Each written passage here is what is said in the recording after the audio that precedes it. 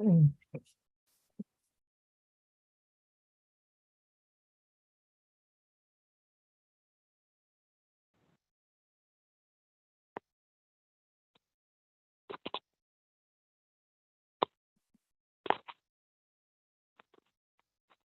As chair of the commission, I call this meeting of the Michigan Independent Citizens Redistricting Commission to order at 9:07 a.m. This Zoom webinar is live streamed on YouTube on the Michigan Independent Citizens Redistricting Commission YouTube channel.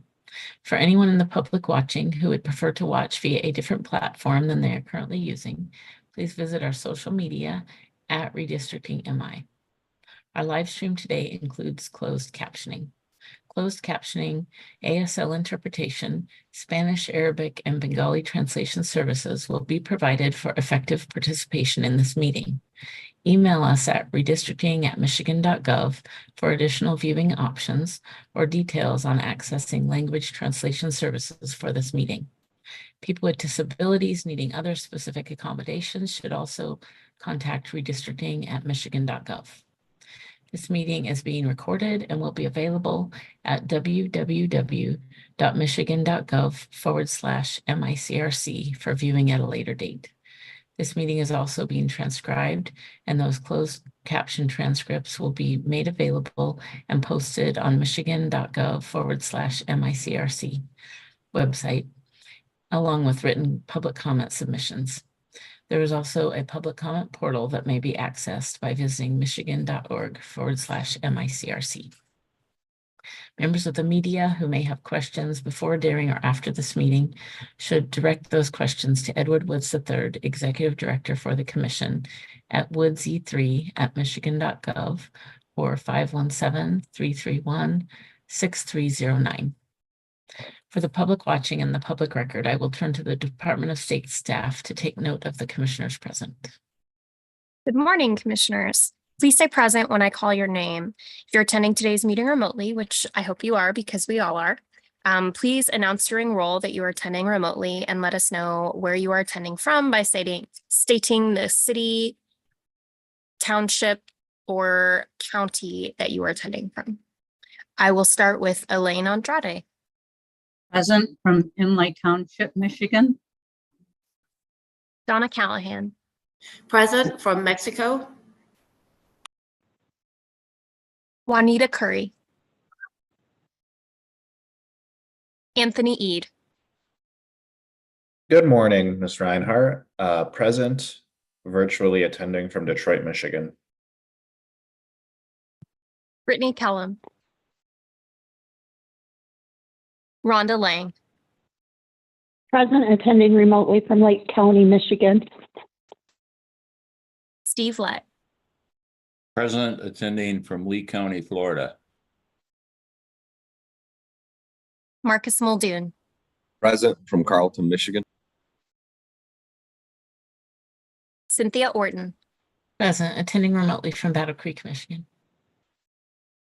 Rebecca Zatella. Janice Dillette. Present, attending remotely from Highland Township, Michigan. Aaron Wagner. Richard Weiss. Present, attending remotely from Saginaw Township, Saginaw, Michigan. And I see Commissioner Curry has joined. Commissioner Curry. Yes, present, attending remotely from Detroit, Michigan. Thank you so much. 10 commissioners are present and there is a quorum. Thank you very much. As a reminder to the public watching, you can view the agenda at www.michigan.gov/MICRC. I would now entertain a motion to approve the agenda. So moved. Second. Moved and seconded that we approve the agenda. Is there any discussion? Seeing none, all in favor of approving today's agenda, raise your hand and say aye. Aye. Aye. Any opposed, raise your hand and say nay. Okay, the meeting agenda is approved.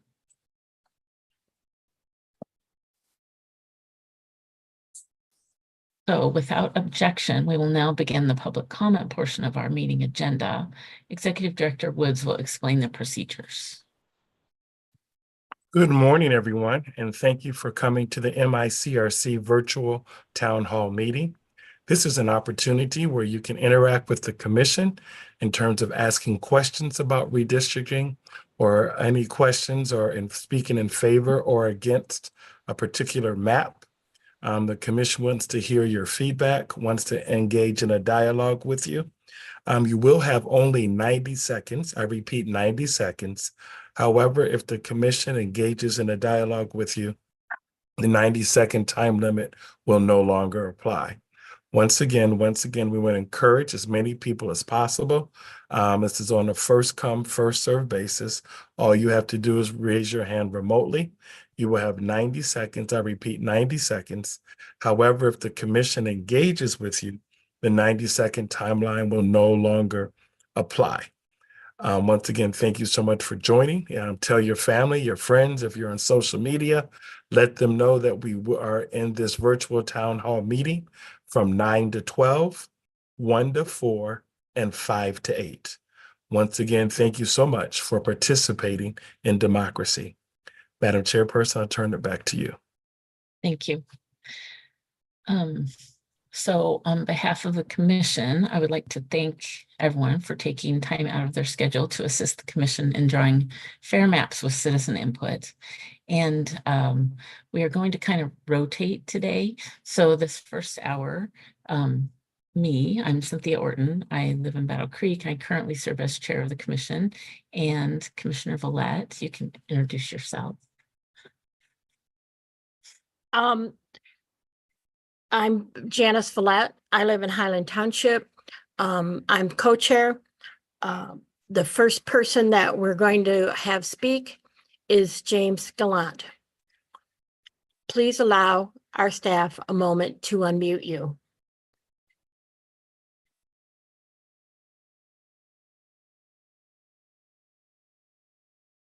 Oh, before he speaks, I see that Commissioner Zatella and Wagner have joined. Maybe Oh. we should have them state. Thank you. Commissioner Wagner, could you share where you're joining remotely from?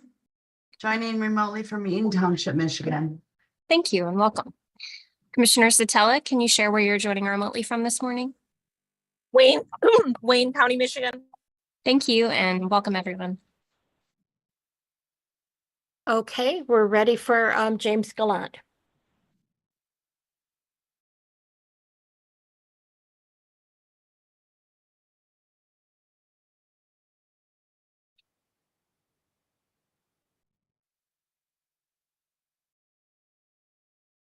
Can you hear me now? Yes, we can. All righty. James Gallant, Marquette County Suicide Prevention Coalition. These are my opinions. And I hope that you will engage with me on these couple of issues that have been longstanding the whole time of how you begin debate without a motion. Now, page 366, line 8, Robert's Rules, there shall be no debate before there's a motion or a proper second to approve a specific action. And that's not what's been happening. It's kind of like that policy when it came back with a policy and you said, and Edward Woods goes, hey, you know what? You were discussing this and I'm coming this with you and we're going to bring this to you. Thought it was in your best interest. First commissioner said, well, that's not what we talked about. You see, you need to have the question first, and that's important. And please, let's talk about why the Secretary of State is not here calling the roll as the Constitution says. Absolutely. And now here's Sir Reinhardt. And then Mr. Dindoffer on the live chat was saying he's an attorney, and he was saying that the Secretary of State appointed Ms. Reinhardt. So please give us the documents and for that appointment and how this works, because the Constitution has no discretion on giving a designee or a appointee. And also, let's talk about that Pledge of Allegiance when Kellen began the debate without a motion. So then you could just, we were talking to witches. He was on the live stream too. So, and then all of a sudden you make a big commotion. Oh, that's just too controversial to talk about. And there was no motion. So that's still pending. That was never properly disposed of. So please talk about that Pledge of Allegiance thing. And let's have a little dialogue here, please. And, that's all we can do. But, if you choose not to by consensus, then that's a problem also. Thank you, Mr. Gallant, for addressing the commission. Next in line is Anthony Scannell. Thank you so much. Good morning, Commission. Well, I'll say I like a lot of the choices for the state house maps, for especially for District 1 that I'm in. They're all very similar configuration, and it's pretty similar to what already exists. So I'm fine with all of them except Tulip. Can't do Tulip. That's a big no for me. It splits up District 1. It splits up Southwest Detroit pretty badly. So that's why a no on Tulip from me. And on a different note, I wish you guys could have put the city of Taylor together. I think it makes a lot of sense, and it's not too far out of the scope of what the scope you should fix. And I don't know, the city of Taylor deserves to be whole. It has really it's split up pretty badly right now, and badly in that, you have a north section of the city with other cities below Taylor. So, it's not even geographically compact at all. Definitely wish you could take a look at that. Maybe you should, in the final map you choose, make that adjustment as well. Might be worth it. I really like what Commissioner Zatella did in creating another opportunity district. So good job over there. Thank you for addressing the commission. Next in line is Kenya Willard. Please allow our staff a moment to unmute you.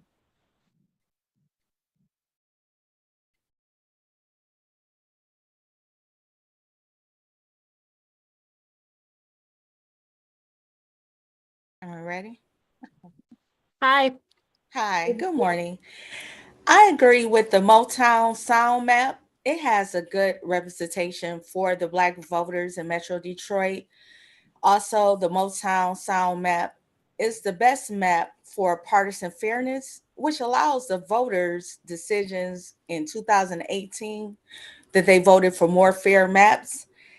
And also this map in particular, the Motown sound map, has 12 Black community districts, which is the best of any of the maps that have been drawn by the commission together.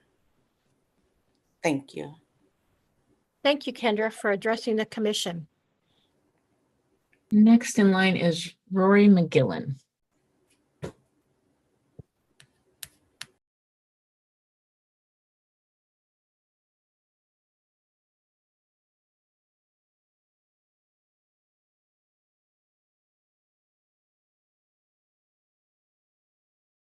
Hi, are you able to hear me now? Yes. Thank you. My name is Roy McGillen. I grew up in Southline, Michigan, and still call Southeast Michigan my home. The reason I'm here today is to speak about the Motown Sound map. I just think it's the most fair map of the proposed ideas for the community. I think it's important for a couple of reasons. Number one, the Arab American and largely the Middle East North African community is present primarily in the areas of Dearborn Heights, West Detroit, Melvindale, as well as a couple other cities such as Hamtramck, Livonia, Canton, and Ferndale. I think it's of the best interest for this committee to include communities such as like the Middle East North African community in their considerations, is to not split them up.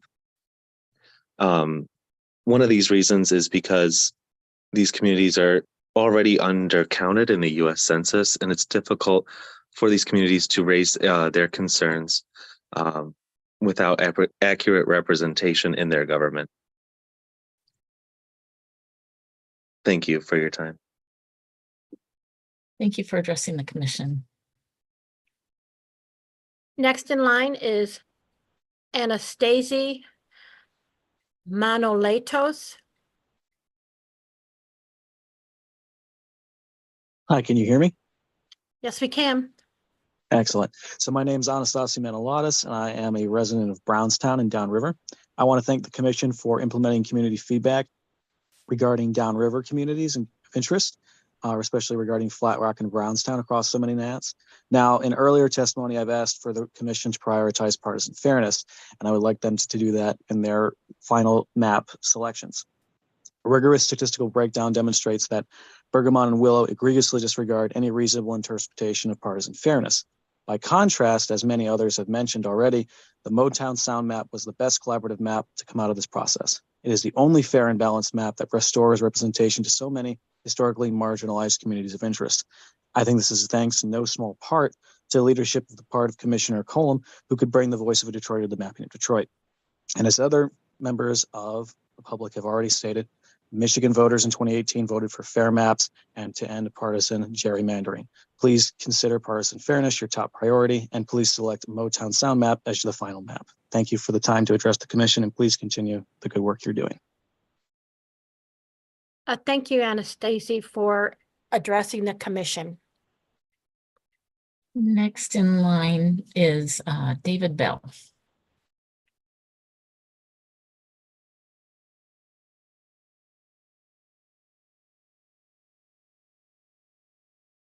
Good morning.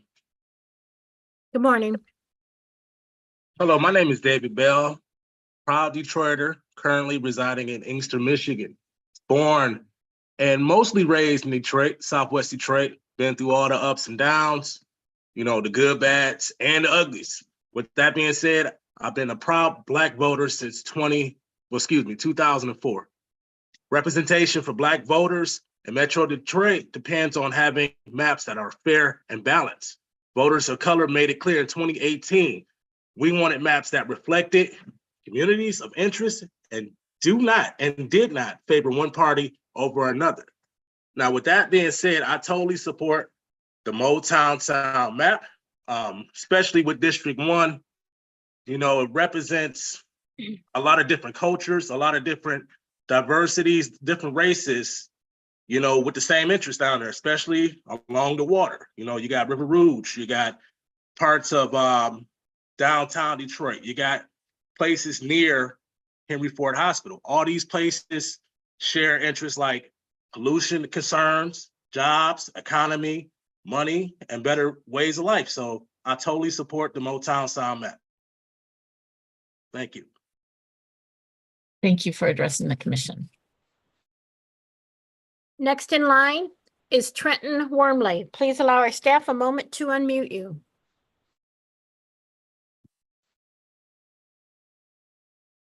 Hi, can you all hear me okay?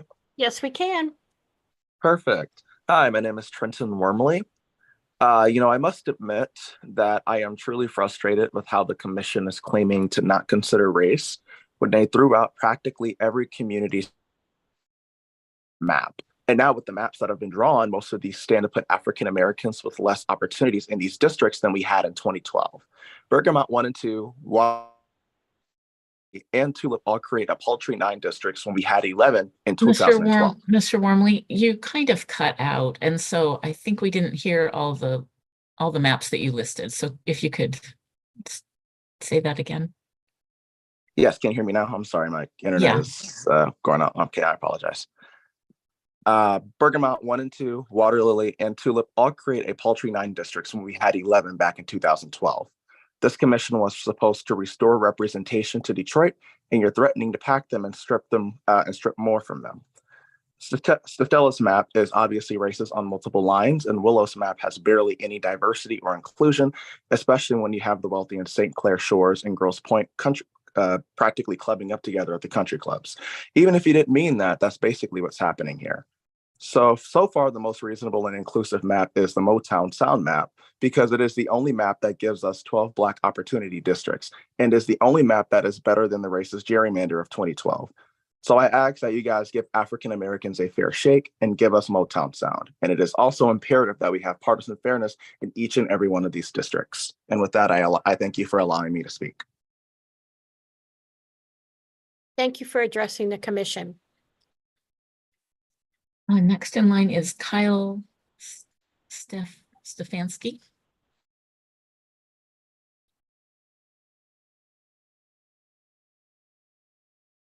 Yes, hello, can you hear me? Yes. Okay, great. So good morning. My name is Kyle Stefanski.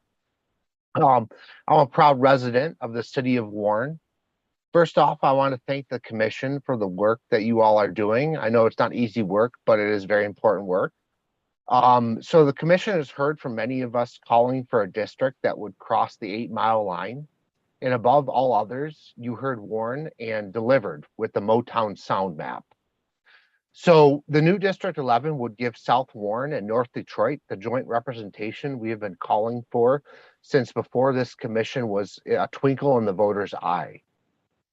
By that same token, we fervently reject maps like Water Lily and Bergamot that either entirely or largely reinstate racial gerrymandering in our community. So I do really implore you to pass the Motown Sound map. Yeah, thank you for your time. Thank you for addressing the commission. Next in line is Grammy Hewson. Please allow our staff a moment to unmute you.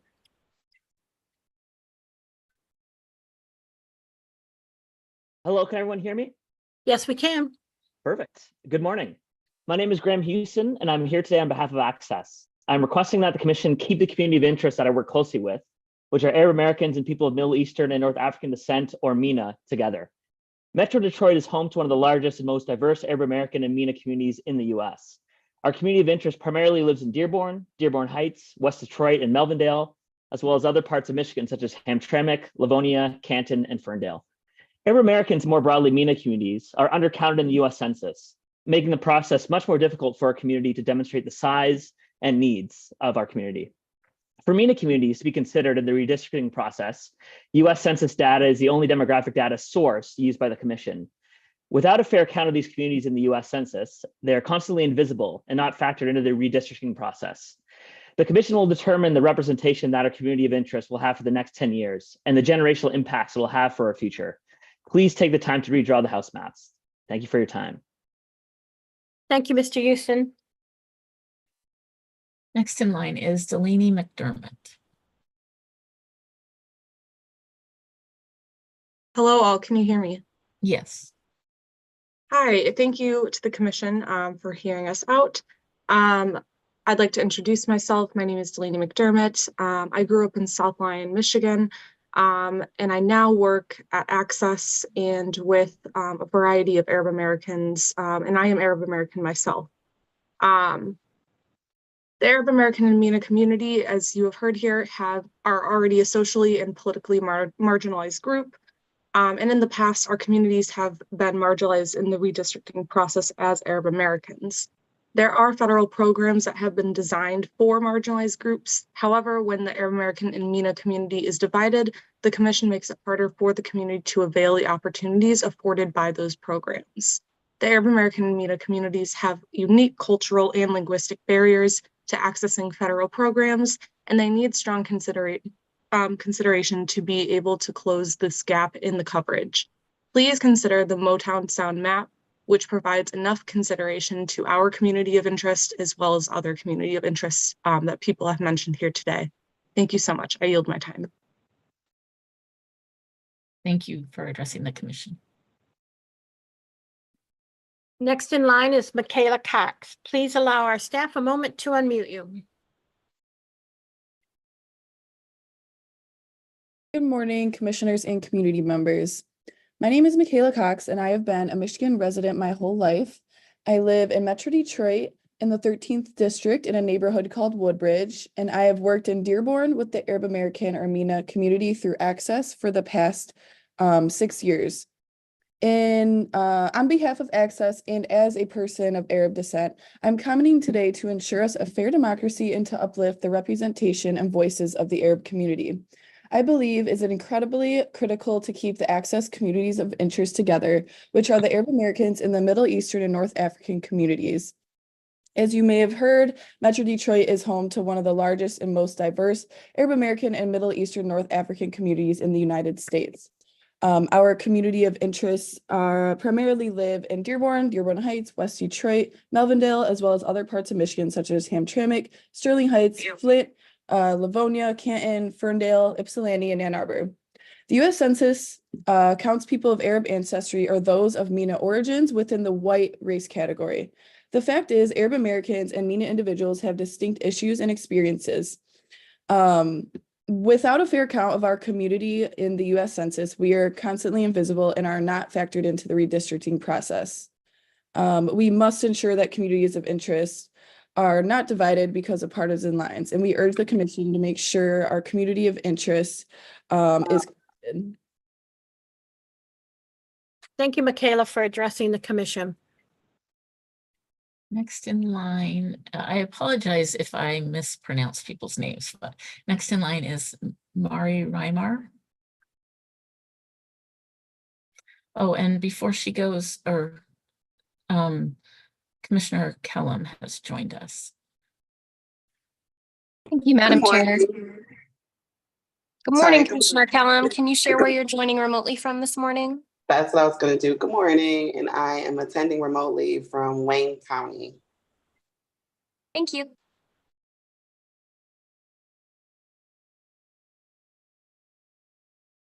Go ahead, Mari.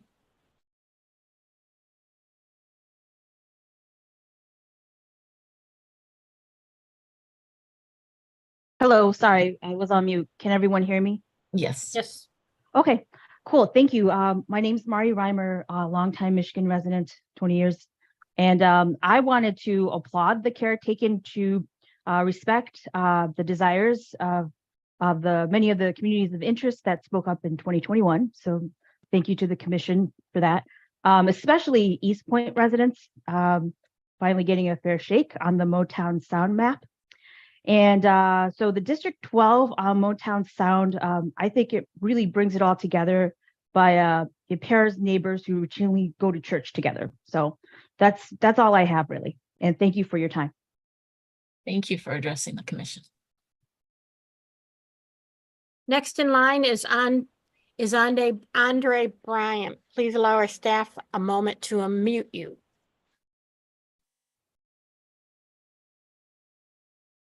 Hello, can you hear me? Yes, we can. Okay, thanks for giving me the opportunity. I don't know. I just think this redistricting process is it doesn't make sense to me. I mean, it's like, can you bring the communities together? You say this is bringing communities together, but however, we're still divided, especially for those as far as transportation is concerned, the way the boundaries are. And I think, you know, this needs to, if you want to do this, you need to also open up the idea of regional transit as well. If you're going to do something like this, because if this is going to be part of my community, if new districts are coming into my community, I should be able to go into their communities. You know, if we all consider this is supposed to be part of equal representation. Thank you. That's all I have to say about this. Thank you for addressing the commission. Next in line is George Higgins.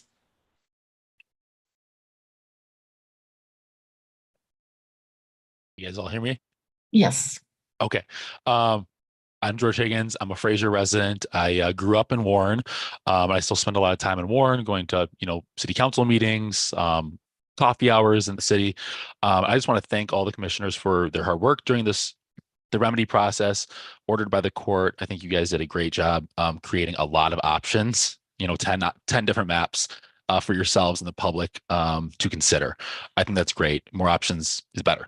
But with 10 maps to choose from, there are more than a few, I think, that fall behind the pack and, you know, kind of notably fail to uphold partisan fairness and fair to comply well with the VRA. Particularly, I'm looking at Willow, Bergamot, Bergamot 2, Water Lily, and then Commissioner Satella's map. I think she just went a little too far, probably well-intentioned, but changing way too many districts outside of what is mandated. I know a lot of the other people here have already spoken up and said that they like the Motown Sound map, but I think the Spirit of Detroit map is another good map. I think in both maps, what stands out to me is District 11. I know a previous person who commented, also from Warren, talked about what good of a job District 11 did of reflecting the needs of the community in Warren and North Detroit, and that community of interest. I think my time's wrapping up here. So thank you again. I hope you'll consider Motown Sound or Spirit of Detroit. Thank you for addressing the commission. Next in line is Dennis Shaw. Please allow the staff a moment to unmute you.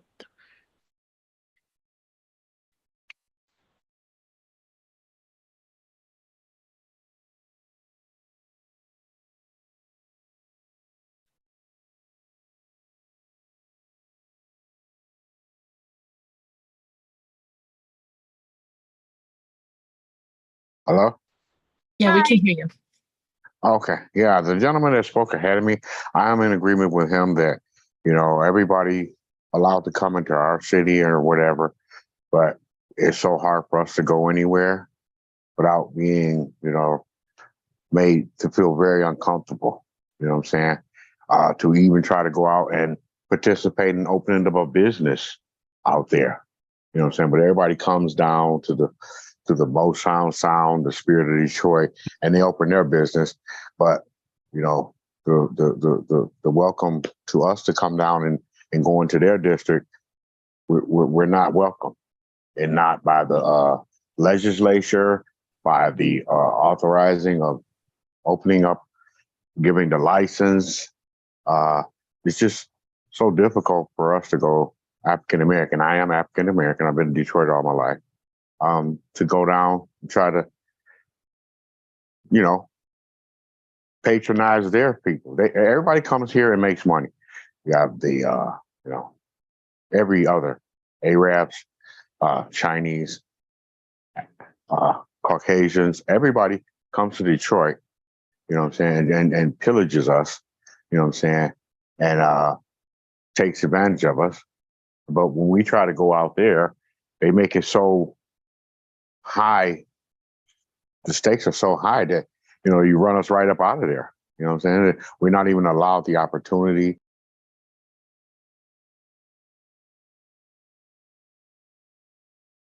Thank you for addressing the commission.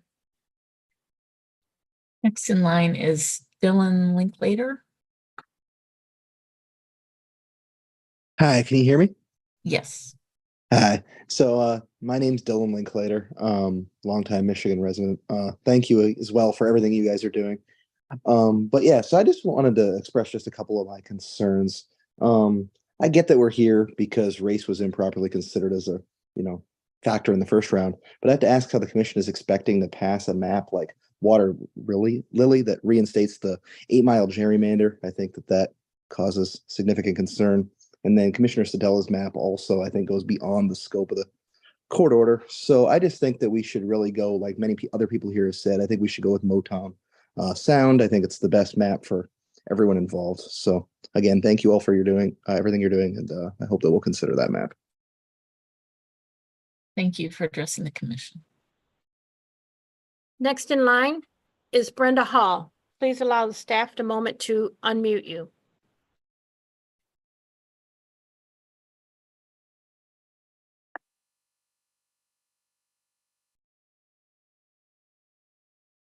Commissioner Villette, is Brenda's hand raised on your list?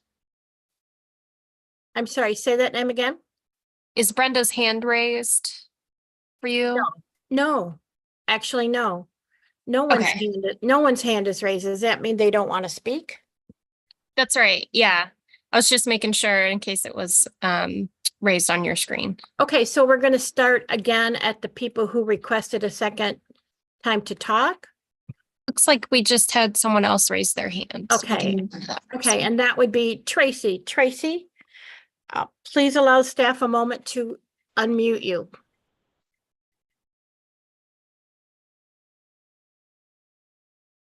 Hello, my name's Tracy Pease, and I'm a resident of Hazel Park, Michigan.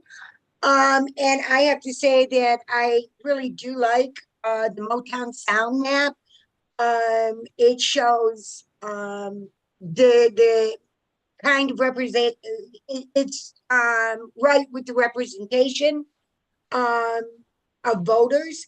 I was really disturbed with the last one and the one that we're drawn in now, because my state rep who I absolutely love, also went into Highland Park and parts of Detroit, and his demographic became 90% African American, and he's a white gay man, so he wasn't really representing the people he should be representing. So I really like the Motown Sound Map. That's the one that I think would be the best, especially when giving proper representation to the Black community. Thank you. Thank you for addressing the commission. Next in line is gonna guess Percy.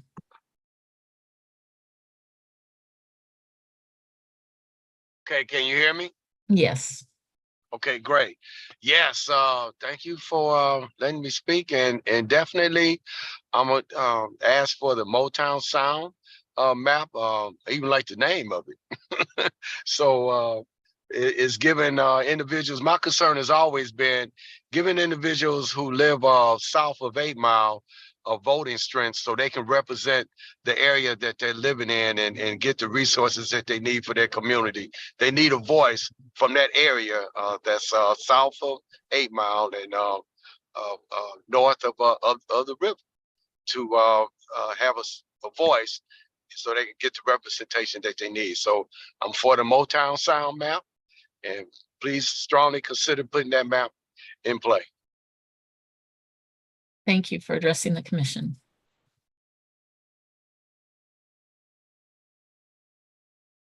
Next in line is Gwendolyn Jones. Please allow staff a moment to unmute you.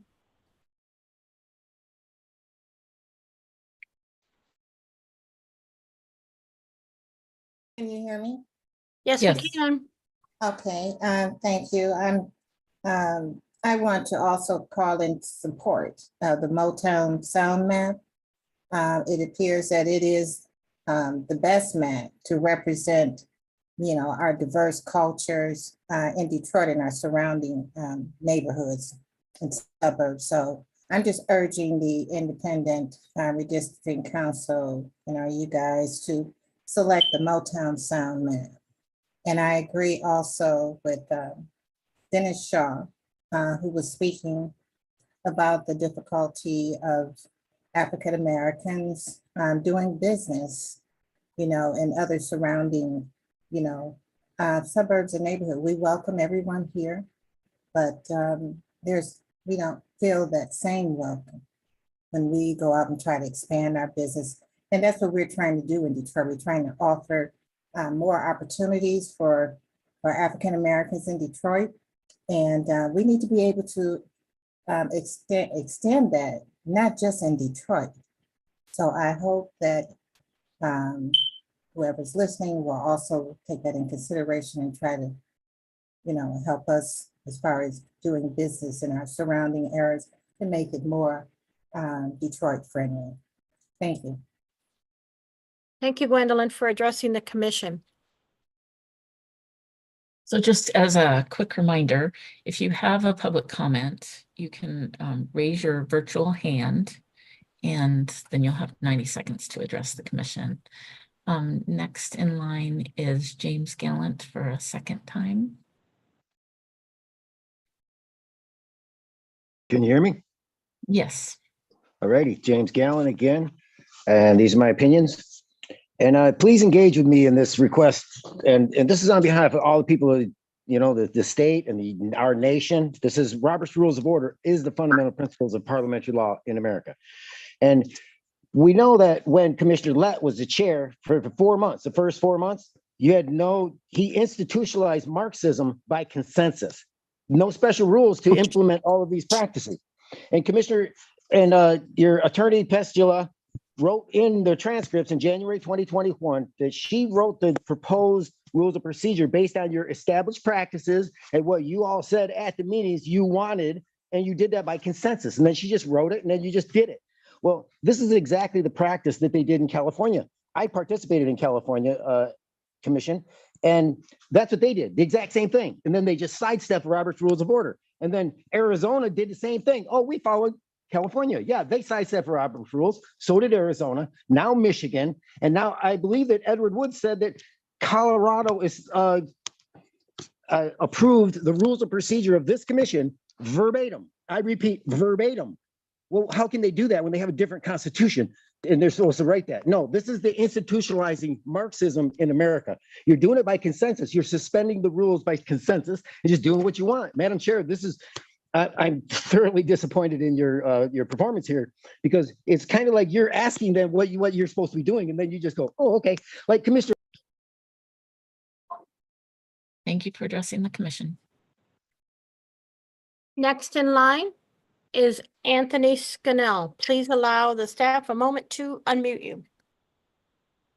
Thank you, Commission, for round two. Sounds like there's a resounding favorite in the public. I don't have an opinion as to which map is the best, but I'll just expand my process of elimination. I said no on Tulip, and I'll also say no on Daisy, because it's District 8, which includes Highland Park, is kind of wacky to me on Daisy. And I'll say no on Bergamot. I think it's too packed in certain areas. So yeah, anyway, to the process, the procedure, the whole idea of the commission, you know, I voted for the amendment that created this. It's probably better than the way it was done in the past. But not, you know, now that I look back on it, and I appreciate the work you're doing, but I think about it, I would never vote again to create a commission with 4 Democrats and 4 Republicans in any position. I mean, I would never personally want to support anyone in those 2 parties. And I would ask each commissioner, have your political views changed since you filled out an application to join the commission in the last 4 years? If it did, if your political views changed, maybe even your party affiliation changed, are you still qualified? Qualified to sit on this commission? If you know, there has to be a certain number of Democrats, certain number of Republicans, certain number of unaffiliateds. Are you still a Democrat? Are you still a Republican? Are you still unaffiliated? I think we deserve to know. Thank you for addressing the commission. Next in line is Robert Dendoffer. Hello, can you hear me? Yes. Hey, folks. Thanks for giving me the opportunity to speak to y'all. I wanted to tell you a little bit about some of the history of the districts that existed in my area. I live in Grosse Pointe Park. And from 2000 or 2002 to 2010, we had districts that looked a lot like, I mean, almost exactly like the configuration in Motown Sound. And every single election, a white Grosse Pointer won. A couple times early on, it was a Republican, but then it was a Democrat. And in the primaries, the Democrat from Grosse Pointe won over 50% of the vote. And there were more votes in the primaries, in the Democratic primary in the Grosse Pointes for that district than there were from Harper Woods and the Detroit sections combined. And that's even if you eliminate the precinct in Grosse Pointe Woods that you all eliminated from that district. And so what I want to tell you is the actual lived history in the area is that it's not a performing district under the VRA. I would be okay with the district, I guess, except that I think that it's not fair for any group, my community, to have power over another community, or vice versa. So I don't like the districts in, for example, and you know, one map where it split the Grosse Pointes up, or the map where the Grosse Pointes were split up in the 2010 redistricting, because that's not fair to us. Just like it's not fair to the folks in. Thank you for addressing the commission. I don't see any more hands raised. So just as a reminder, if you're wanting to offer public comment, raise your virtual hand. Now's your chance to do it. We want to hear from all of you. We see people on the phone listening, and we do appreciate you being here. But if you have something, if you're sitting there thinking, I want to say this, now's your chance.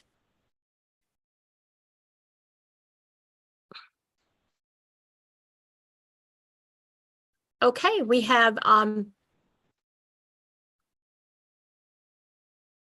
Bridget. Bridget? Please allow the staff a moment to unmute you. Hi, I'm just listening in, but I wanted to find out where I could review a copy of the map. Is this something that was public, or how are we able to see this map? Yeah, if you go to our website, which is www.michigan.gov/MICRC. Michigan.gov Mhm, forward /. slash, oh, there it is. Mhm. Michigan.gov/, I can barely see that. Mm, I'm on my it's phone, sorry about it's that. it's MICRC. MRCIC. MI, like M- Michigan. MICRC. MICRC. Okay, thank you. I'll look at the map and then I'll probably have a comment. Thank you. That's great.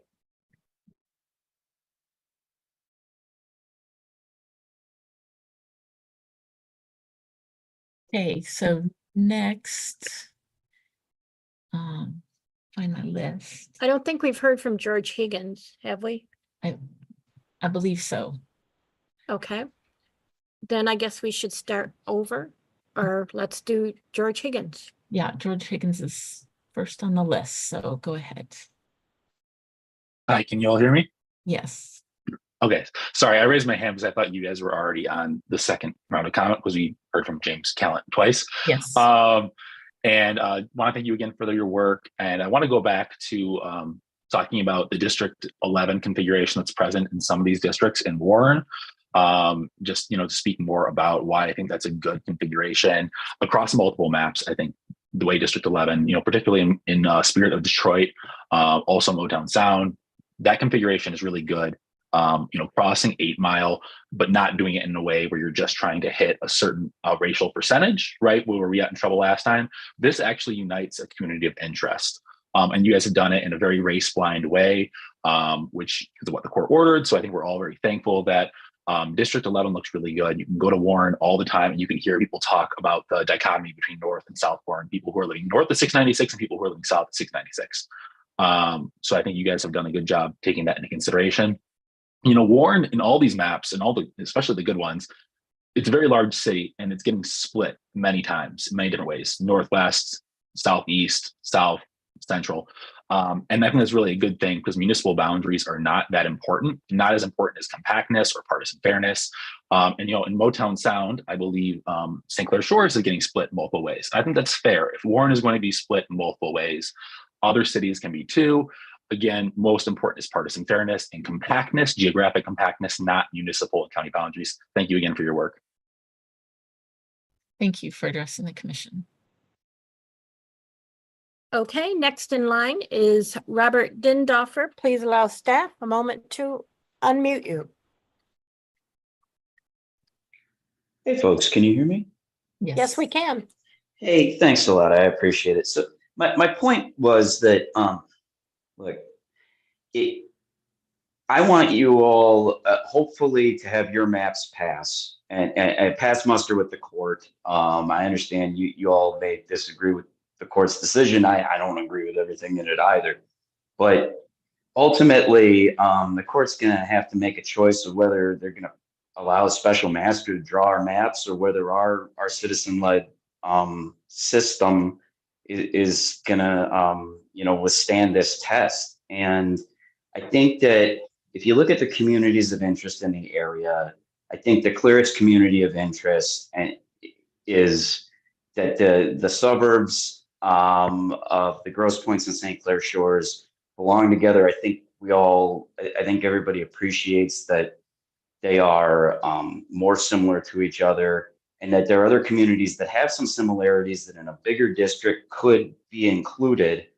But when you get down to state house size, you just have to decide what's the closest, who are the closest in terms of residents. And I think that's been made clear by the residents of those cities. Folks who are trying to break up that sort of configuration where those two are together usually want to do it because they don't like a light blue district instead of a deep blue district.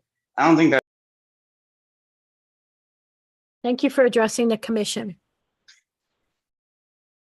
Next in line is James Gallant. So I'll just note, the commission's rules of procedure allow for a second public comment, but I defer to the commission on if you want to allow a third public comment. Does anybody have an opinion on this?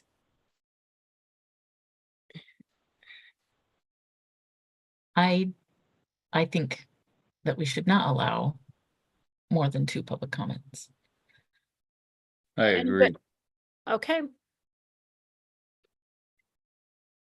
So next in line is, but isn't this his third time, George Higgins? I believe so, yes. Okay, so we're not gonna allow him a third comment. That's ridiculous. If this is a town hall, I think we need to hear from everybody.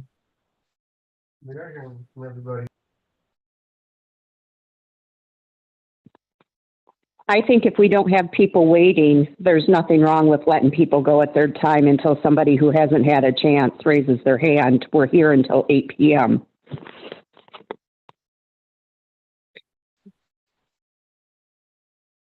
I agree with that. Let's hear what they have to say. I'd like to hear someone out and get his complete thoughts on something at this point, since we don't have people waiting. Okay. Just to clarify, oh, sorry, Commissioner Villette, just to no, go clarify, ahead. do you want like unlimited public comment rounds? Yes, that's what they're saying. So I guess we're asking Commissioner Lang, Commissioner Callahan, Commissioner Wagner, yes, I believe we Yes. should let them talk. as many times as they want. What else are we doing to get paid for? We're here to listen to the public, are we not? Commissioner Weiss. Yes, we have some for this and some against this. What if we say we allow them to speak 3 times per hour? In other words, limiting to each session, they're allowed so many comments per session, since we're going to be here a while. I think it's a little early. We might get a lot more later this afternoon because people are working and stuff. So that was just kind of my thought on that. Just to limit it to so many times per each hour. I think that's a great idea. Does Per anyone hour? disagree? Are we saying per hour? Yeah. Okay, so aren't we handing over to Commissioner Letts and Commissioner Curry at this time? Yes, we are. I see Commissioner Eads' hand up.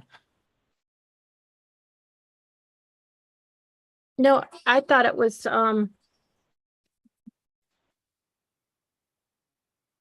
Commissioner Lett and Commissioner Curry. Right, but Commissioner Eads has his hand up, so I was Oh, just I'm seeing. sorry. Commissioner Ead? That's okay.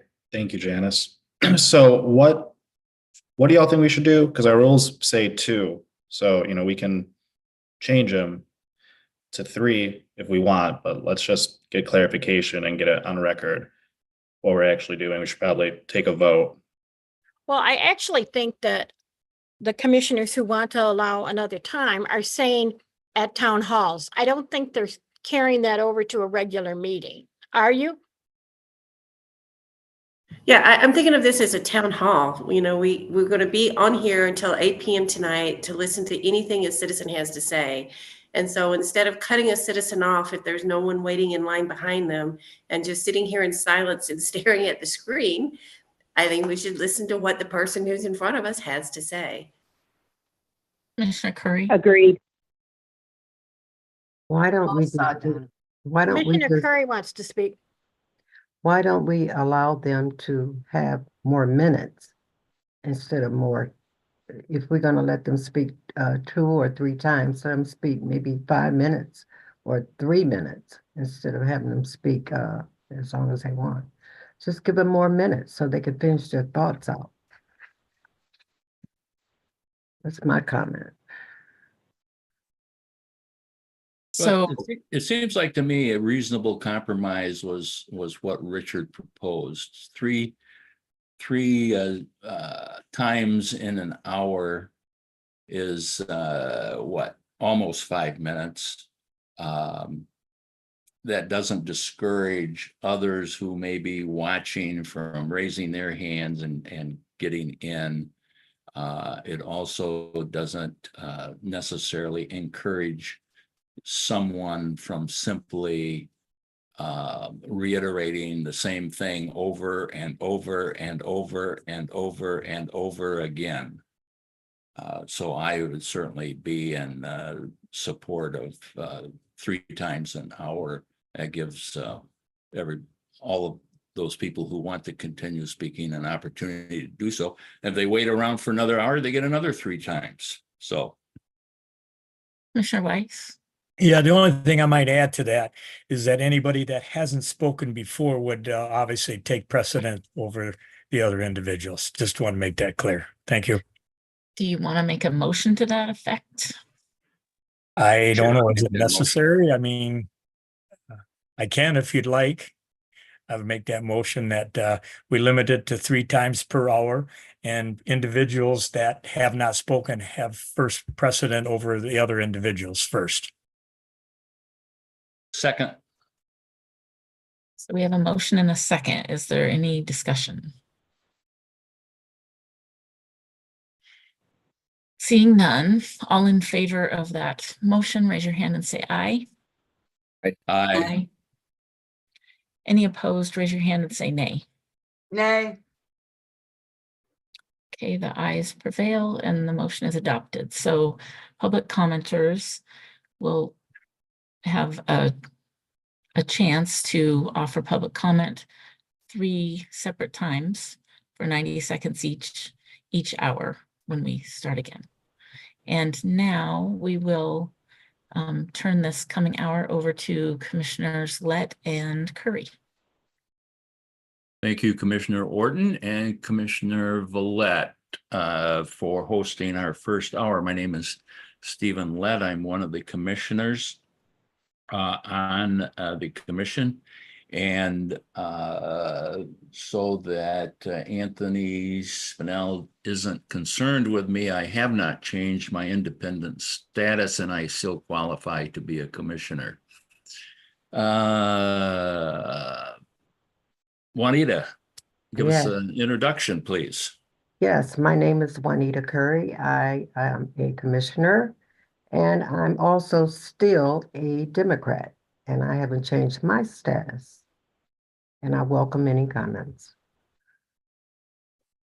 Right, having said that, the rules remain the same. You have a minute and a half to talk. Raise your hand. We just adopted a 3 time per hour.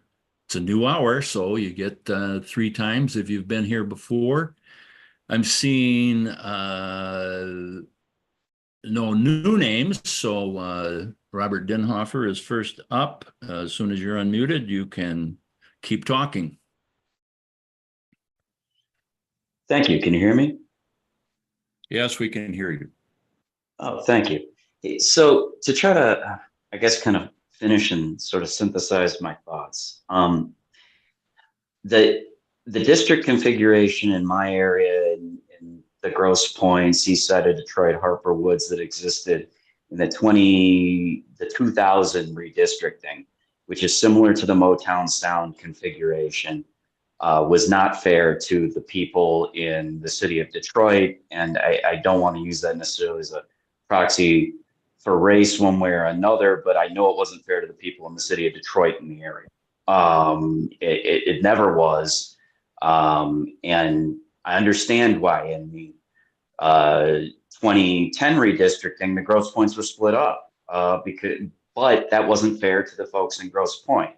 And I can appreciate how some people may feel that like you need a tit for tat. I don't think that's the right way to go about it. I think following the communities of interest allow everybody to have representation that represents their needs. And even if you set aside, the VRA part, which I do think factors in here, because I don't think the configuration will work from a VRA standpoint and could subject you all to risk before the court. The Motown Sound version, I think that if you just look at the lifestyle factors, people's access to transportation, other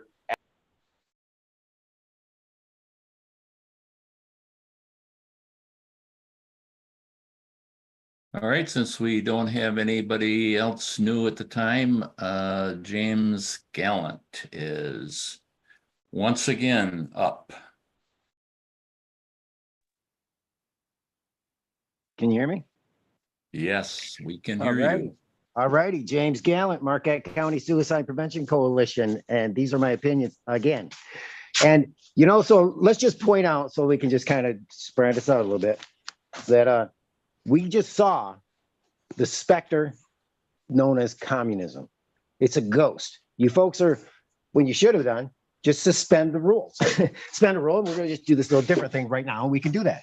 You could have done that. But no, you couldn't resist to just open up debate. You got debate. What's the question even going to be? There's not a question. I mean, first thing would be just, you know, you could have just motioned to suspend the rules, but you had to do your communism thing. This is Marxism. That's consensus decision-making process. On Wikipedia, all the citations, hundreds of citations, it says it's fundamentally Marxism, the communalism. You're gonna create a question, and then you're gonna make the motion, and there's no discussion after, no substantial discussion after the motion, because you already made the decision. Like your lawyer told you, said, hey, you made the decision. Are you wanting to change it, or you want to do what? And the chair, Madam Chair, that's what I'm saying. That's why I'm disappointed in you. You said, oh, well, there was no motion. So what, that decision doesn't count? Your lawyer told you made a decision, and by consensus. And then you can amend it. You just did it. You amended it a couple times, and then you made the motion. That's the backwards part. You need to get back to motion first, and you should have had a motion to approve the maps at the first meeting ever when you convened the meeting in 2020. Should have been motion to approve the maps. What are we going to do? Refer it to committee.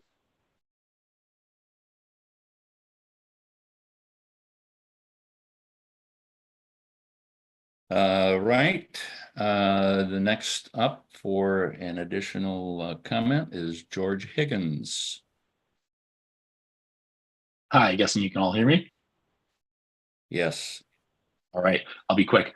I just wanted to talk about a couple of the maps. Why do you think they do a really bad job in the city of Warren, where I'm from? Bergamot and Bergamot 2 Lakeshore. Just a really atrocious representation of the city of Warren. Those maps do not represent the community of interest, you know, that exists south of 696 and south of 8 Mile and north of 8 Mile. I think the Spirit of Detroit map does a much better job of representing that particular COI. You know, I know one of the previous commentators was talking about, you know, the Lakeshore COI and how that's paramount importance. Looking at how that COI is drawn in both these maps, Bergamot 1 and Bergamot 2 Lakeshore, I think it really does so at the expense of other communities of interest. And it does so at the expense of partisan fairness. Nobody has a problem with a light blue district. We just want overall maps that are partisan, you know, fair. And I think looking at this map too, I don't think Bergamot 1 or Bergamot 2 Lakeshore is likely to be VRA compliant. I think that's your chief concern going into this with a special master. You want to use your maps, not theirs. I think you should throw out Bergamot and Bergamot 2 Lakeshore. They don't reflect good COIs. They do so at the expense of others, which is not beneficial to your work as a commission. So that's about it. Thanks again. Thank you. Comments?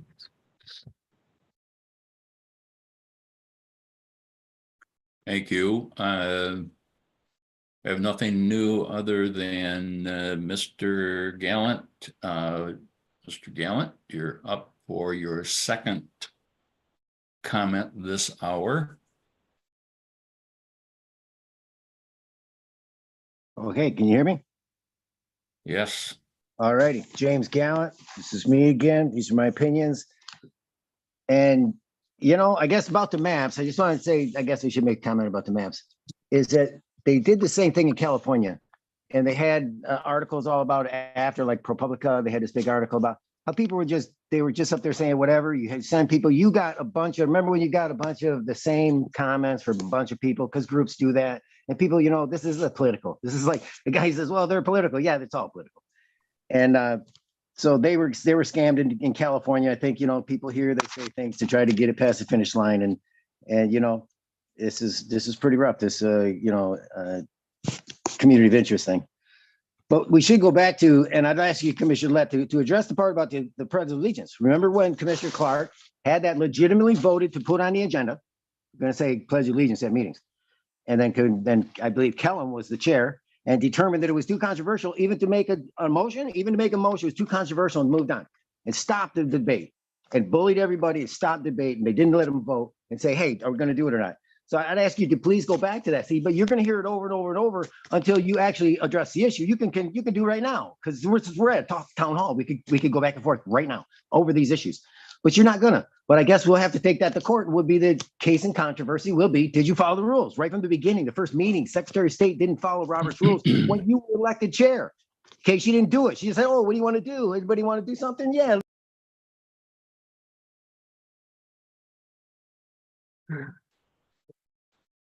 Okay.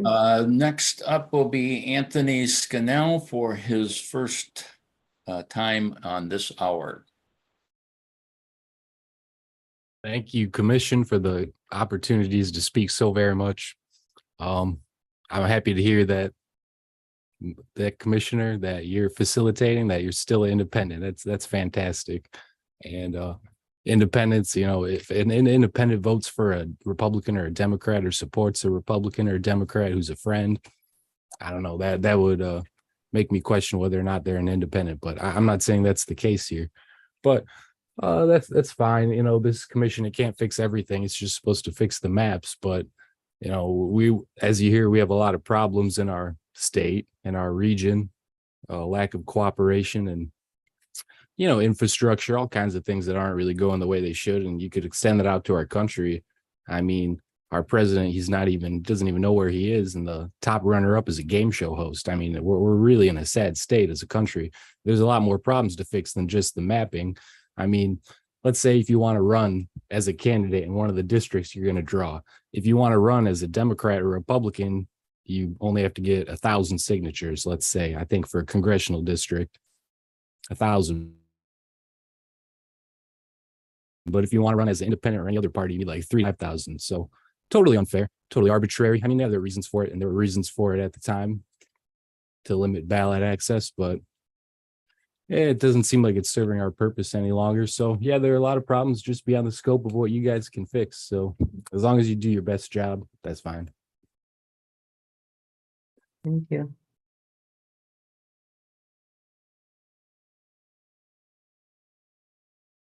Seeing nobody else up, I guess I will make a comment here for anybody watching. The comments being made here recently really don't address the maps and what we are in effect supposed to be doing and what we consider we have been doing. Now, you can make any comment you want as long as it's not profane and it's not attacking commissioners or anybody else for that matter. But we're really here to listen to what your opinion is on the maps. And we as a commission would appreciate that type of comment. Having said that, I'm sure that you're going to make whatever comments you feel are appropriate. So that brings Mr. Gallant back up for his third time this hour. Oh, can you hear me now? Yes, we can. All righty, James Gallant again. These are my opinions. And yeah, that's right. You know, Commissioner Lett, we're talking about the manner in which you're performing your duties as the chair. Because, you know, this Robert's Rules thing is the question comes first, and it never came first. When Secretary of State Benson convened the meeting, she just went to public comment. She wasn't supposed to do public comment. She's supposed to elect the chair and hand over the meeting. She did public comment to her political ally there, Dr. Nancy Wayne and Mr. Scannell, I believe. And you know, she's the one that started the breach when she said, oh, well, what are we going to do? Oh, let's get a chair, acting chair. No, acting chair is when you got a bylaws committee working on bylaws, and then you did acting chair at that time, but you didn't do that.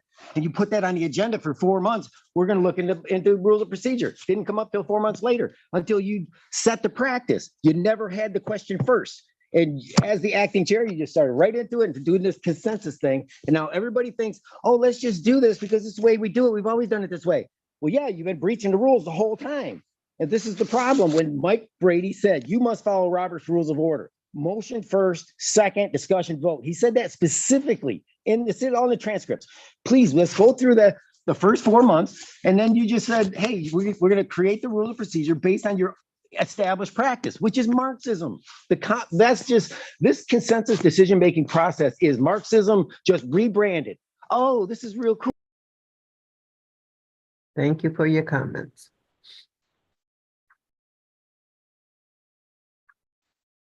See, new hands.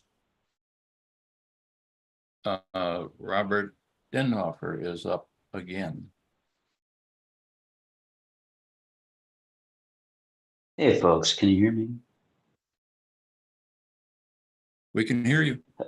Oh, great, thank you. So, wanted to end with kind of how I started. Not today, but how I started with the commission in the first place, which is my home community. Smaller community is the Grosse Pointe communities, but the larger community is the Lake St. Clair Lakeshore community of interest, which folks from all around the lakeshore, but especially in St. Clair Shores and the Grosse Pointes have spoken up about. One of the things that's important to us has to do with lakefront infrastructure and water and sewage infrastructure, and in particular, the dumping of human waste into our water from the entire region during major rain events. So during a big rain event, essentially there are two choices: either open up the taps and dump human waste into the water, or let it get up into people's basements. And so the answer is always open up the taps. But there's a bigger issue that has to do with infrastructure that, see, opening up the taps doesn't impact other people outside of our area the way it impacts us and impacts our amenities. I mean, one of the reasons we live in these communities is so we can go to our lakefront park and enjoy the water and go, meet up at the sandbar. And I understand that sounds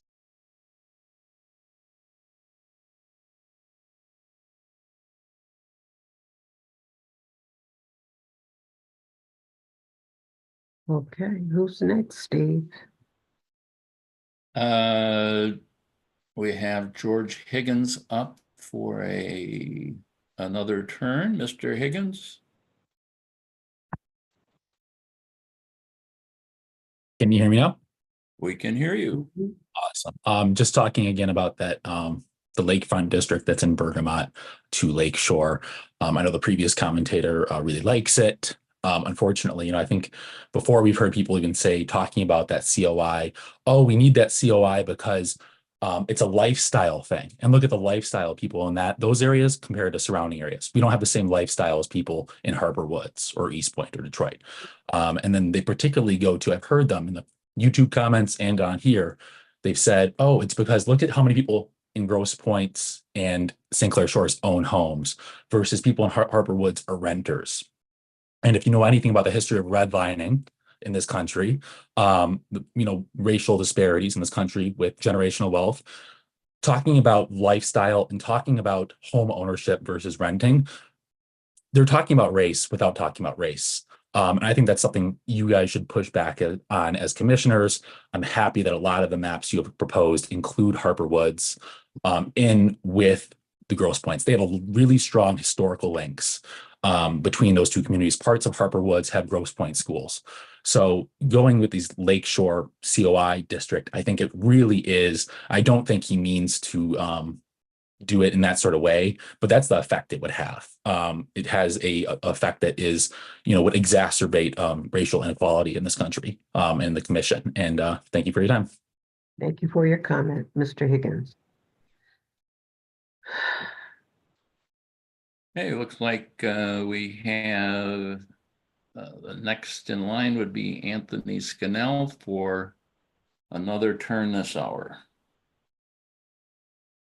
Thank you so much. I think it's my second turn in the 10 o'clock hour. I think for the area I'm concerned about in the downriver in Southwest Detroit, Allen Park, Lincoln Park, Melvindale, Southwest Detroit, to some extent, River, Virginia course, and also Taylor. I'll be in Taylor later today. But I think the the feelings were registered pretty well, and we didn't have any commissioners, to my knowledge, that were really from that area until one of the newest commissioners joined. But I think the comments were still heard. We had other commissioners that were pretty familiar with the area, so that's great, and I appreciate what was done there. A lot of focus was always given to these tiny little cities over there too. But I can see, other people are upset that if there are small cities like Grosse Pointe or are going to be split up, I probably wouldn't like it if I lived there. But if it was split from another city in another county, I don't know what kind of opinion I have on that one. But really, it doesn't make a whole lot of difference because everyone keeps voting for the same people from the same parties with the same old ideas. And they all fall in line when they get to Lansing, when they get to Washington. So, I mean, really, what difference does it make?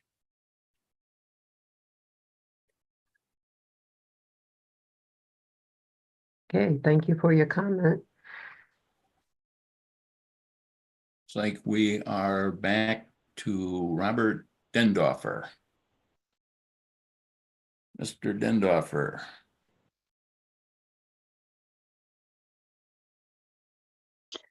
Hey, folks, can you hear me? Is this your second talk this hour? This will be my last one this hour, I hope. I wasn't even going to give another one, but I'm disappointed. Can you all hear me? Yes. Sorry. Yes, we can hear you. I'm disappointed by some folks' response because I started this sort of engagement, and I know I nerd out on it, and I apologize for annoying y'all when I do. But I started this because my home community was split up in the previous redistricting, and that's A, and B, I genuinely, along with a lot of other folks in my area, were upset with the conundrum that we face, where it's a question of, does sewage dump in our water or does it back up in our basements? And I remember, buying a home where they had the sewer line replaced and having to deal with fixing the basement. And then I remember having to clean out my friends' and neighbors' basements. And a lot of folks have to deal with that. But what most folks in the region don't have to deal with is their water having sewage dumped in it because they don't see the impact of that decision that's made. Do folks in Oakland County dump sewage down the Clinton River into Lake St. Clair, or do they let it back up into their basements? Well, folks in Oakland County don't even know, for the most part, that decision is being made by a policymaker. And the fact that there was, so to respond to last. Thank you, Mr. Dendorfer, for your comment. All right, we have George Higgins back. Hi, you can hear me? We can hear you. How many times is this for you this hour? This is my last one, and I'm done. I'll get out of your hair. Just wanted to say. Well, you're not in our hair. We just wanted to know how many times you were up for this hour. Go right ahead. Okay. Appreciate it. I'll just say that, I just looked up the population of St. Clair Shores, and with all the Grosse Pointes, it's well north of 100,000. The city of Warren has a population over 100,000. In all these maps, especially the good ones, Warren is split 4 different ways, as it should be of a city of such size. So taking that and applying that principle to St. Clair Shores and Grosse Pointes, of course, it's natural that St. Clair Shores and Grosse Pointe are going to be split. Together, if you kept all of them together, that district would have over 100,000 people in it. It's too large to, draw the entire map around that. And again, it ignores the historical links between Grosse Pointes and Harper Woods. My dad was born in Grosse Pointe Woods, and his first home that he bought with my mom was in Harper Woods. There's really strong historical links. I'm a real estate agent. I help clients who are looking for Grosse Pointe schools all the time, and they want to buy. They end up buying in Harper Woods with Grosse Pointe schools because that's what they can afford. I think you guys should, keep that, front of mind, and be comfortable splitting municipalities. Keeping cities together is not more important than partisan fairness or geographic compactness. I think it explicitly says so in the proposal. Have a good one. Thank you for your comment.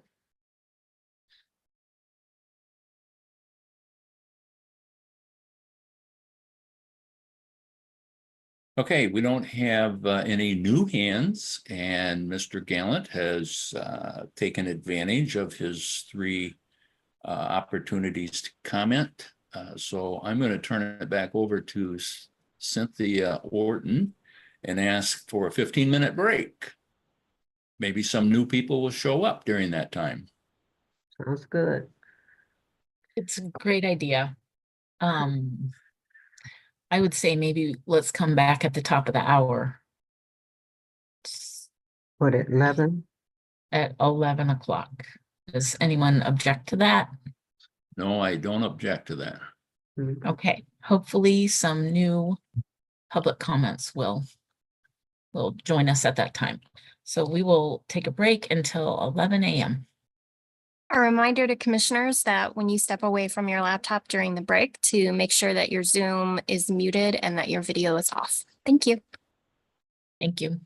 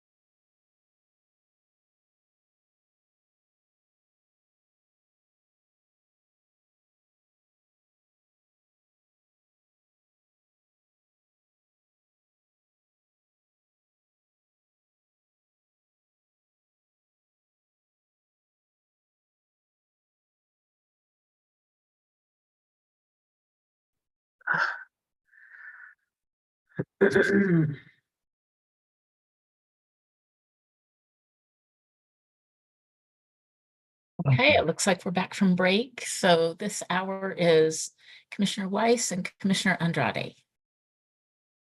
Thank you, Madam Chair. I'd like to thank the Commissioner Lett and Commissioner Curry for hosting the last hour of our public town hall. My name is Richard Weiss. I am a independent commissioner on the commission, retired GM auto worker.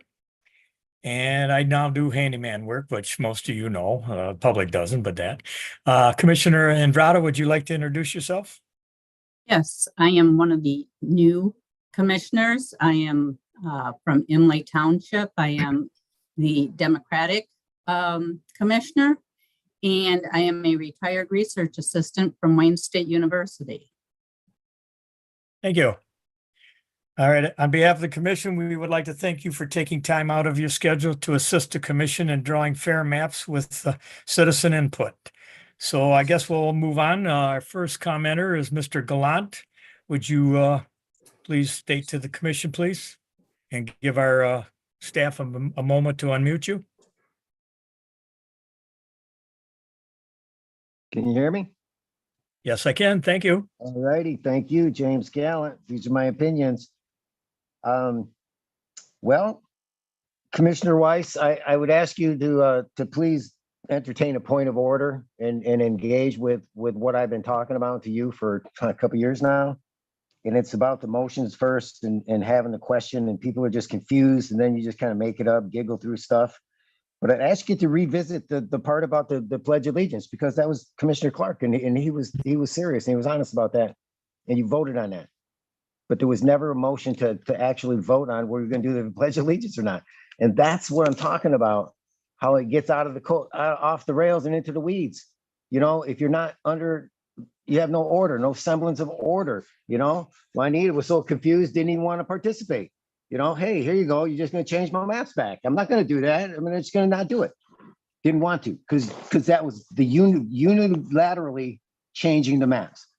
And, you know, well, Commissioner Eads' lawyer, and his little response there was like, no, the commission acts as one, as unified. No, you have to be under a motion, and you're actually motion at end of everybody's turn. You could do this. You could actually do this if you had a parliamentarian, a real parliamentarian, you know, that was qualified to get this going. And I got a couple that I'm trying to get for you. And you could actually do this with the rules, but you're not doing it because it's kind of like you don't want to make rules either, because then you got to follow them, and you'd have to know what that is instead of just. Thank you for addressing the commission. Next person in line is Jasmine. Give us staff a moment to unmute you.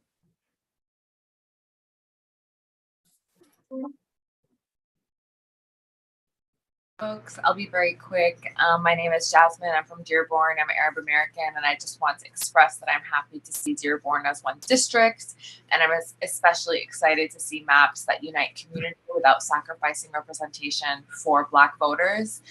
So I just want to see our community continue to be strong. Thanks, y'all. Thank you for addressing the commission. Commissioner Nada, would you like to go back and forth? Yes, sure. Sure. So, good. Thank you. Next up, we have James Gallant for the second time. Please allow a moment to unmute you. Hello, can you hear me? Yes, we can. All righty, James Gallant again. Thanks again. And, you know, I think the time is a little bit, it's always been in these meetings, a little bit short.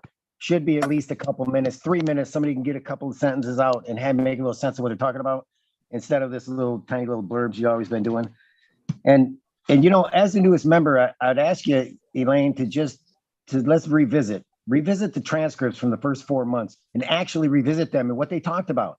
And they were not following the rules. They said, you got to follow Robert's rules. Didn't do none of it. He said, well, what do you want to do? Well, I remember in the transcripts, it was like Kellum said, and witches, oh, the vice chair should facilitate the discussion. Well, it is while it's under, you know, while it's before the commission, while it's under a motion. But then they just changed it and said, let's just do that without a motion. When it's under, it's not, Mike Brady said that, it's not under consideration. It's not before the commission until there's a motion. It should have started with a motion. This all should start with a motion because then you don't get off in the weeds. So please, let's hire a parliamentarian, a real certified parliamentarian. Michigan Association of Parliamentarians, they have given you an opportunity to hire one. I would give it to Ed Woods. The lady answered our call for that. And there's several. And there's a couple more that would be happy to look into this and say, you know what? You got to start with the motion so you know the question first. I think it's abuse. I think it's actually vulnerable adult abuse because, you know, Juanita clearly just was confused. All of you were kind of confused. But how do you get back to it? Thank you, Mr. Gallant, for addressing the commission. Next up, we have Chris Habibi. Please allow a moment to unmute you.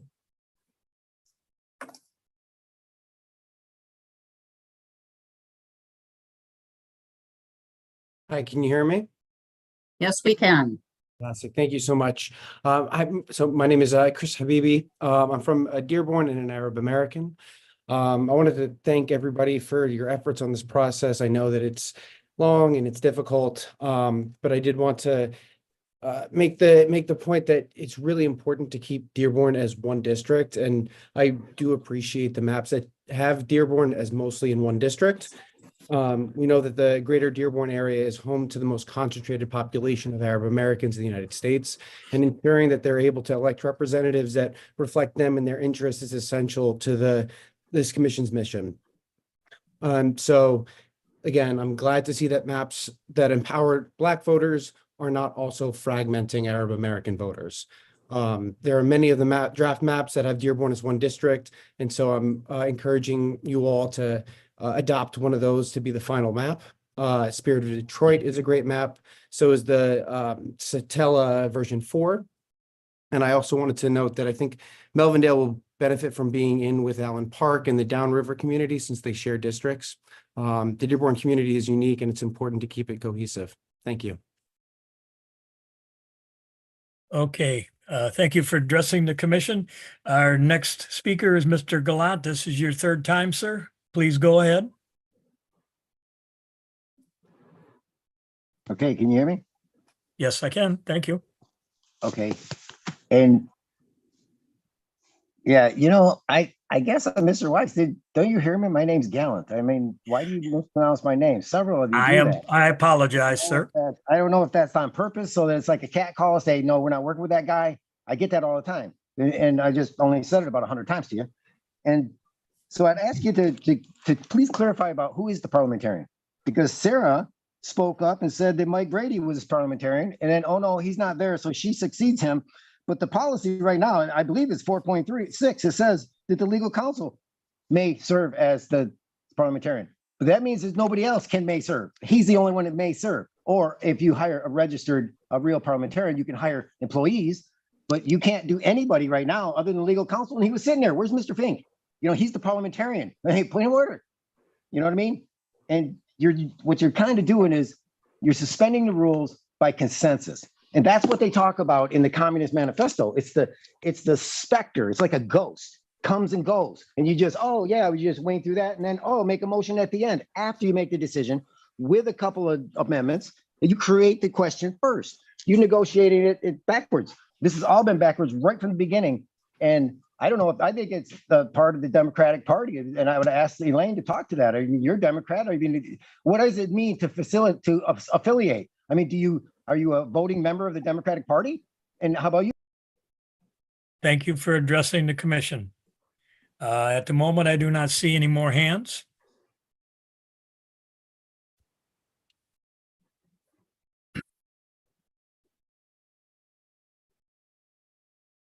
I guess, Mr. Woods, do you have anything that you could fill in with, or does somebody else have anything they'd like to add? Perhaps I'll just add that if we see a lot of people, I think there's 48 on the for attendees. If anyone, like Commissioner Villette said this morning, is sitting there and has thoughts about the maps and the redistricting process, then please raise your virtual hand and speak to us, because we really can't do this work without citizen input. We want citizen input in how we create the maps. So I see a couple of hands, but feel free to just push that virtual hand and talk to us. Okay, so we do have Anthony Scannell. I believe that's his first time this hour. So go ahead, Mr. Scannell. Allow a moment to unmute you. Thank you very much, Commission. I love the introductions. It's really interesting to learn about everyone. And I'm from downriver. I identify as independent, I guess, in this context. And well, I don't want to say where I work, but it's rest assured it's hard work. And I'm thinking about the Supreme Court appeal that you guys have. And I guess the first little incident there, it didn't go your way. Well, I don't know whose way it is. Well, I mean, I do know whose way because I saw who voted to continue the appeal and who voted to drop it. But so they didn't pause the map making here. And in that process, I think you've come up with what would be considered better maps than the one that was struck down. I think the public has kind of determined that collectively, it sounds like to me. And I've even heard that from commissioners. So, I mean, even if the Supreme Court, let's say best case for the people who want to appeal, even if the Supreme Court held up the old map Hickory, would you even want to stick with it now, given what everything that's been said and the better options that have been revealed? So why do you continue this? Why are you wasting our taxpayer money? I mean, you said litigation is the biggest cost.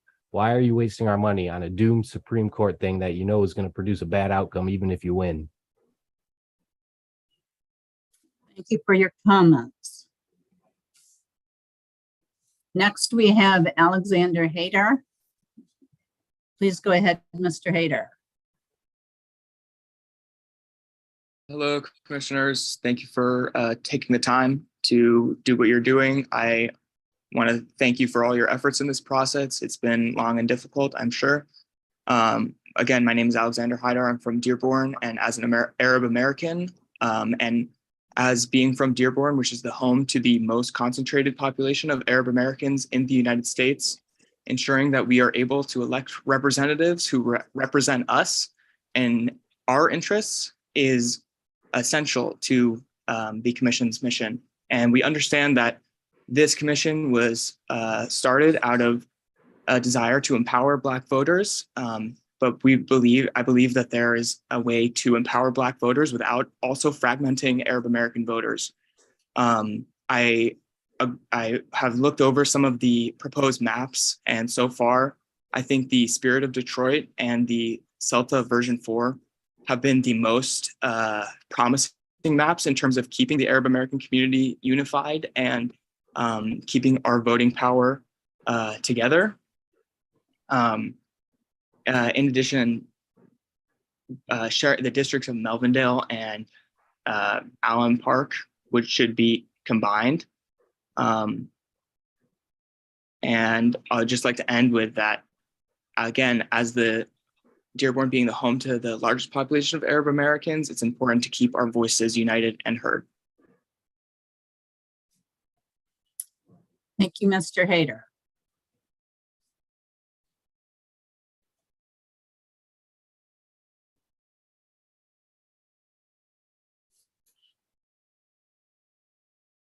Anyone else, please speak up.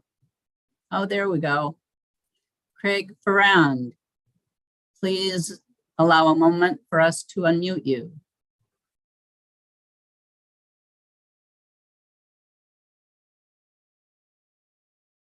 Good morning. Good morning. First, congratulations to the commission. I think you've done a heck of a job over the last couple of years. I do have an issue, though. I'm also from the downriver area. I know you've had a couple other speakers from here. That communities of interest condition that was part of the mandate.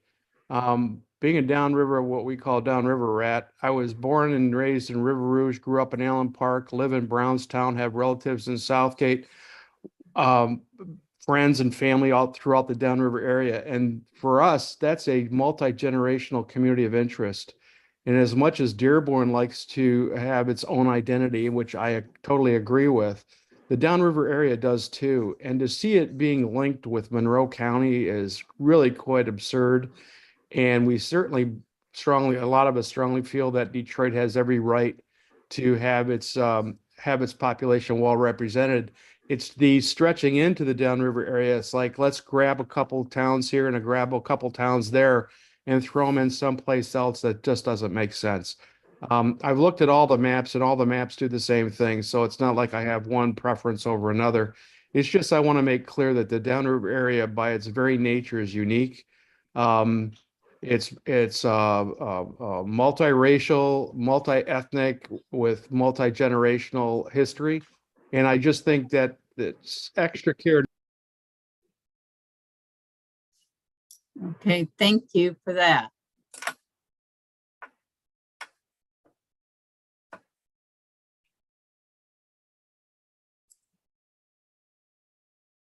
See, Mr. Scannell has his hands up. Give us a minute to unmute you. Would you go ahead, Mr. Scannell?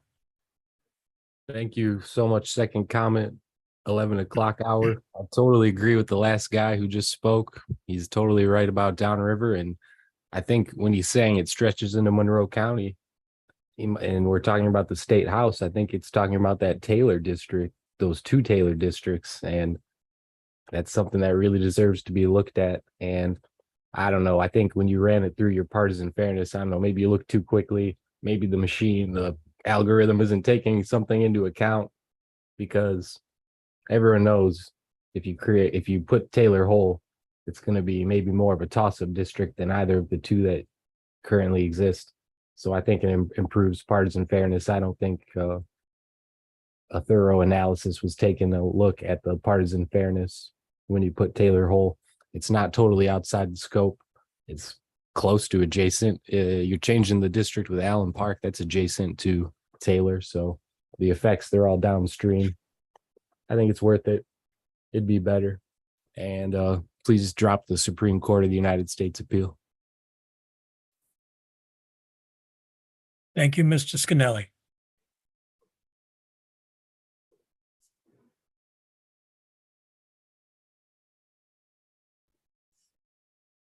I see quite a few attendees. Nobody else would have a question for us or a comment?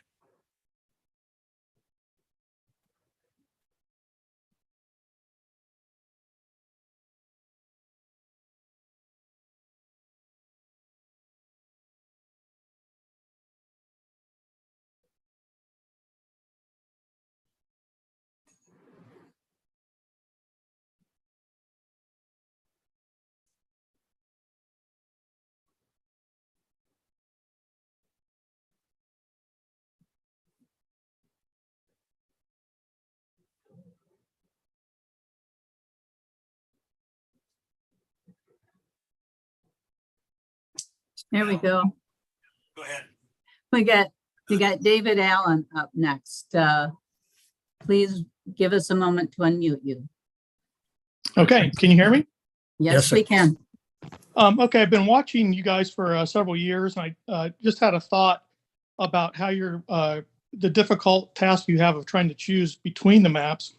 And it occurred to me that on several of the key criteria, population, partisan fairness, compactness, political boundaries, you're probably not going to have an easy way to distinguish between the maps that are left. Those are important criteria, but they probably all score relatively well compared to each other.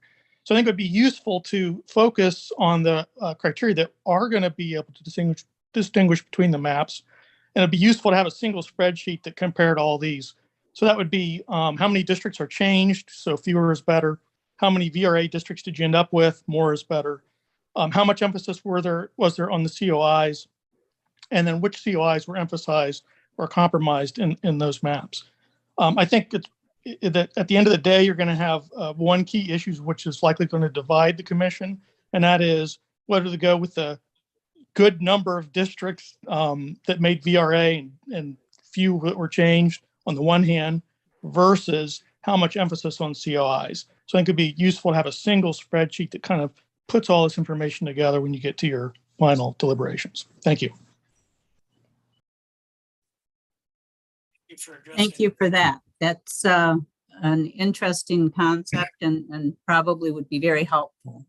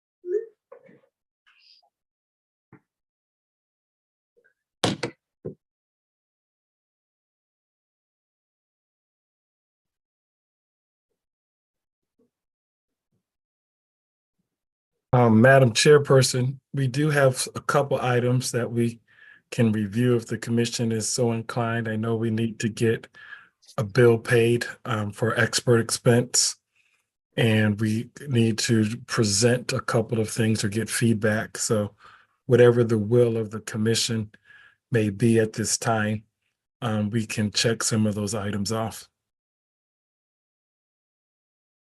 Since we don't see any new hands up, and we have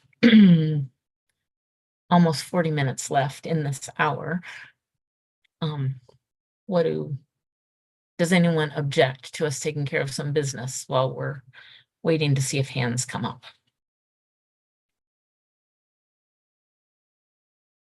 I don't see any objections. I don't see any hands up currently. So should we go through the items as they, I see Commissioner Lett. I was just going to volunteer on a liaison report, and as Mr.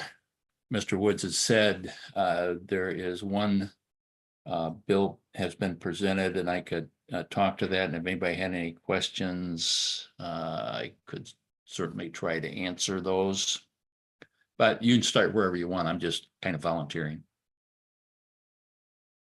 Okay, I think that's a good idea, but I don't know that we have a quorum. So perhaps we need to take roll, or It looks like there are 8 commissioners present. So no, there was not a quorum currently. so we can't take care of any business. Well, I'm not going to ask for a vote. I'm just going to give a report. Okay, I guess that's good. If there's no objections, hearing no objection, please proceed. Okay, the in case commissioners don't know, the provisions under the lawsuit that we're presently involved in provide that the plaintiffs, certainly if they are successful, which they have been so far, we would be responsible for their attorney fees based upon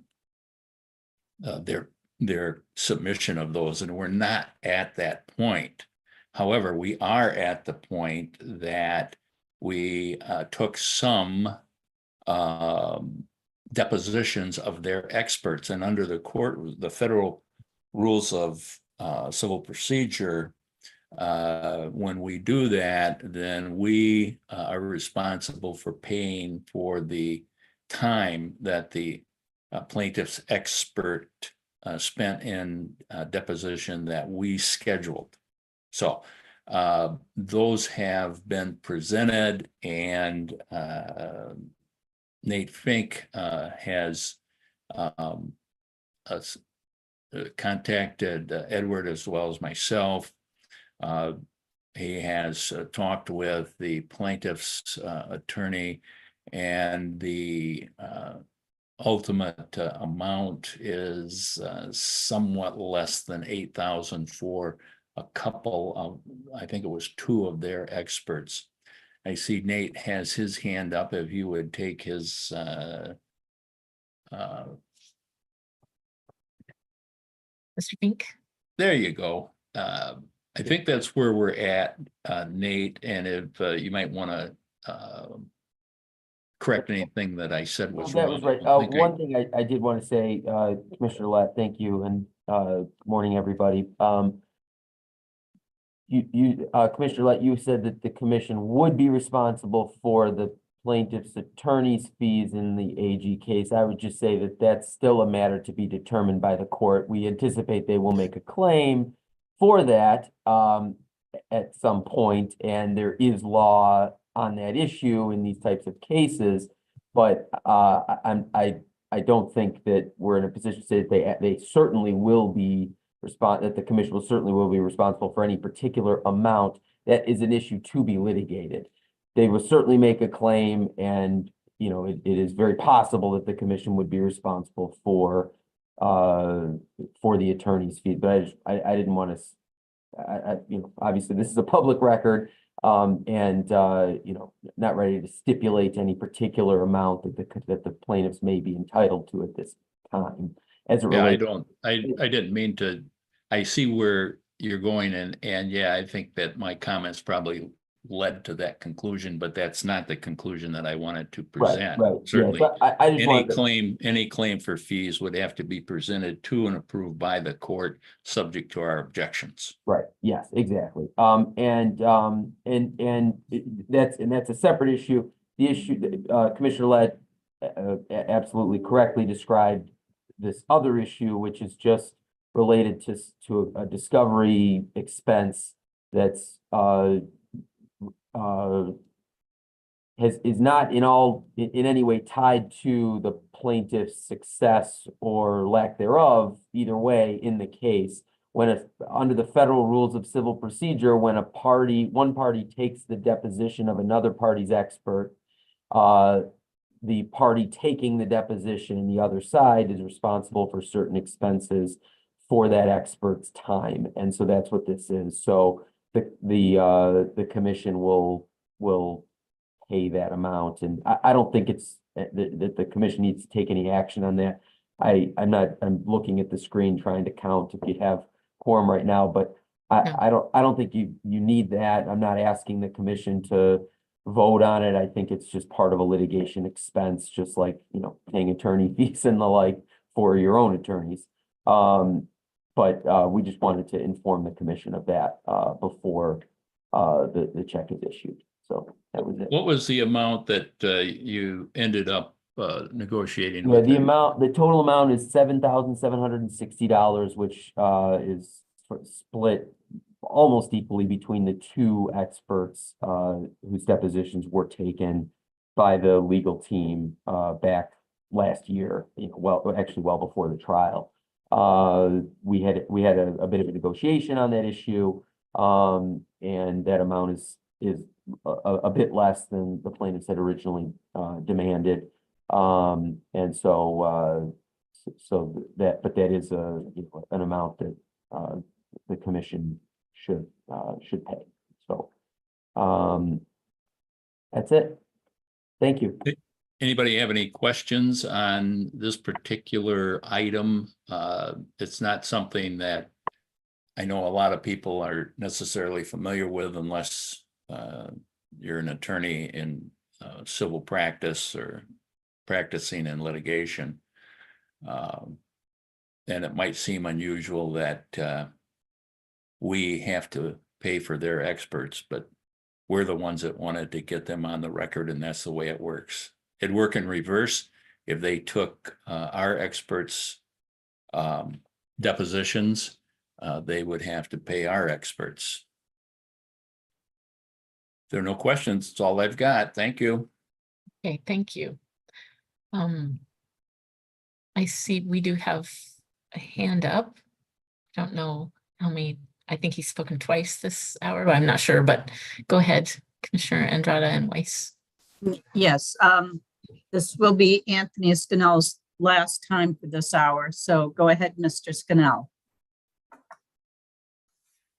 Thank you so much. I was listening with bated breath to that report, legal liaison report, and the Supreme Court. That's I don't know if you're making any decisions today, but just okay, so the appeal, it's a big expense right now, probably one of the top expenses. And what would be the outcome if the appeal was successful?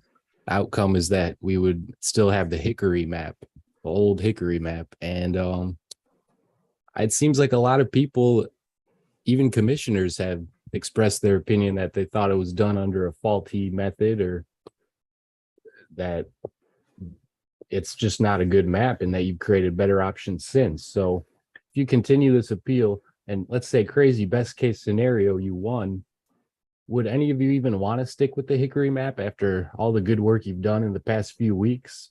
Why would you even want to stick with the Hickory map if you won? So, you know, I don't know who's advising you to continue this appeal. I'm sure they have their reasons, and maybe they're even defending you really well, but do you want the outcome if you won? Do you even want that outcome?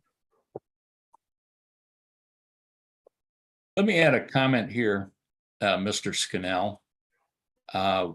The commission motion that was voted on was to not pursue the appeal any further. And the commission voted that down. And one of the main, or the main reason, is we didn't have to make that decision now. We did have some conversation in closed session with our litigation attorneys, and we'll have further conversation with them in the very near future once our maps are considered, as well as the special masters maps. So the thing that the commission decided, at least in my opinion, was let's see where this is going and then make a determination based upon the information that will be coming forward, as well as information that our attorneys will, litigation attorneys will then have an opportunity to confer with us about. I don't think the commission at this time has made a definite decision on whether to continue or to withdraw the appeal, but we're waiting for more information. So I hope that helps your perspective on what we're doing. Yes, Mr. Scannelli, I'd like to make a comment. Have you gone in and looked at the Hickory map and compared it to all our new maps? I think you might find that some interesting information there. Thank you. All right, next speaker we have Mr. Othman. Please give our staff a moment to unmute you. Commissioner Weiss, did you want Yes. Mr. Scannell to respond to your question? If he would, yes, if we would like to, I'd be happy to Okay. hear his answer.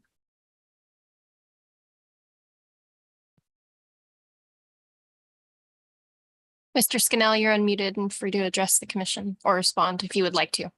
Oh, thank you. No, I guess I haven't. Just from a community of interest perspective, I don't think the Hickory map compares at all. Maybe I don't know if you'd be talking about from a partisan fairness or a VRA perspective. But Actually, I'm talking about quite a few of the comparisons if you go in and look at them. And it's like I said, it's pretty drawn out, but I did a little research on it. I've compared them all to the old map, and I find it quite interesting. So I'll let you do that if you would like. Yep. Thank you. Sure. Mr. Othman, give us our staff a minute to unmute you.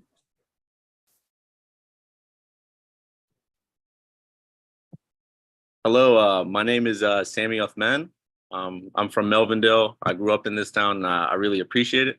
I encourage you guys to adopt the maps that put Melvindale with the Downriver community. You know, I was a student at Melvindale High, which is a part of the Melvindale Allen Park School District. I'm a Yemeni American. I have friends and family in Dearborn. I also have friends and family and a lot of memories with those Downriver community people. So I know it's hard to, exactly define what a community of interest is, but I can tell you that Melvindale community has a lot in common with our neighbors in Allen Park and Downriver. So it kind of only makes sense that Melvindale is part of the Downriver community. Thank you. Thank you for addressing the commission.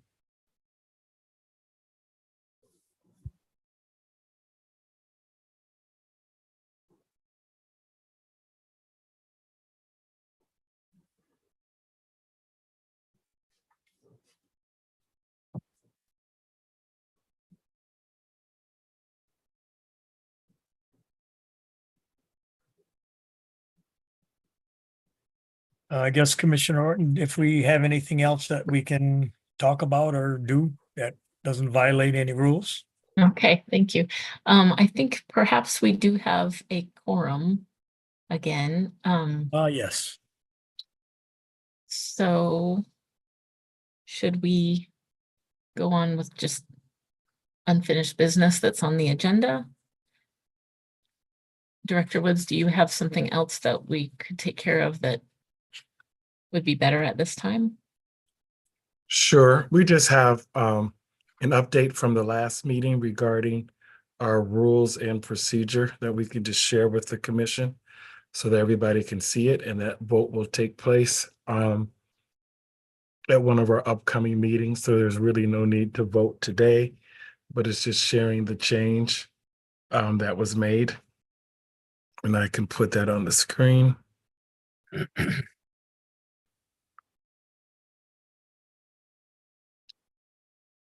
Commissioner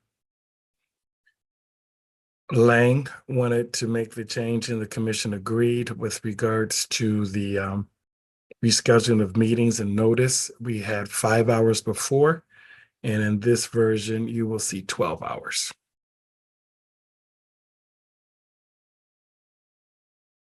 And then on the regular meetings, we had a question on the wording.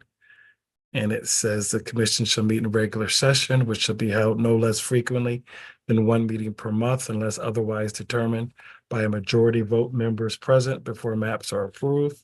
After maps are approved, the commission shall meet no less frequently than once per quarter unless otherwise determined by a majority vote of members present. Those are the changes that the commission will be asked to make a vote on. Is there any questions with regards to that? I don't see any. So this is being published, and so we'll be able to vote next week or? Next week or the regular meeting, whatever the commission desires. Okay. Okay, thank you. Then let me see, let me go back to, yeah.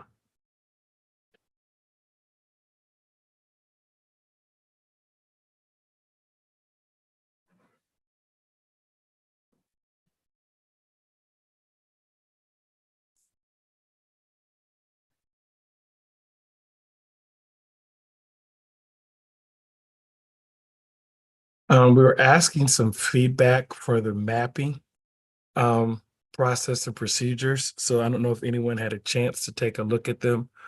Starting from page 16. We know the dates need to change, but if this was the process that was used based on the Constitution and the procedure that was vested into the mapping process and procedure. So we're looking for any ideas or recommendations that we can bring back to the commission on Wednesday for presentation and then a vote on next Thursday. So did not know if anyone had any ideas or considerations that they would like to share.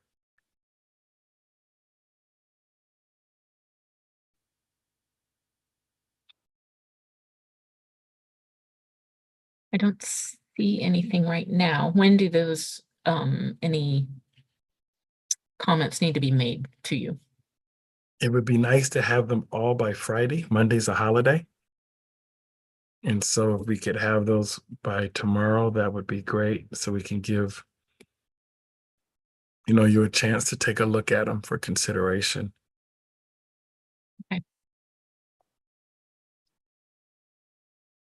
Thank you. All right. We dealt with the AG case.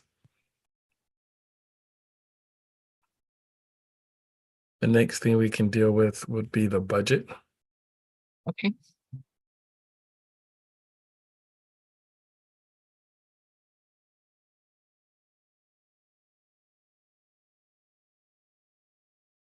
As you know, the budget is a very fluid process as it relates to what the commission is doing. And so I just want to share it with you. The commission has already voted to ask for to double the amount that has been given to the commission. The salaries have basically stayed the same. Our travel expenses are obviously up with regards to 100. Our technology is up because we keep things on litigation hold. And so in addition to having three new commissioners, the phone as well as the computer is still on litigation hold for the previous commissioners. So I want you to know that represents an ongoing cost. That's not a cost that we lose because the commissioners are no longer serving.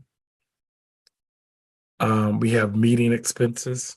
As you know, we pay for the transcripts, we pay for the ASL, we pay for the facilities. And then when we're in person, obviously, we have audio visual. So there's a significant cost with regards to that. Our last bill, for example, for closed caption was close to $20,000 for January and a couple of meetings in February.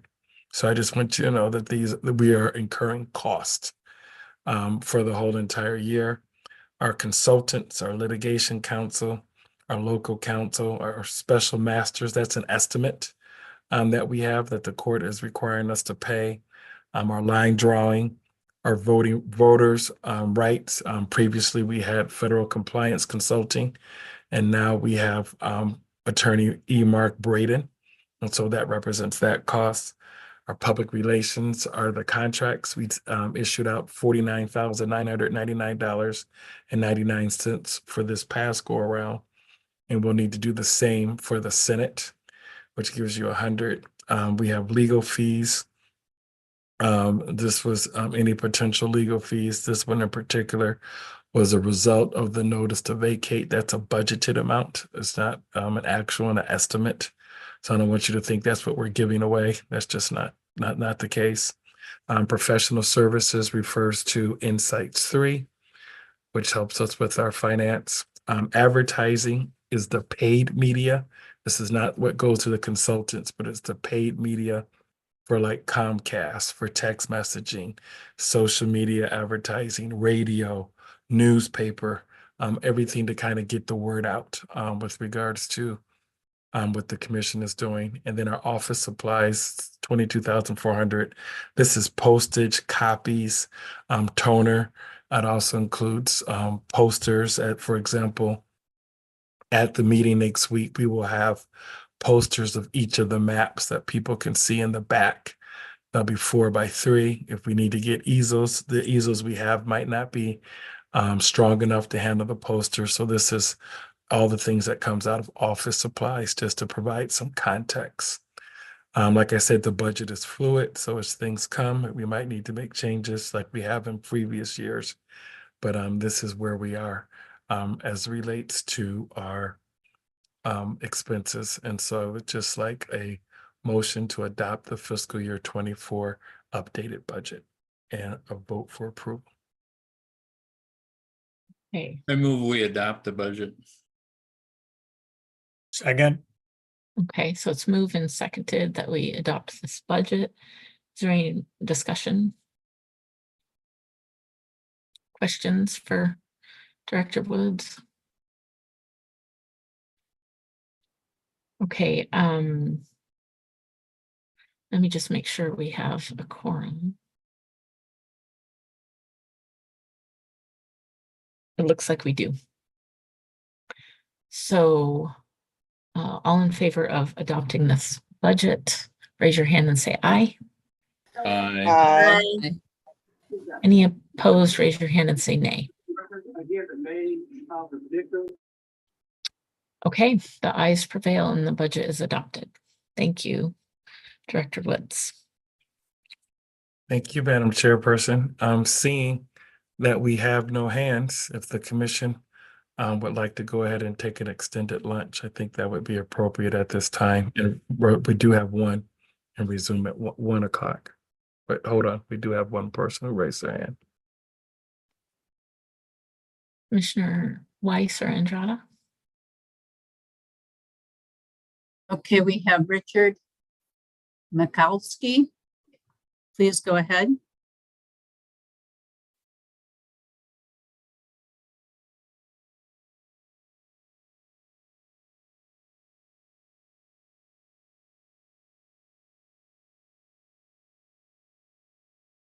Mr. Mikowski, if you can unmute yourself, you're free to address the commission. Okay, I'm sorry. Can you hear me now? Yes, we can. Thank you. First of all, I want to thank all of you for the hard work that you've done, not only on some of you on the original Hickory plan and on the court-ordered revisions that are now underway. The question, a couple of questions that I have under the Hickory plan. I know you are working to try to increase the number of districts that have a black voting majority. The number of districts yesterday, I watched pretty much the whole previous meeting. I know you're trying to get 10 or more black greater than white. How many districts that had black voting eligible folks greater than white in the Hickory plan in the region that the court has requested us to ordered us to revise? What was that number in the Hickory plan? I believe I can answer that because I had just suggested to Mr. Ganelli to go look. According to my count, the ability to elect, there are 16 districts. Okay, but in yesterday's the video that I watched the other day, I know there was a discussion like, is 10 going to be good enough? 11 would be better. I know some of the plans that of the 10 plans that are on site have as many as I think it's 12. Actually, the Willow plan has 12 black greater than white. But so comparing that number, the 10, 11, 12, what does the Hickory plan actually have when you just look in the Detroit area where I believe the question is the legal questions arose? According to my count, it's 16. Well, Richard, Commissioner Weiss, I'm sorry to interrupt. I think that though includes some outlying districts that we weren't trying to address with our redraw, like Pontiac and Flint. Yeah. If you look at the Hickory plan just for the Detroit metro area where we were concentrating and where the analysis was addressing, it was 12 for the Hickory plan. I count more than that. Maybe I've got a different map I'm looking at, but I would count. The one that I looked at was like 33.1 to 33.1. And so if you take that out, that would be 15 that I looked at. Now, I'm open to. But if you only include, I could be wrong. Maybe some other commissioner has some more information too. But I believe if you only the numbers where we were looking at where the plans we drew that were coming up with 8, 9, 10, or 11 were only addressing those who had a portion of the district in Wayne County. So maybe if it was fully in Oakland, yeah. Go ahead. Maybe we could have that map pulled up on the screen. Yeah. I mean, the one that shows the blue and the green for Hickory. Can you still hear me? Yes. Yes. Okay, I guess my count in looking at the maps that are online, the Bergamot one had 10 districts, a black greater than 1. Bergamot 2 was 10. Tulip was 10. Water Lily was 10. Spirit of Detroit 11. Daisy 2 is 12. Riverwork 11. Motown Sound 11. Willow 12, and Celta version 11.4. There were 11 in that plan. So I'm not sure what the baseline with the plans that are shown online, what the comparative number is in the Hickory plan, because I understand our outlying districts and all that, but the number, if maybe I'm not making myself clear, but it looks like, if the Hickory plan had 16, what was the issue that the courts had?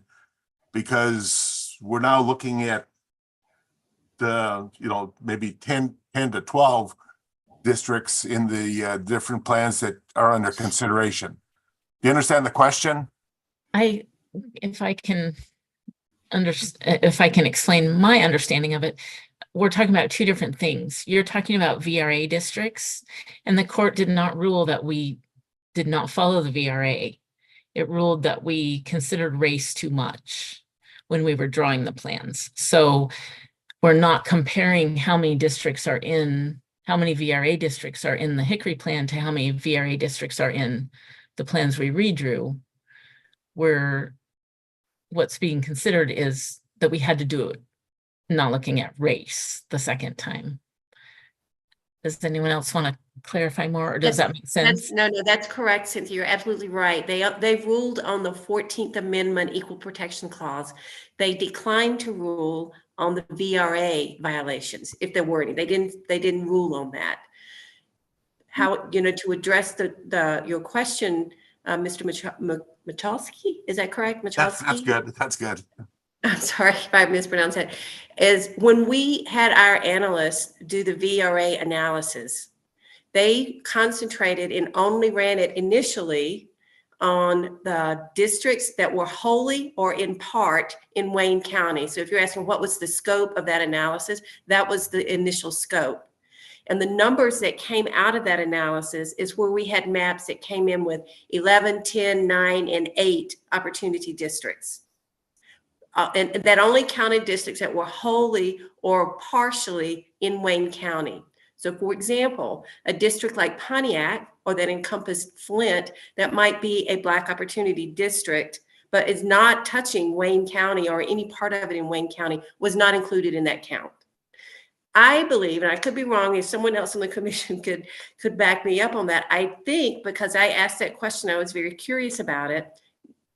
Because we got really hung up on how many opportunity districts do we have to be able to defend this in court as being compliant with the VRA. And so we spent a ton of time discussing that and trying to make our maps be as compliant as our legal advice and our analysts are telling us that they can be.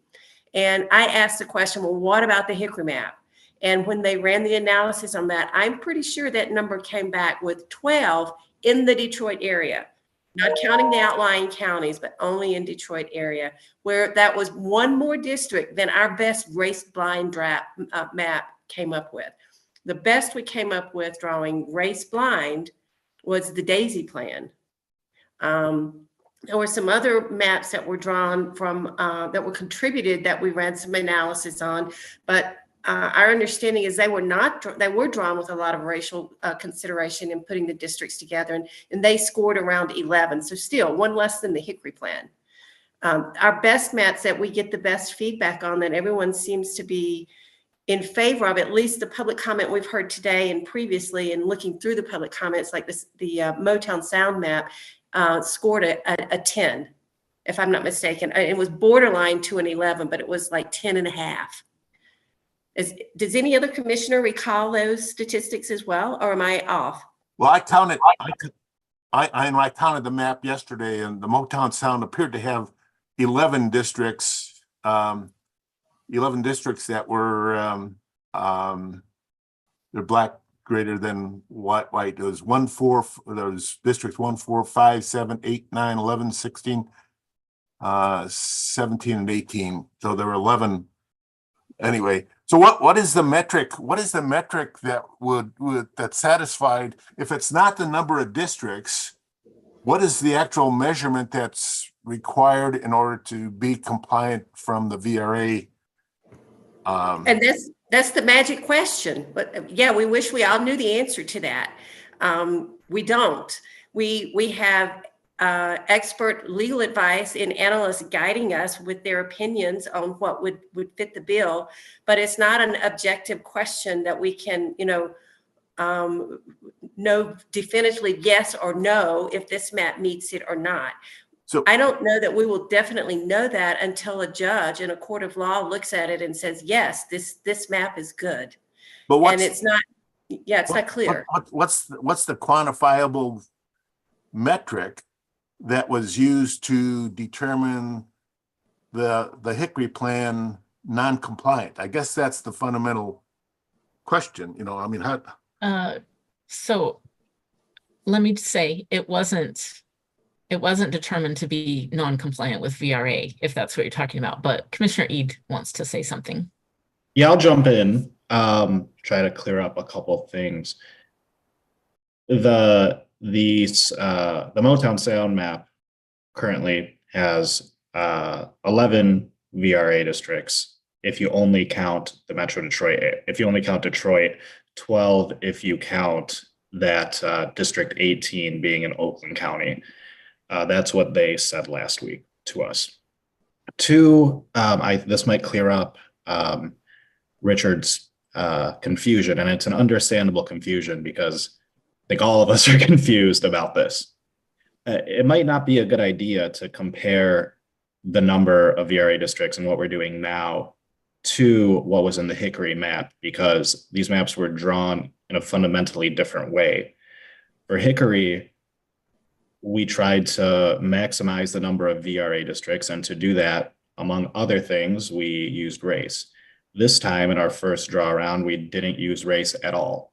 Now, the courts never said we violated the VRA. They decided not to rule on that. Instead, they ruled that we violated, my understanding is, and I'm not a lawyer, so I might be wrong, but my understanding is they only ruled that we violated the 14th Amendment by using race too much. So there wasn't a VRA thing, but also, like, when I say this is an unfair comparison, the numbers are different because the styles used to make the maps are different. So it's not really an apples to apples comparison. It depends on how you measure the numbers. And, you know, that's what we're working through right now.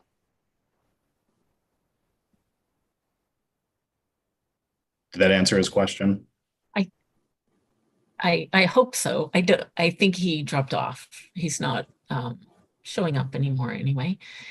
And I don't see any more hands currently, and it is nearly 12 o'clock. So, oh, his hand is up again. So he is here. So we can take him. I don't know how I lost you, but so from my perspective, the discussion or the argument was that we used race too much in developing the original plans, but it seems like we're spending more time now talking about race than what I recall during the development of the original Hickory plan. So it's hard to understand what the metric is, what the hurdle we have to achieve in order to be satisfied. If it's not the number of districts that are black greater than white outside the Metro Detroit area, I mean, I'm totally. You have a real challenge amongst you. So you're trying to tilt out a windmill, I think, is what I don't know whether Don Quixote is the project, but anyway, I appreciate all of your work. And Richard, I did try to put together a comparative chart on different things to understand the difference in the 10 plans that are on site. And I'm working on that, but I thought the goal was the number of black greater than white districts, and apparently that's not the criteria. So good luck on the challenge, because you need a crystal ball to look at the figure out what the judges really wanted to see.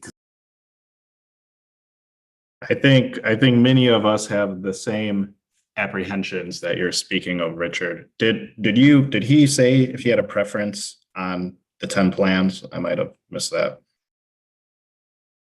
I can bring it back real quick.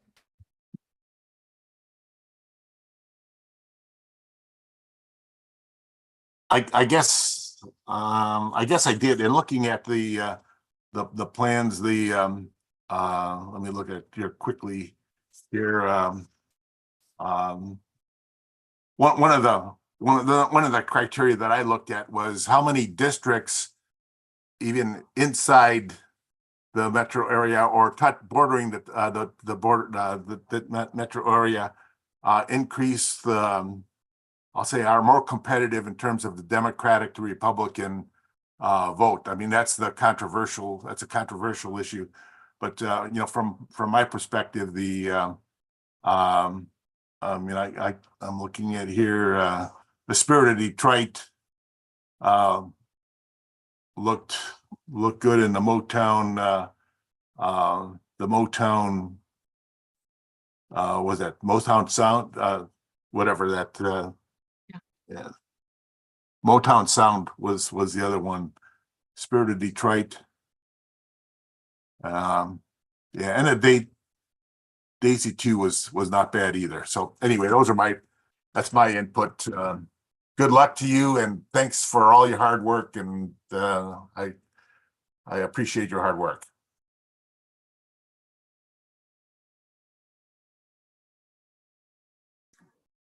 Okay, thank you for that. Yeah, thank you very much. Okay, so it is 12:01 and we are scheduled for a lunch break until 1 o'clock. So we will take a recess until 1 o'clock.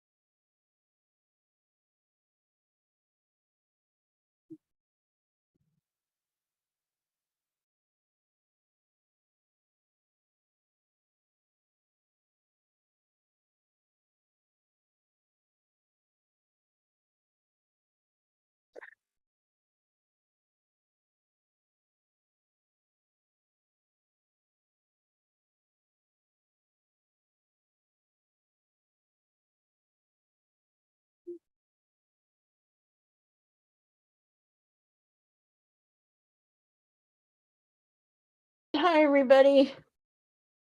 Hello.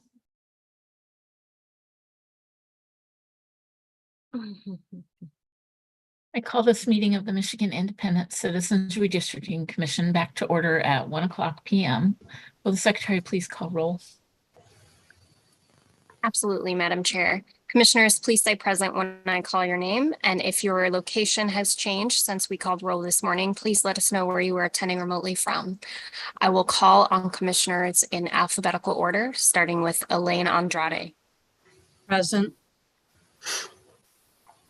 Donna Callahan. Present. Juanita Curry. Present. Anthony Eid.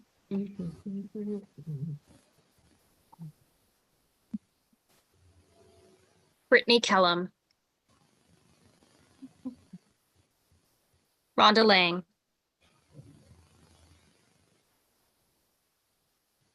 Steve Lett.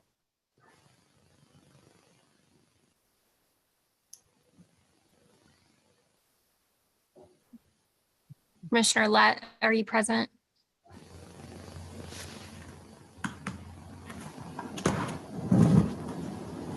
Marcus Muldoon. Cynthia Orton. Present. Rebecca Satella. Janice Follett. Present. Aaron Wagner. Richard Weiss. Present. 6 commissioners are present and there is not a quorum. Okay, so as there's no quorum, we will not take any business, but we weren't planning on it anyway. So Commissioner Callahan, I'll turn this hour over to you. Okay, good afternoon. First of all, I'd like to thank Commissioners Weiss and Andrade for facilitating that last hour of the town hall before the lunch break. My name is Donna Callahan. I'm retired, a Democrat from Farmington Hills. I just want to say thank you to the public for being here and taking time out of your day to come and give us your input and your information and your knowledge, because it's very helpful to help us get these fair map districts drawn. So with nothing further, we'll start with the questionings. And I think the first person up is LaVonna Wright. I'm present, guys. I think I missed the call just now. Yes, thank you. LaVonna, please go ahead.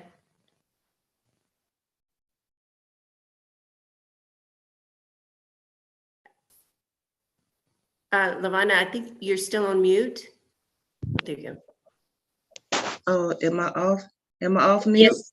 Yes, we can hear you. Go ahead.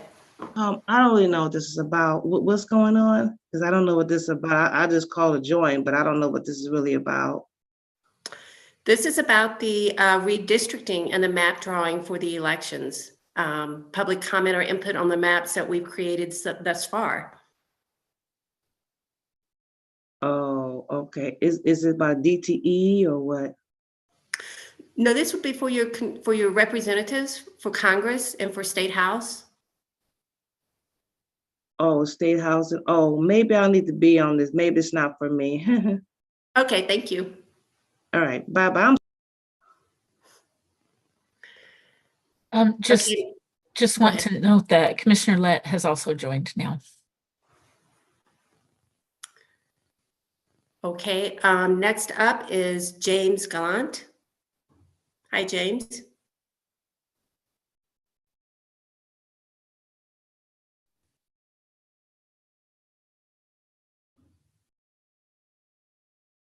James, you're on mute.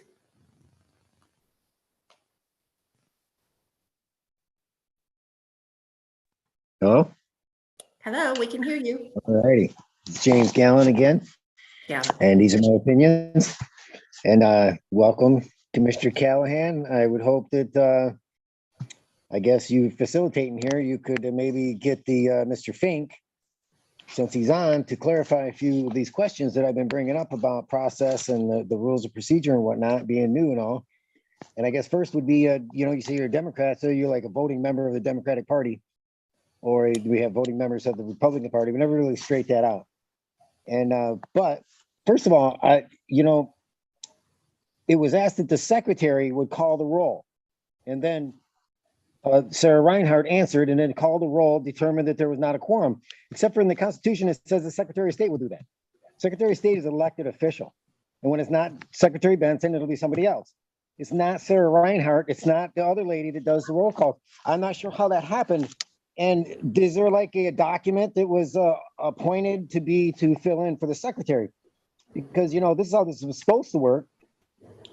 Mike Brady said Robert's Rules of Order at the beginning before they started. And please review they have a special meeting and review the transcripts from the first 4 months, and then we can go over these rules. And so can you please just, have a little back and forth conversation so we can actually address these issues? Because the secretary is supposed to be here under Robert's Rules of Order. You can't have a meeting without a chair or a secretary. We don't have a secretary here today because without a vote. That's in the Constitution. And that's just fundamental breach. Thank you for your comments. Is there anyone else who would like to raise their hand?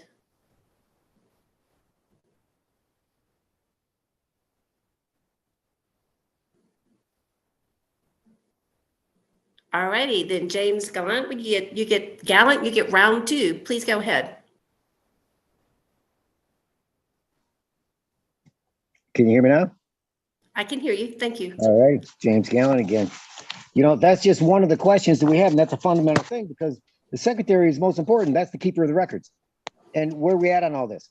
And where you're supposed to be, your semblance of order, you go to the secretary. And it's not Sarah Reinhardt. And could you please get the documents that the Secretary Benson, the Secretary of State, as elected official, appointed her to be the secretary? I don't understand. I tried to get those and couldn't get them. Now, also, we need the orientation materials that were posted. Please post them on the website, because in your orientation materials, I know you're new. Don't know if you went over the orientation materials, but in there's false information about Robert's rules, and that's misinformation for elections. Your published, it says motion to table kills a motion. That's old school, been corrected in Robert's Rules of Order, and we should review all of this and get back to question first, so everybody knows what the question is. I don't understand how you be so confused, and that's why I'm really here, because I think this is what's driving the risk for suicidal behavior in our community. People are just confused, and you notice you got a couple people come here, they don't even want to come participate with you folks because you just do whatever you do. You're not following the rules, and half of the stuff you do is inappropriate according to the rules. That's just according to the Robert's rules, the fundamental principles. And you got, who's the parliamentarian? We get legal counsel to actually clarify that, because Commissioner Lett answered for the chair, asked for a parliamentarian. So Commissioner Lett answers as the parliamentarian. Commissioner Weiss, do you have something to say? Yes, I'm quite curious. Mr. Gallant always comes on and has a lot of things he asks us and brings to our attention. This meeting was supposed to be about the maps. I guess I'd like a comment about our maps, Mr. Gallant.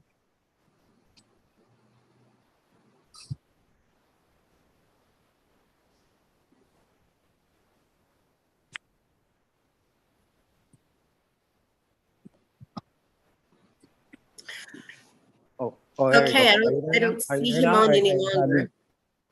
Yeah, and well, I can say that what Robert's Rules of Order at the first meeting when Commissioner Secretary Benson convened the meeting, first thing should have been motion to approve the maps, and then okay, how are we going to do that? Because that would be, then you make drafts. That's what you did. But every time that somebody takes a turn, you should vote. This is going to be the draft map that's going to move forward, because now when you get to the end and you actually approve the maps, the person that voted or designed the map last unilaterally approved the draft map. And then you just go, okay, we're going to approve that. With one person. So James, The do you, to the question that Commissioner Weiss asked you, have you had a chance to examine the maps and see how they impact your community? Do you have any comments or preferences on the maps that we've drawn? Well, yeah, well, like the whole thing is, it's not my community. Those people in Detroit. That's, you know, that's Black people in Detroit. That's not Irish American pasty white folks in the UP. And, you know, that's up to them. I can tell you this community of interest thing is a wild concept. And you can see where you're off in the weeds. And that's the fundamental thing is you didn't keep the semblance of order. I mean, right now you're just throwing them out there. Yeah, I don't know. The numbers got to line up. I don't know. Like you said, you don't even know what the court asked. We need to get this clarified. What you got to do next? I don't even know how to even do it in the city like that. You know, I'm in a rural area. You did change our maps. You did pack some more Democrats into our maps. That was not a good thing because we already got like 80%.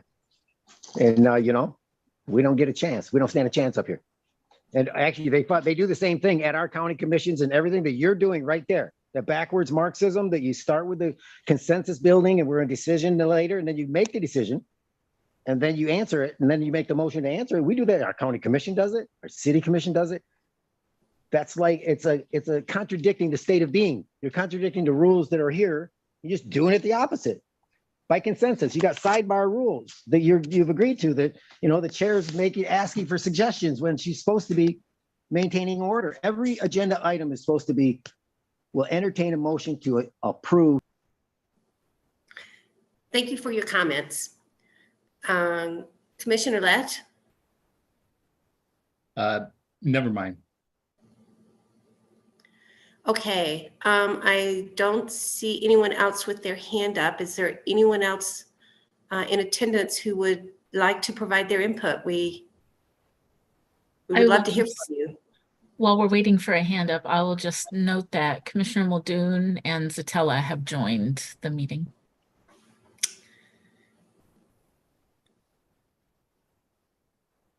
And Commissioner Kellum, I don't know if we noted that.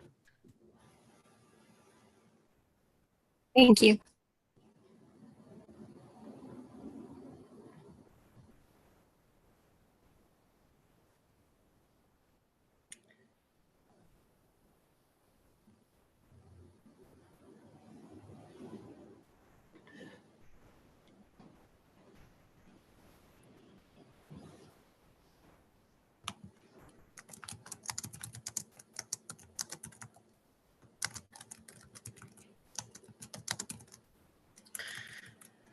So the only hand I see up is Mr. Gallant, who has already had, oh, no, there's a new hand. Miss Maia? Yes. Good afternoon. Hi, good afternoon. Kind of just been watching since kind of this morning off and on. I don't have something that's perfectly prepared, but I did want to point out being in favor of the Motown Sound map. I like this map. I'm from Detroit, and you know, I've really been observing and looking at the maps. I would be in this particular map, District 5. And so I do appreciate how it is cut, the Livernois area, and, you know, a little bit of Oak Park. There's a similarity there. I also do like the next district over 8. I appreciate how that's cut. I used to live on the east side of Detroit, like Alter Road area. So I was looking over there as well, and I do like how it looks. Oh, I think I'm out of time. No, please continue. Please go ahead. Okay. I do like how 9 looks. I do think that the way that is cut, it does put Detroit in a good position representing wise. And then I also grew up in North Rosedale Park. So that I think would be maybe 4, just looking at it. And so 96, I-96, that area, next to, well, just below 16, it, where Telegraph kind of cuts that off. I do think that this is a much better representation, far better than, what we're looking at now and the kind of cut that we're seeing. I think that my community, would be represented favorably when we vote. There's much more of us that could speak, the same language as our neighbors when it comes to our precinct delegates and just, what our representation would look like. So I just appreciate, the way that this map has been cut. It looks the best to me. And if I need to, I can also put my comments in, on the map as well, if you want to read it that way too. That would be perfect. I would love if you could do that. That's a very helpful comment. Thank you very much. Okay, thank you. Do we have anyone else who would like to speak? Christina D. Hi, Christina. Hello, how are you? I'm good. How are you? I'm good. Okay, so I'm also a Detroiter. I live downtown. I went to college, but I'm very confused of these maps because I don't know exactly what I'm looking at. Like I pulled the maps up, I went to the versions, but like, I don't know, am I considered Spirit of Detroit? Am I the Riverwalk area? Because I don't understand how you find the numbers. That was my question. Because there's numbers on the map, but then the maps don't have names, so I don't know what actually is the number. So when you say find the numbers, what do you mean, the district numbers or? Yeah. Oh, so the numbers are the districts. Well, I think if you open the maps up, each district is color coded, but there should also be a number in there that labels it as District 1 or 2 or 3. Sometimes it might be hard to see, but they should be labeled with the district number right in the districts, kind of like in the middle. See, I didn't know if that was right because I know like Lafayette Park is District 4 or 5, but Lafayette Park is on the map, just says 9. So depending on which map you look at, the district numbers change. They're not necessarily consistent. They're kind of consistent, but not completely. 8's usually in the neighborhoods. 5 is usually up around 8 miles somewhere on the west side. But sometimes those numbers move around a little bit just because of the way the maps were drawn. They kind of came into fruition depending on who was drawing it and where someone started. So the district numbers can change from map to map. You really have to know the name of the map you're looking at, like I said, Spirit of Detroit or Motown or Bergamot, and then you can reference the particular district number within that map. They don't necessarily be the same from one to the next one. Does that make sense? Does that answer your question? So like if like my district is 3, it might, so is this map saying it'll become, so if I'm looking at Motown Sound, so I'm 1 now? Well, if your current district is 3, it could very well have changed from one map to another, to another, for sure. Okay, that was it. Brittany, do you want to add something to that? I think Commissioner Callahan, you said it. I was just going to say, when you go to the draft proposed maps, there's a title of the map and everything under that is the data, the map itself. It includes all the information and all the criteria in which we had to draw. The names we just used to differentiate Christina from map to map. So if you were trying to understand the map, which you are, I would go to each map, find where your neighborhood is, and that is going to be whatever number is there, that is the district for that particular area in the map that you're looking at. So I would start there. So each map has a different name. We had to redraw the maps, giving you kind of the Cliff Notes version from a court case that is still in process.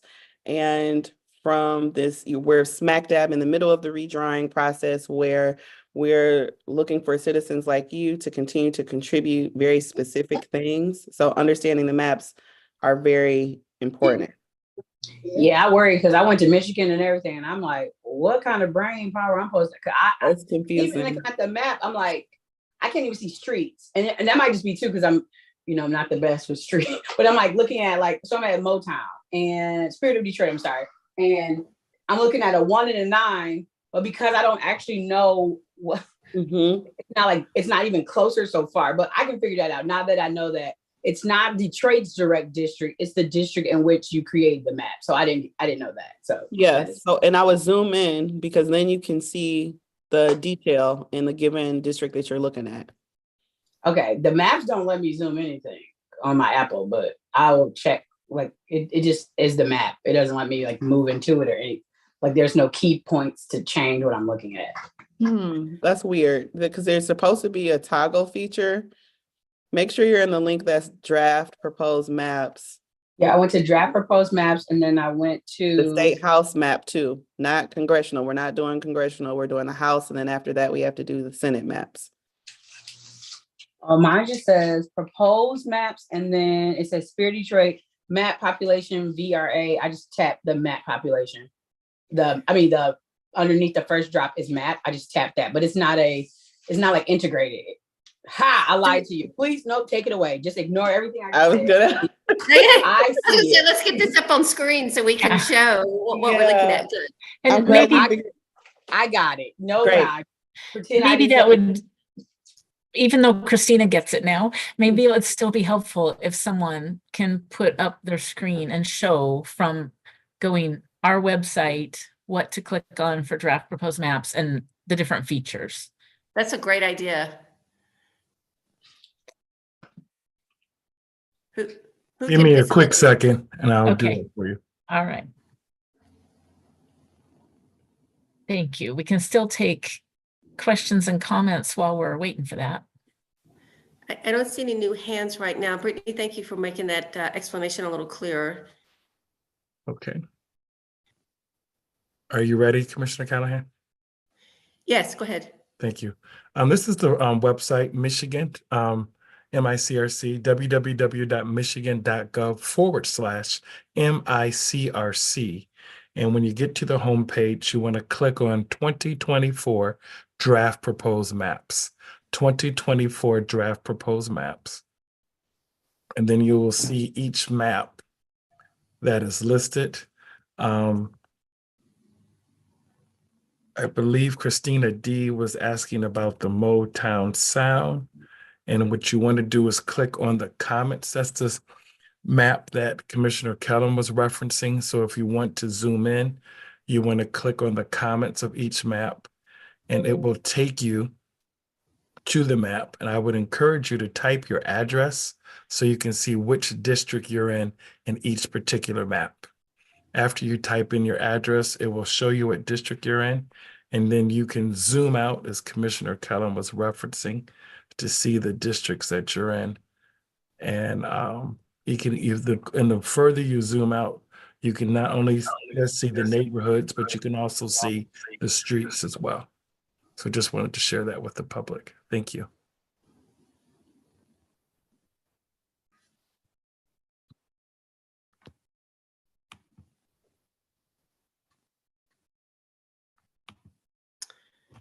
Okay. I don't see any more hands up. Is there anyone Commissioner else? Gallant's hand is up for the third time this hour. If you want to hear from Mr. Gallant, then now his hand is down. There it is. Okay, Mr. Gallant, let's have your third comment, please. Okay, can you hear me? We can hear you, yes. All righty, James Gallant, these are my opinions. I don't think that you folks are really understanding my community of interest. And I put this down actually in writing to you folks. That my community of interest as the Suicide Prevention Coalition is the entire state of Michigan, everybody. I'm just a member of the community of those Black folks in Detroit and the other folks by the lake and the people at the country clubs. And that's what I'm talking about here. And our due process relies upon you following the process. That's our due process. It's due to us by our officials.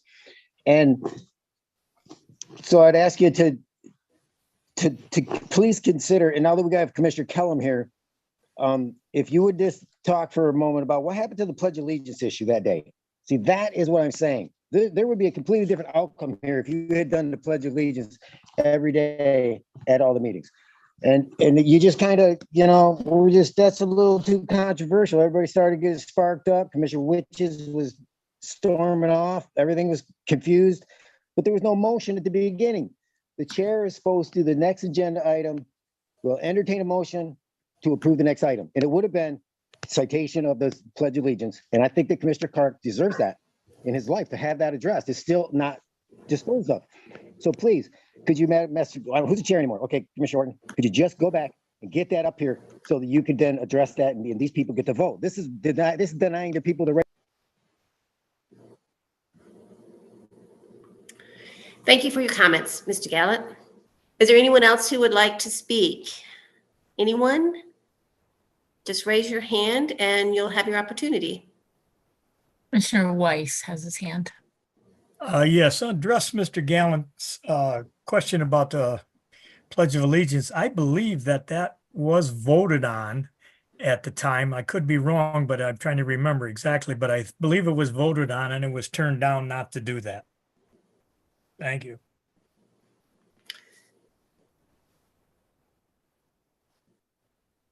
Okay. We don't have any other commenters or any other input. Do we want to do something different for the next bit of this hour?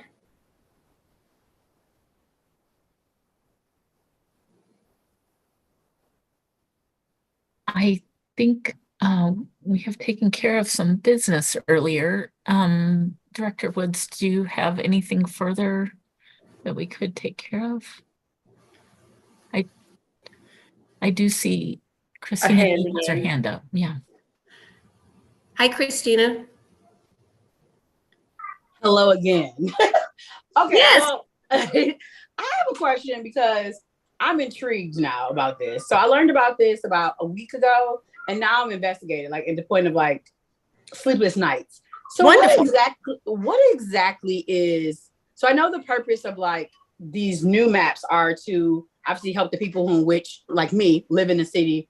But what does it do once you change the map? Does it change like our voting changes? Are we like, do we get more, like, does Detroit get more money? Like, what is the purpose of the changing, redistricting of the maps? So the district lines determines who a representative who's running for Congress will represent. This will be the community of interest, the neighborhood, the citizens of Michigan that the person who runs in that district for state house will represent. And so what we're trying to do here is follow the criteria that's laid out in the state constitution to make sure that we create districts that, first of all, are balanced population-wise. So each representative is representing roughly the same number of citizens from the state of Michigan, that we're following along with the criteria of the Voting Rights Act. So this is to ensure that the Black citizens of Detroit and other communities get, and other ethnicities or races, get an opportunity to elect a representative that is their choice. So that's a criteria that's a federal law that we're trying to be compliant with and making sure that our district lines are enabling those types of representative districts.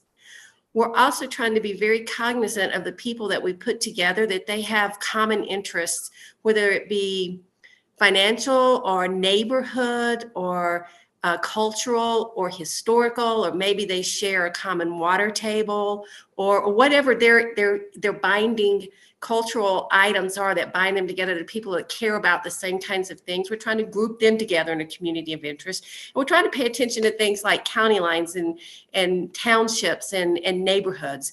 So that we're trying to draw those districts out to determine when you go vote for your House representative, who are all the other people along with you that's going to be picking your representative to go to Congress and represent you. So that's what we're trying to do. And we're trying to do it in such a way that it's partisan fair. We're not giving an advantage to the Democrats or to the Republicans, but this is what the citizens are putting together so everyone has a fair chance to vote and elect a representative who truly represents their interests.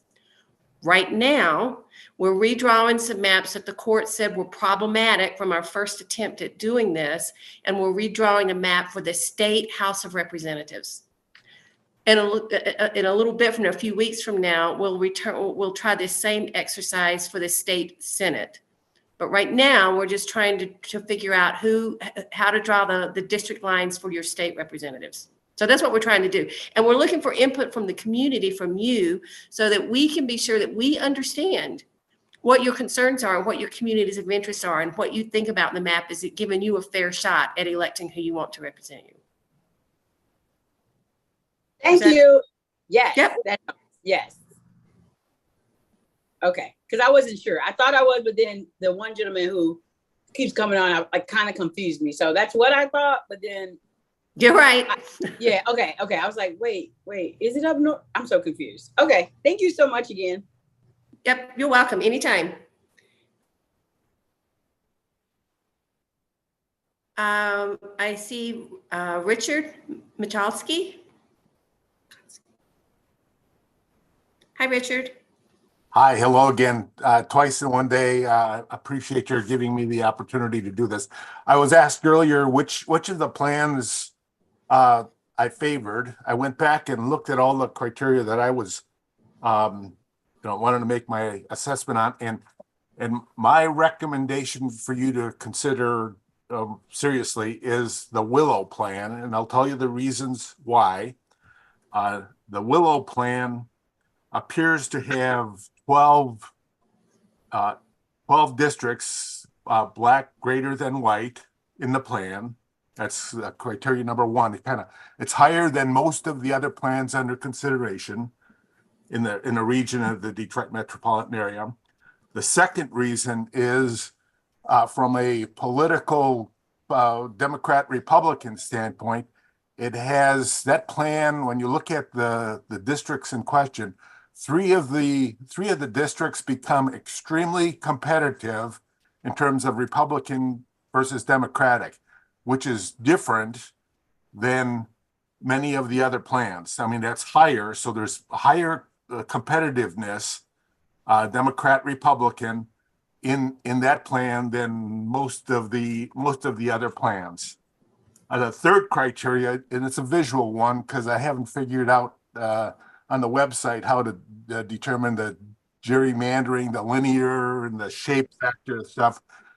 But if you Hi, Richard, that was your 90 minutes, but I'd really like to hear the rest of what you had to say. So if we could unmute him again, please. Okay, once again, the first one is black-white districts. The third was the number of competitive Republican, Democratic. And the third one is just in visually looking at the 10 plans that are on the website. It doesn't look like there's visually a lot of gerrymandering going on. I mean, there's a lot of linear, kind of blocks together. Now, whether that's consistent or compatible with the communities of interest, the COIs, that's for you to determine. But those are the three criteria. I think it's increases. It helps the Platons, the folks that brought the law case forward. It increases the number of districts. The Republican Democratic issue is more balanced. Actually helps the Republicans more than most of the other plans. And I'm a Democrat, not a Republican, so I'm really looking at this on a balanced perspective.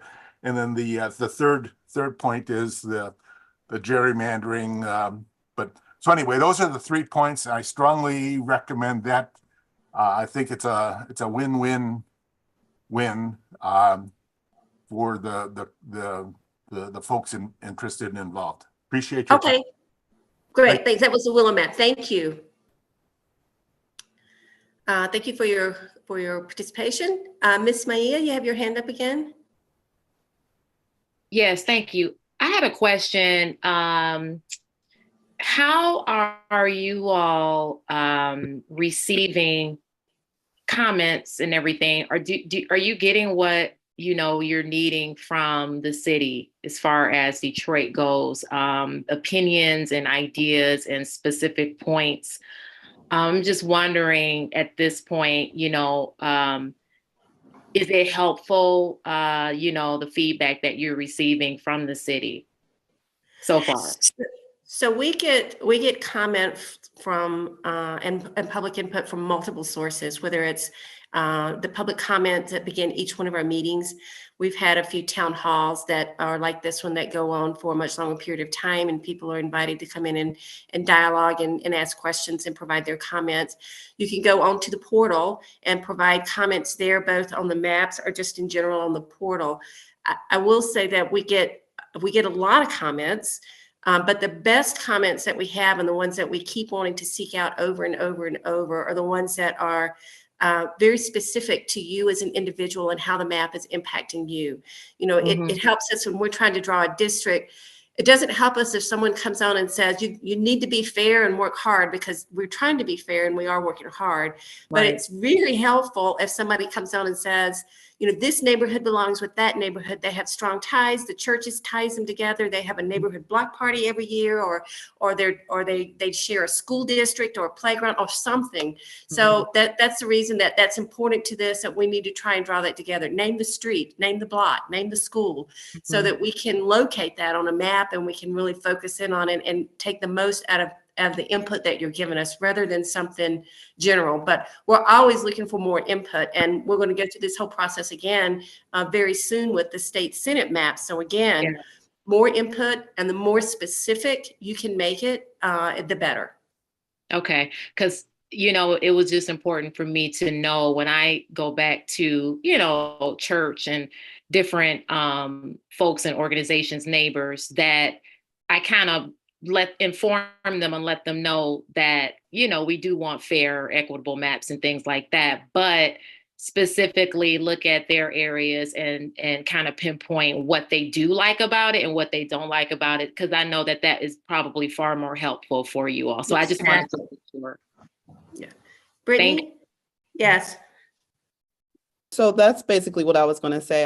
As a Detroiter, I know that there are all sorts of reasons why Black voters, citizens of Detroit and the Metro Detroit area would not necessarily trust a process. And I think what's happening in this part of our public hearing is beautiful, because we had Christina, who had one understanding of the map and the process and who we were, and came on and we were able to real time explain that. And I think that's the missing link there. We have been a commission, some of us, and then we have 3 new folks, but we've been a commission since 2021. That doesn't mean that people know about us. That doesn't mean that how we meet and what we've talked about is accessible either. So especially when we're talking about people of color, and I hate that term because then it masks Black people, brown people, Hispanic, Latino, whatever you want to say, the makeup of Detroit, we have to figure out more culturally sensitive ways to talk to communities. So that's why I wanted to ask specifically, because, so I can take something back yeah. to those whom I'm speaking with. So, yep, I have them exactly what you said. Print out the maps if you can. If folks don't have a computer, if their favorite thing to do is not to type on a laptop, or, we're sitting here at 137. This is a luxury to be able to attend this hearing for people that are blue collar, middle class, whatever their thing is, working. But being able to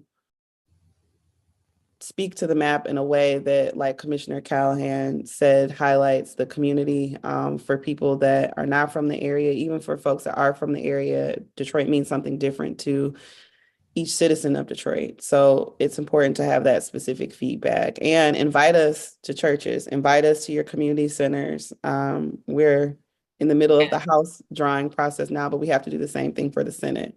Yes, I wanted to thank you all also, because we know that you are listening. We appreciate you putting those meetings next week at churches. That way there's ample parking. We don't have to pay to Park to come and speak to you. And we appreciate you also extending these hours and allowing us to ask questions. Those of us who really want to get down, to the nitty gritty of the map and specific areas that, represent us individually and as a community. So I appreciate, if no one else tells you, and I've heard others tell you, but I appreciate you all doing what you're doing and listening, to what we have to say. So thank you all. Thank you, Ms. Mia, for your comments to the commission. We appreciate it.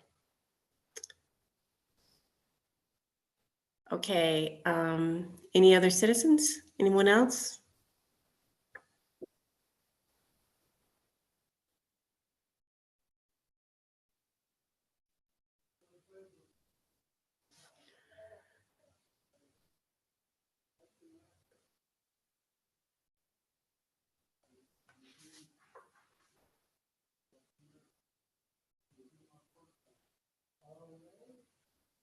Well, until we see another hand, Director Woods, I think you were about to tell us if there was any other business that we could take care of at this time. Sure. At this time, I think we have done all of the business that we have, at this time. I think the main things to remind the commission that we will be having our public hearings as the public shared, as some of the public have noted. In terms of our outreach efforts, I can share with you that the newspapers this weekend will be identifying our public hearings. We'll have radio ads starting tomorrow. For those of you who are on TikTok, Facebook, Instagram, and Twitter, our social media is up and out, directing people to come. We do have influencers that are sharing that.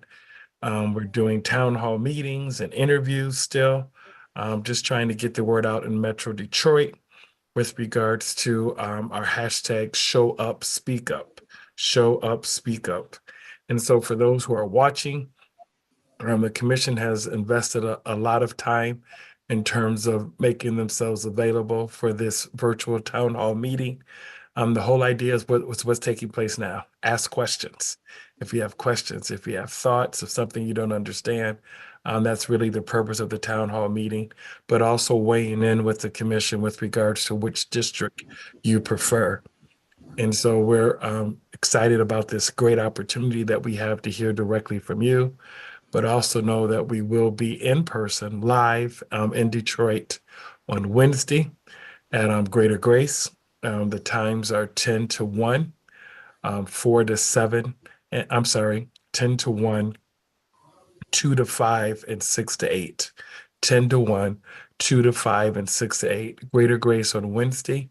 And on the Thursday of next week, we'll be at Second Ebenezer, and we'll be doing the same times, 10 to 1, 2 to 5, and 6 to 8 for in-person.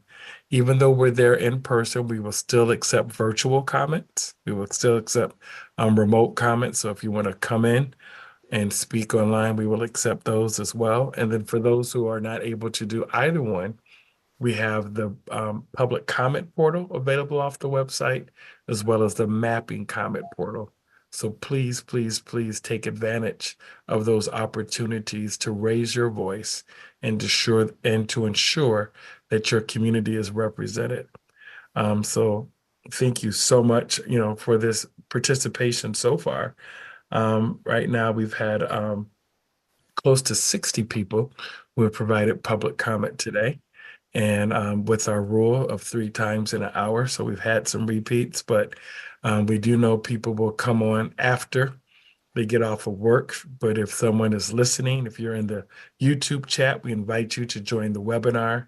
If you're one of the attendees who hasn't spoken, we have 26 attendees that we're noticing. And if you have not spoken or have questions or comments, we encourage you to do so. We see your names and just want to make sure that you know that you have this opportunity to get your questions answered by the commission. Thank you, Director Woods.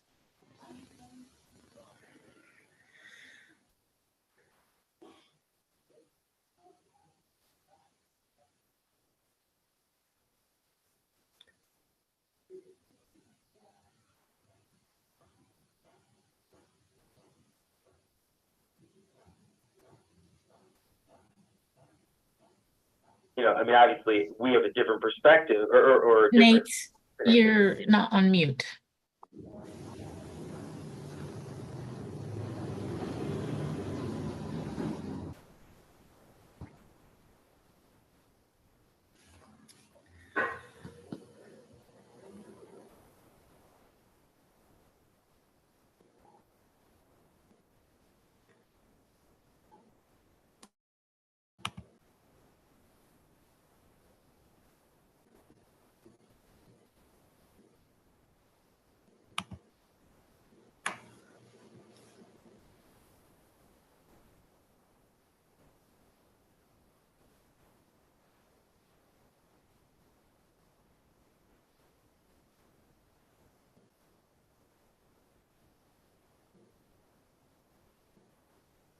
Well, I hate to just sit here and look at each other.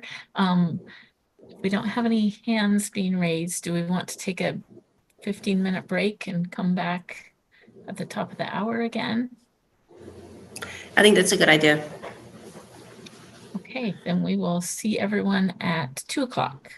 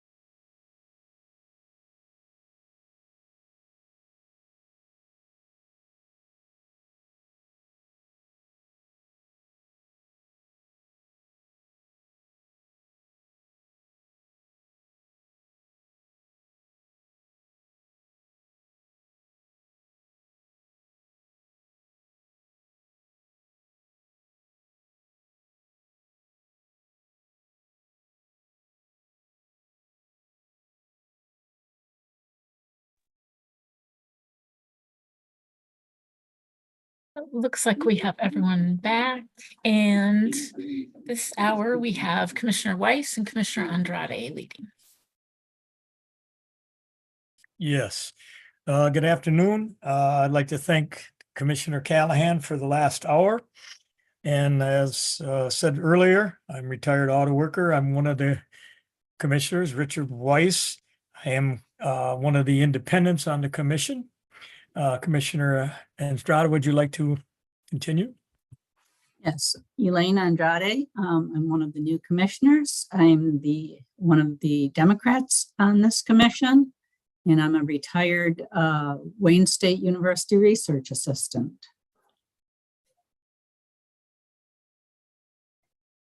Okay, I guess we should move forward. We'll go back and forth, Commissioner Andrade. Yep. I'll take it first. Mr. Gallant, I believe you have a comment. Your hand is up. Give us a minute to unmute you.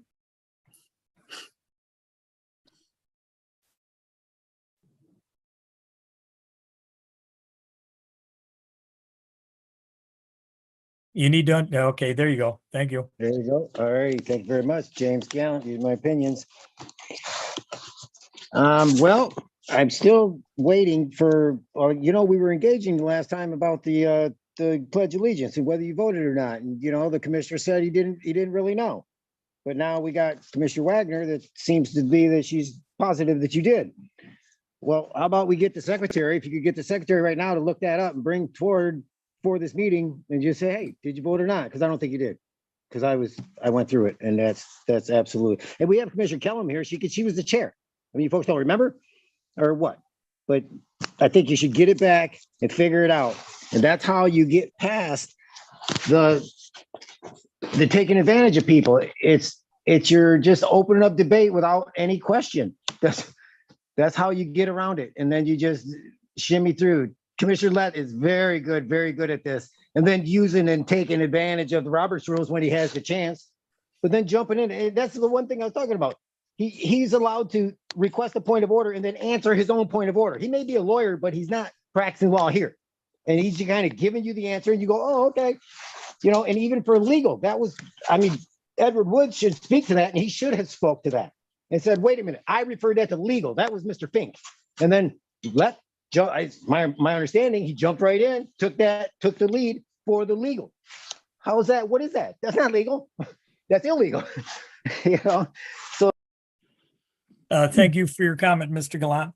I want to just jump in there. I'm pretty sure I do remember somewhat that we did take a vote and it was voted down. I'm pretty sure that's true, and Miss Commissioner Wagner's comment is correct.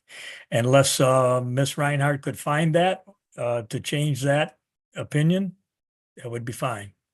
Sure. I would just, any members of the public who would like to view meeting minutes or transcripts from past meeting, they're all posted on the commission's website.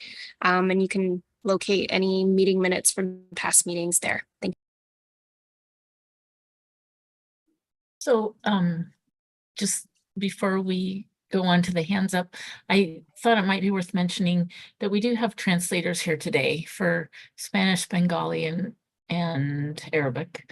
And so if anybody is wanting to make comment but doesn't feel like they want to do that in English, we do have that option as well. Go ahead. Thank you, Chairwoman.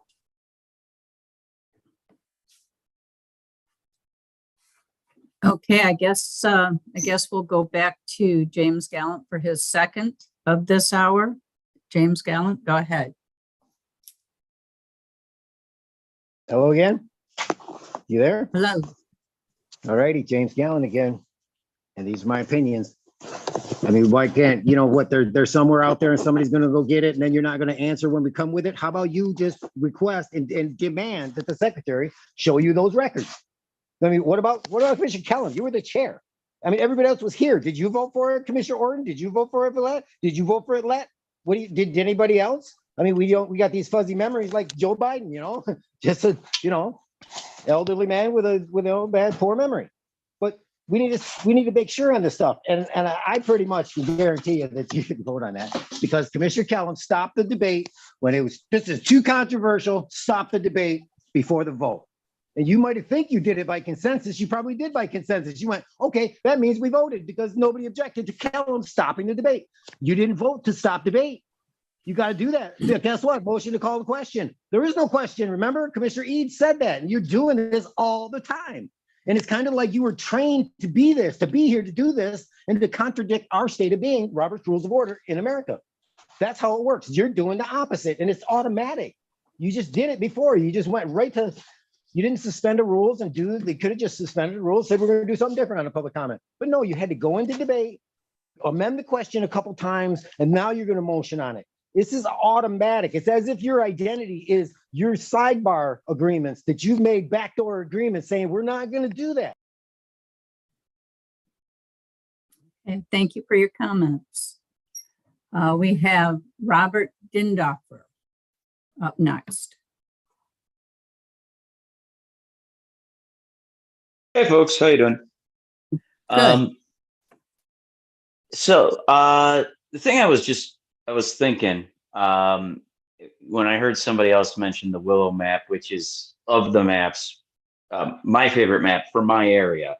And I think that's kind of the important part is that I can talk about my area, what map reflects my community of interest. I also like the fact, just from a process standpoint, that the Willow map has the most number of clearly performing VRA districts, which would hopefully help protect you all when you go into court and the judges look it over and they're comparing to a special masters map. But what I wished, and I hope there's still an opportunity for it, is that I know there were some folks who kind of, you know, maybe had their favorite map and other folks had a different favorite map, that maybe if y'all would take a look at that map and say, well, even if it's not my favorite, it can be improved in some spot, something that some other map reflects that might not be reflected in the map, the Willow map, which I think in terms of VRA and my personal community of interest is the best map. But, you know, if it could be improved, great. I would hope that everybody on the commission would say, this is a possible map. This might be our map. So let's do our best with this map, because I think it gives you the best chance in court. And I.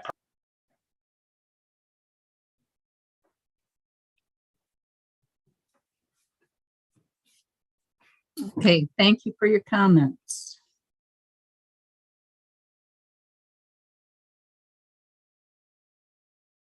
Anyone else? Okay, we have James Gallant for the third time this hour. James Gallant, please continue. Okay, James Gallant, these are my opinions again. Well, I see you're not interested in just, you know, verifying stuff. You know, I mean, you're going to sit here and just say, well, two people think they thought they might have, instead of just requesting the secretary kick up those records. You can do it right now. She referred you to, oh, you folks can go back to the minutes if you want, and you can look into it. Oh, okay. I think that's disingenuous of your secretary here. But then again, your secretary is not here. Secretary Benson, the Secretary of State, is the secretary without a vote here. And this is what's wrong here. This shouldn't even be in the executive branch of government. That's separation of power. It's supposed to be in the judicial branch. Jennifer Detloff is the administrator for the Legislative Council, and she runs the Law Review Commission and other commissions that are housed in the legislature. She never got that because the Director of Management Budget was not allowed to figure out who is going to do the oversight for this commission. It should not be in the Secretary of State's office because that's the executive branch, and it's conflict of interest. She takes her employee and then says, "You're going to be now the secretary." That's crazy. And it needs to go to the Director of Management and Budget and say, hey, who's supposed to be oversighting this is housed in the legislature. And please get those minutes and those, verify that. You could do that by the end of this meeting. She could have that in about 4 minutes. She probably already got it. And Edward Woods, come on, man, kick it up a notch for us because we're out here, got people dying over this, and they don't stand a chance against you folks if you're not following the rules. And that's the due process. Let the people lose faith in their community.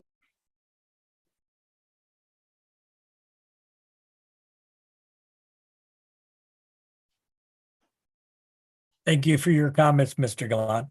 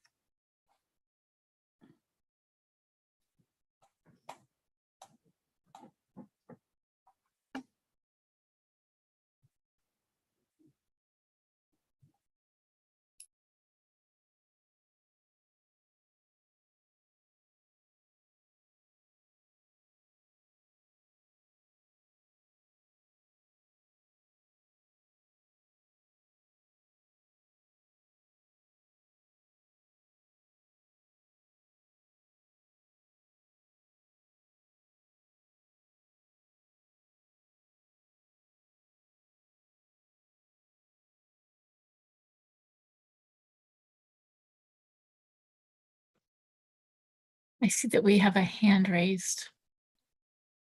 Oh, we did. It went away.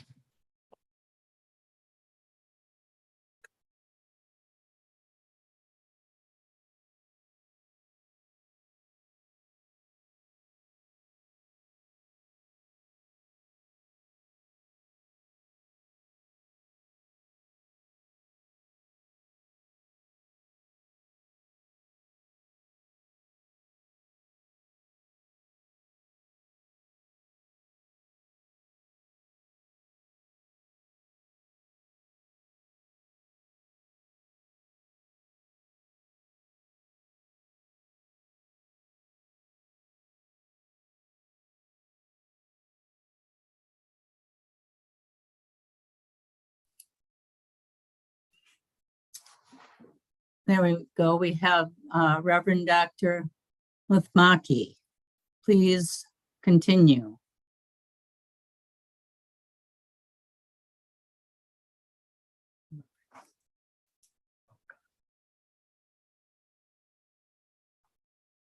I believe you're muted. Hello, everybody. I was just going to send a chat, but I see your chat is not working. But anyway, what again is the address, email address, or otherwise where I can get public, historical public documents about what has been going on, and also copies of the maps? So if you go to the website, which is www.michigan.gov/MICRC and go to the draft maps, you can get all of that information on each of the maps listed. And I would encourage you to do that. And then if you have any questions about how it's done, please come back to us so we can straighten it out. All right, I'm not where I can write all that down. There's no way that you can put that in a chat or that information in the chat or something that I could save it while you're still on.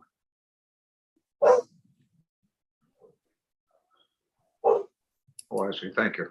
Yeah. Thank you very much. Yep. No problem.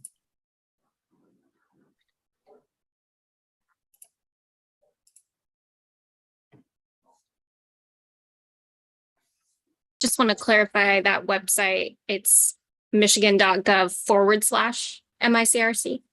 Thank you. Oh, /. Thank you.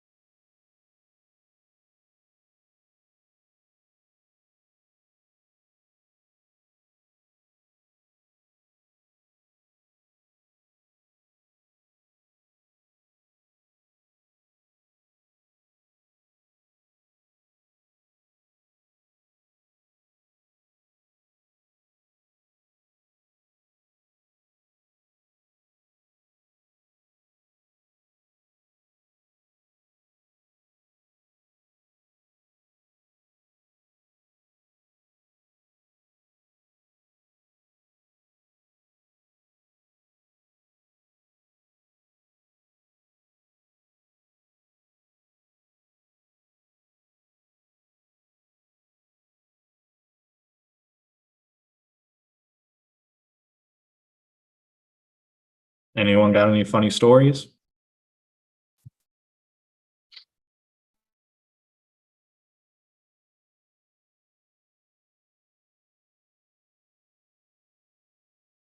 No, do you? No, no funny stories, but it seems like a lessons learned that we can take a look at for the Senate maps as we look at the virtual town hall meetings is that maybe we should consider going 10-1 and then 5-8, because that way we can catch both shifts and we might not have as much as a lull.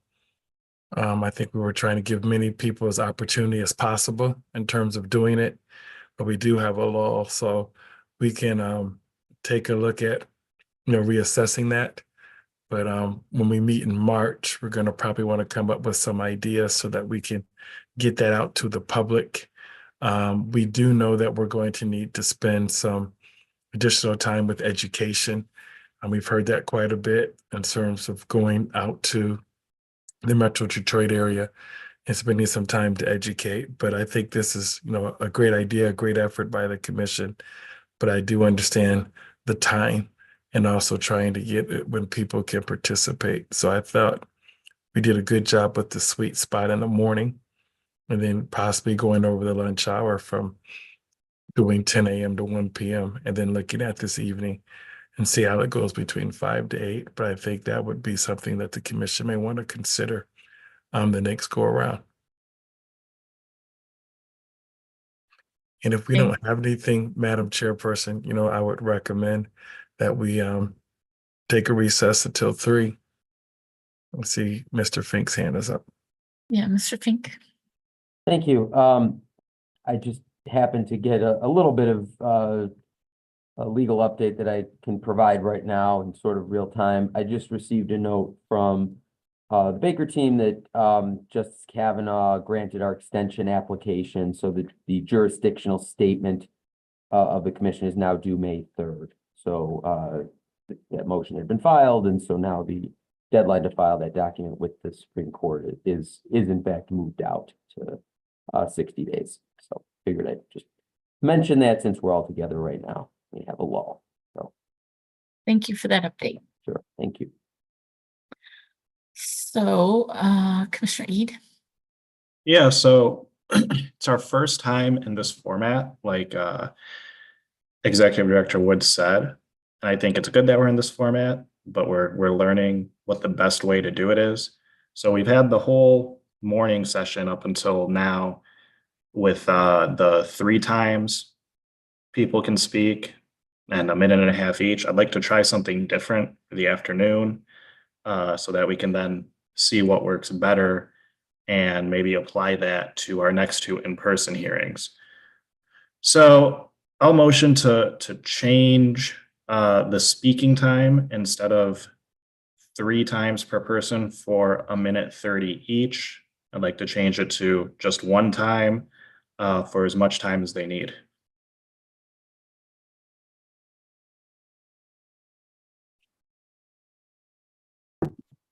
Is there a second for that motion?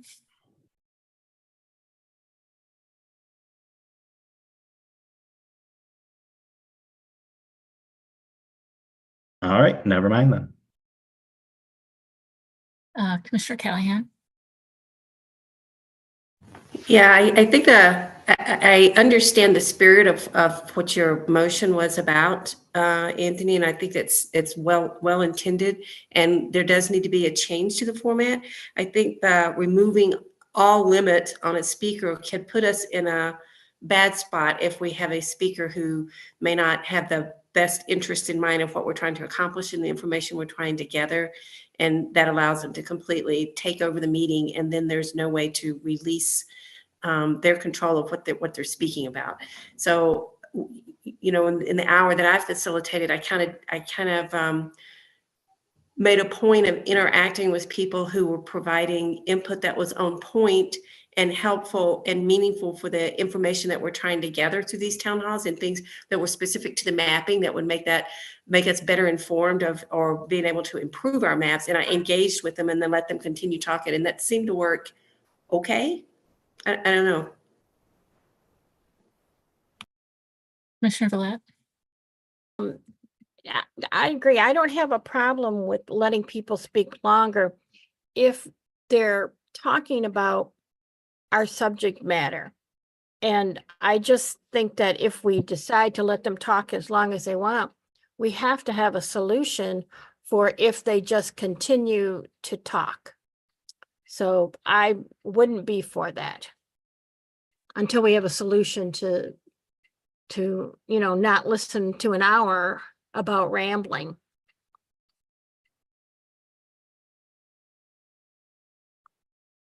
Anyone else have anything? Commissioner Weiss.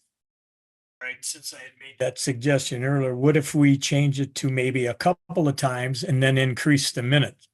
Maybe do 3 minutes or even give them a little longer, but then just do 2 minutes or 2 times during an hour. Just a thought. Director Woods, you have something? Yes, I think the idea of it being germane to the topic is something I should have added, that caveat. I think that's very important. And I think it's, more efficient in terms of keeping everything on task. As all of you know, one of the main driving factors in this democracy process is the ability to hear directly from citizens with regards to the map. And obviously, some people will take advantage and use it for other purposes. But I really think if we were to take a look at it, commenting on what Commissioner Eads shared, if we wanted to give people a longer time, but regulating that to the maps, to the discussion at hand, I think that could be helpful. And I do think that 10 to 1, 5 to 8, we'll see what happens tonight, sweet spot is good so that we can give the commission a break if we don't have enough people participating. That 10 to 1 also includes the lunch hour. And so that kind of helps people who may not have other responsibilities with kids or other competing things to do that Little League sports stuff. And it provides a couple of opportunities for them to do so. So thank you. Thank you. Commissioner Follett. You're muted.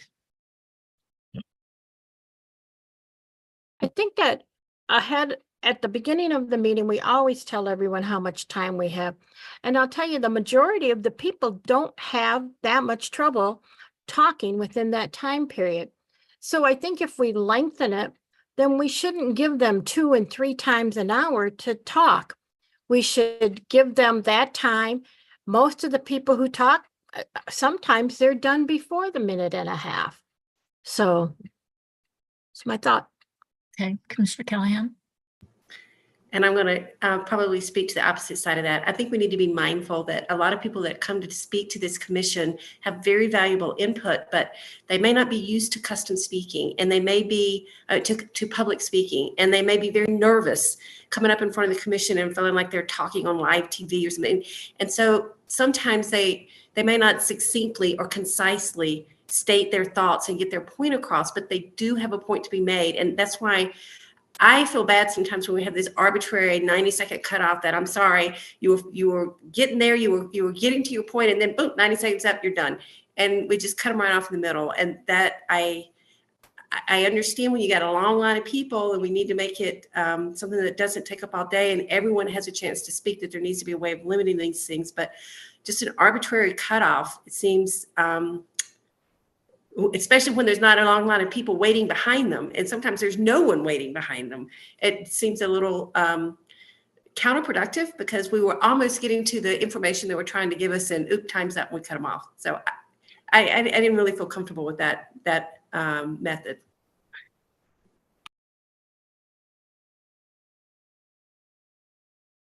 Okay, does anyone else have any other comments or a solution that we should consider?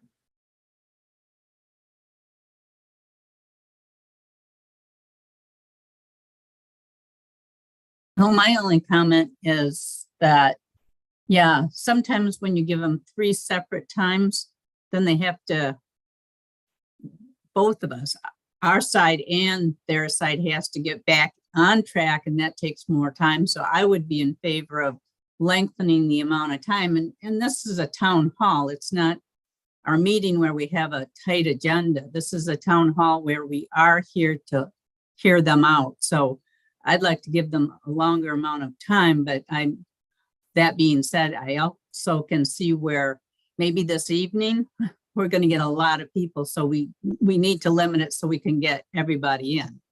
Hopefully we'll have a long line of people. Right.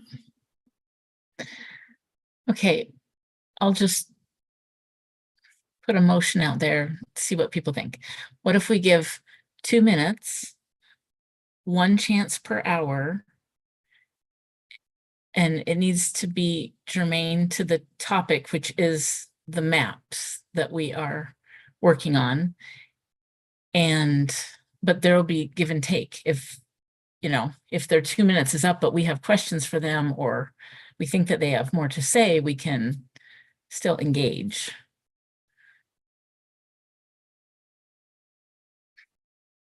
So that sounds like it's up to the facilitator to decide whether to continue engaging after the 2 minutes or not, or any other commissioner that wants to speak up and ask a question or say, please let them continue. Right. I'll second that, Cynthia. Okay, so we have a motion and a second. That would be a 2-minute time period, 1 per hour, with, a chance to continue engaging if there's questions and answers that commissioners want to discuss. And it needs to be germane to the mapping, the redistricting. Is that, I think Perfect. I got it all in there. Is there any further discussion? Commissioner Villette? Are you talking about town meetings? Are you talking about our regular meetings when we have public comment prior to it? I'm just talking about today. Today. Okay, thank you. Because I was thinking if we were going to do our meetings that way, we were going to give them a minute every hour. Oh. No, today, Thank just this town hall.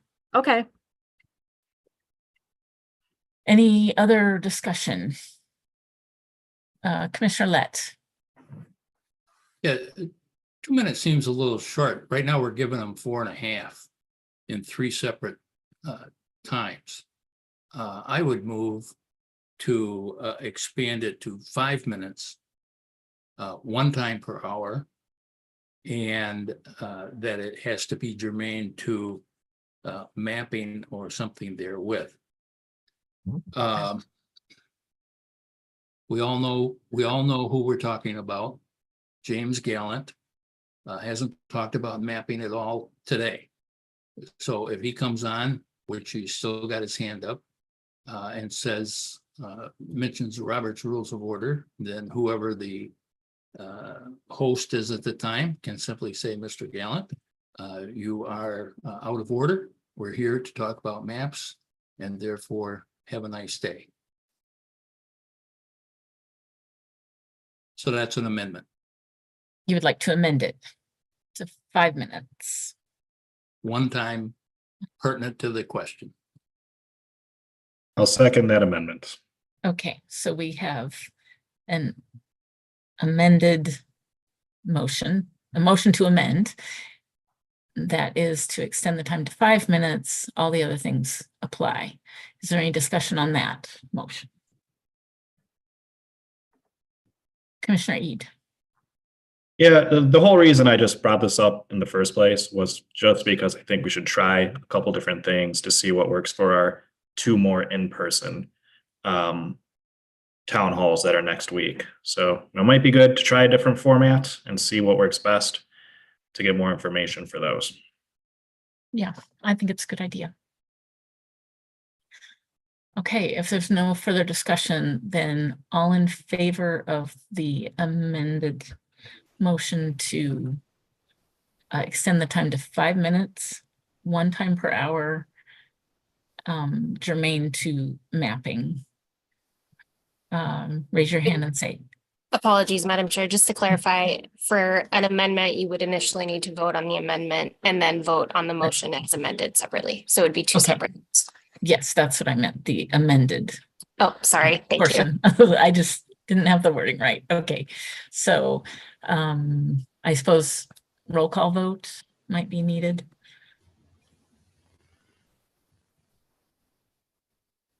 We can try. Commissioners, please state your support of the amendment to the main motion, which is to allow 5 minutes per speaker per hour for today only. I'll call on commissioners in alphabetical order. I'll start with Elaine Andrade. Yes. Donna Callahan. Yes. Juanita Curry. No, it took y'all that long to decide that. I said that 3 hours ago. Yes. Anthony Ede. Yes. Brittany Kellum.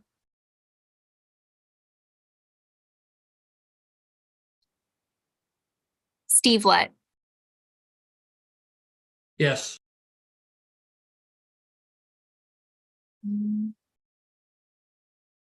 Sorry, hold on just a second. I'm just checking to see who's on. Okay. Cynthia Orton. Yes. Janice Follett. Yes. Aaron Wagner. Richard Weiss. Yes. I'll return to Brittany Kellum. Rhonda Lang. Marcus Muldoon. Rebecca Satella. Aaron Wagner. Madam Chair, 8 commissioners voted yes, but unfortunately that does not meet the threshold for a quorum. Okay. Thank you. Then with that, I think we should take a recess until 3 o'clock. Maybe we will get some more public comment at that time. We can't take any action since we don't have a quorum for them.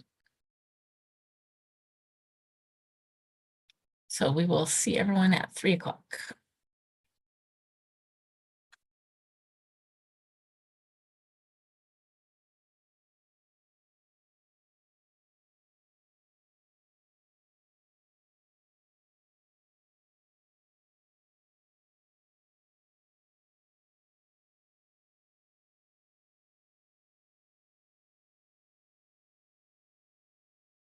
Commissioners, I'd remind you to make sure your video and audio is turned off during the break. Thank you.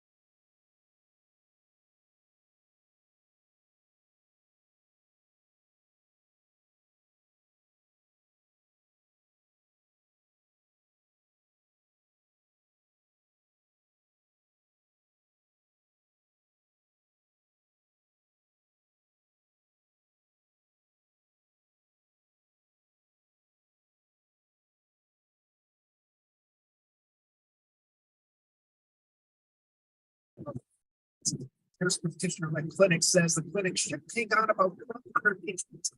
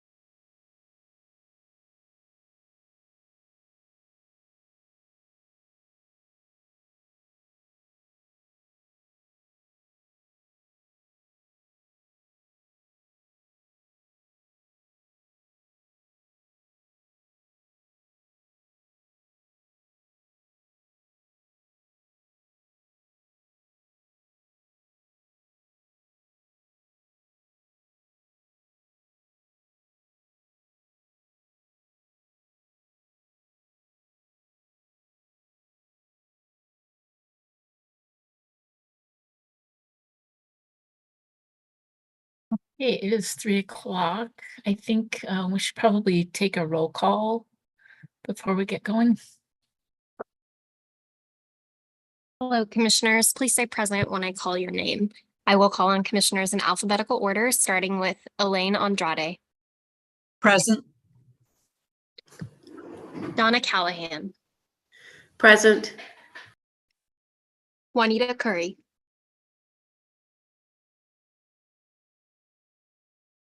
Anthony Eade. Present. Brittany Kellum. Present. Rhonda Lang. Steve Lett. Present. Marcus Muldoon. I see Marcus Muldoon's name in the attendees list. Can he be brought over to us? Sure, give me just one moment.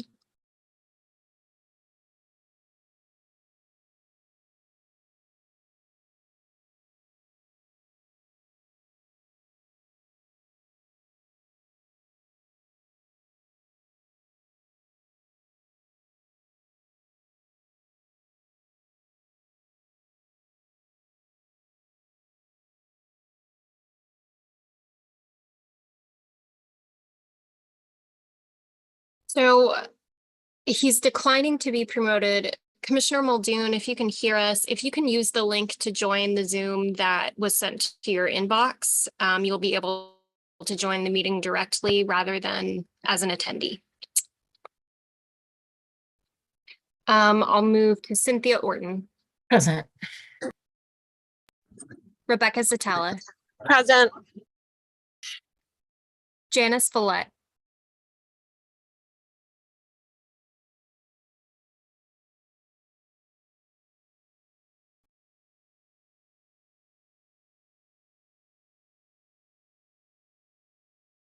Sorry, one moment. I was mute. Did you guys hear me? No, we didn't hear you, Commissioner Follett. Sorry, I'm present. Thank you.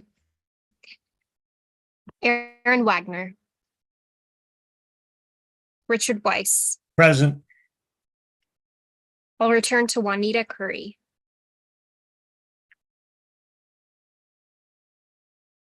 Marcus Muldoon.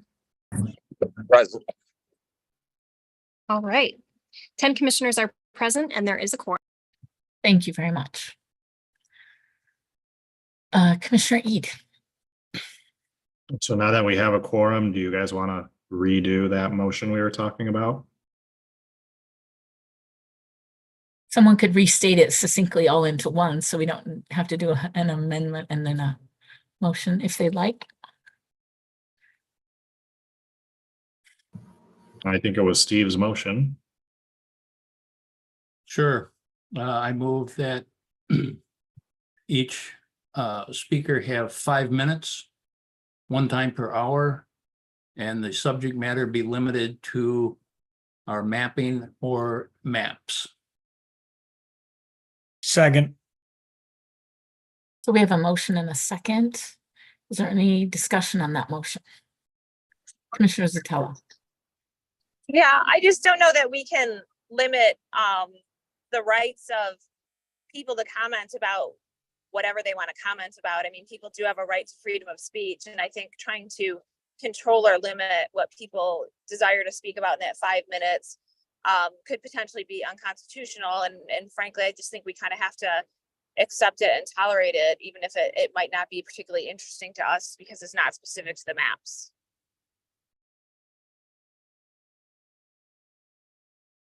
Any other comments, discussion? Well, I guess I'd request that our council step in and give us some wisdom here. Maybe I don't agree with that, quite frankly. The freedom of speech doesn't cover everything. We're not shutting off somebody's opinion as it pertains to the work that we're doing. So I think it's realistic to do it the way the motion stands, but I would invite David certainly to opine on this weighty motion. Or Nate, either one. You'll get me Nate if that's okay. Let me just be clear. This is David, and I want to be clear. I want Nate to opine on it. But thank you, Steve.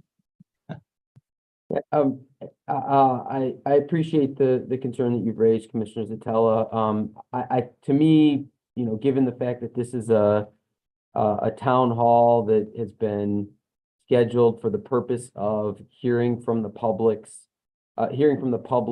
on their perspective, thoughts, and opinions as it relates to the maps that were drawn and issued for public comment, seems to me to be a reasonable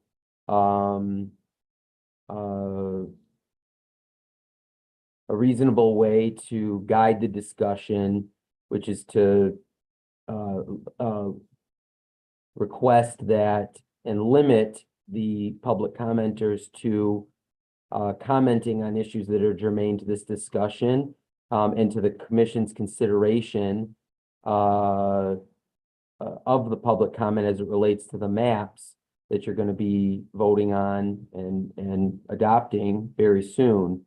Obviously, when you have your regular meetings, you have your public comment period beginning of every meeting, and there are no limitations as to what people can speak about at those during those public comment period, other than the limitations that you set forth in your rules of procedure, about decorum and that sort of thing. So people who, members of the public who want to address this commission have lots and lots of opportunities to do that during your regular meetings. But here it doesn't seem to me to be an unreasonable way to structure the way that this town hall proceeds. So that's my perspective. Thank you. Any other discussion on the motion? Seeing none, can we have a roll call vote, please? Certainly, Madam Chair. Commissioners, the vote before you, or the motion before you, is to extend public comment for today to 5 minutes. And that public comment must be germane to the maps. Did I capture that accurately, Commissioner Lett? 5 minutes once per hour. So if they want to come Thank back you. in the next hour, they can do that. Thank you. Please state your support of the motion with a yes or a no. I will call on commissioners in alphabetical order, starting with Donna Callahan. Yes. Juanita Curry. Is Commissioner Curry joined? No. Okay. Anthony Eade. Yes. Brittany Kellum. Yes. Steve Lett. Yes. Marcus Muldoon. Yes. Cynthia Orton. Yes. Rebecca Sotelo. No. Janice Follett. Yes. Richard Weiss. Yes. Elaine Andrade. Yes. By a vote of 9 yes to 1 no, the motion carries. Okay, thank you very much. So it is the 3 o'clock hour, and hosting this hour is Commissioner Eade.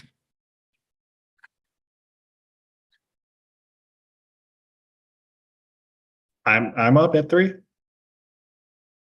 That's what my schedule says. Oh, okay. Well, Are you ready? Guess I'm up then. Sure. Well, let's hear some comments about these maps, people. I feel like I'm pretty knowledgeable about them, and I look forward to hearing what the public has to say. I would welcome comments that have to do specifically with the maps, the different configurations, your community of interest. If you like any map configuration more than a different configuration, and more importantly, why you like that configuration more than another configuration. So I do not have a list up of people's whose hands are raised. How do I? So Anthony, if you push on participants, and then click on the attendees tab. Gotcha. Then if they raise their hand, they go to the top of the list. All right, we got Mr. Scannell. Nice to hear from you.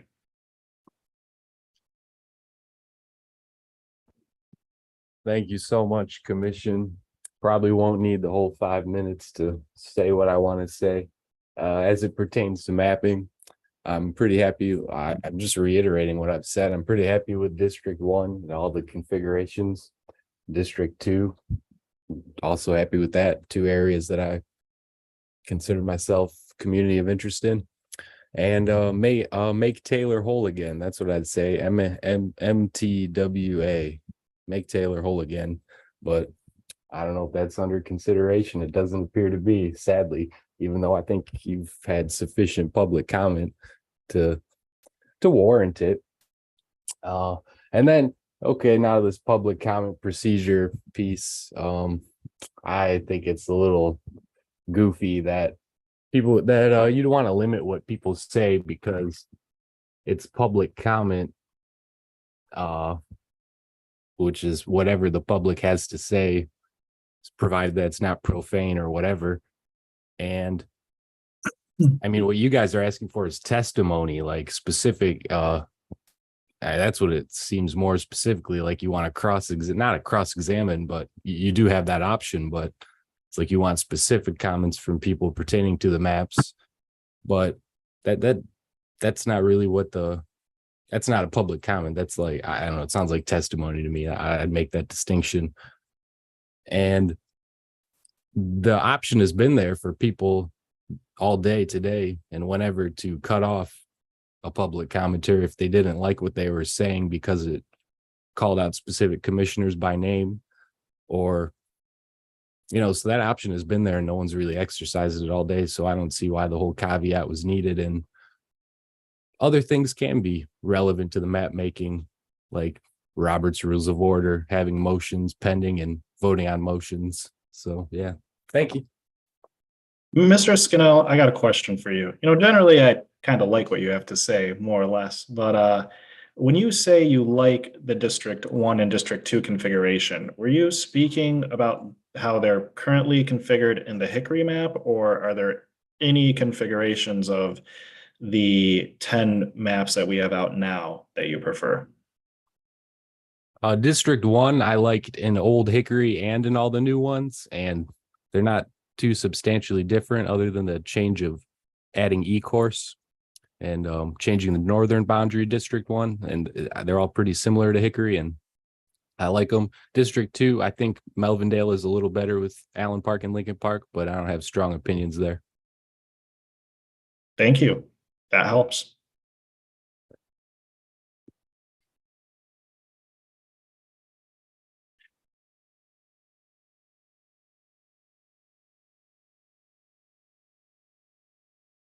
Okay, Mr. Gallant, and I hope I'm saying your name right. Hello, can you hear me? Sure can. All righty. Well, no, Mr. Eat, it is not. It's Mr. Gallant, and I've said that to you probably 100 times. Gallant, right? Make sure I got it right. Yeah, okay, okay. Thank you very much. And, speaking towards the maps, I'd like to say that I believe that these current maps are still racially gerrymandered and unconstitutional. And I can tell you, the people, the plaintiffs and you people in Detroit will be praying for you here on the Northern Front. And this is about our entire state and holding it together and making this just right in our own communities. So I think that the rules of order are always in order to speak to the manner in which you're performing your duties, the manner in which these maps are being created. And like Mr. Scannell said, I don't know, you let him go off on it. You let him go off. He's talking about not about that. He's talking about Robert's rules. He's talking about everything else. And you know what?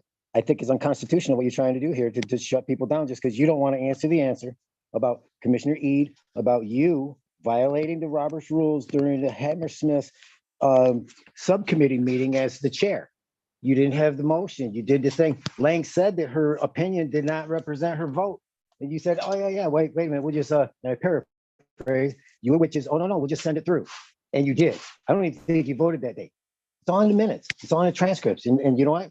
This is the case in controversy that I am personally going to bring to the Supreme Court. And we're going to James, I hear you. And, I don't totally disagree with everything you say, but right now we're here to talk about the maps. So I appreciate how you started. Do you have anything else about our mapping procedures for us, about your community of interest? I know earlier today you said you're up north. Yes, absolutely. Like I said, my community of interest is the entire state of Michigan. And I represent, because I am a white person like you, and we represent people that there's rules, laws, rules, and guidelines, and we follow them. And I believe you put in your statement earlier that you were asked not to follow the status quo. Well, the status quo in America is Robert's Rules of Order. It's the fundamental principles of parliamentary law in America. It's the status quo. And you were asked not to do that? And Arizona trained you? That's not what's supposed to have happened. This is all sidebar agreements that all you people have on the side not to follow the actual Robert's rules. Motion first, so everybody knows what's going on. You made about 100,000 decisions that you didn't put in the minutes. The consensus, the Supreme Court has determined that consensus, winks and nods, is a decision as defined in the Open Meetings Act. And all of that should be in the minutes. You should be able to track exactly all these times you said, hearing no objections, blah, blah, blah, send it over here, send it over there. Those are decisions that are supposed to be in the minutes right now. So we as the public can track how these things were created and who circumvented who and who's jumped in. And we need to know, Commissioner Eid, you said, it looks like you sent a text message during a meeting to Zatella. And did you send it to witches also? Because that's a closed session meeting. It's in the Open Meetings Act manual of the Attorney General right now. It says texting at meetings is a closed session. And that's illegal in Michigan.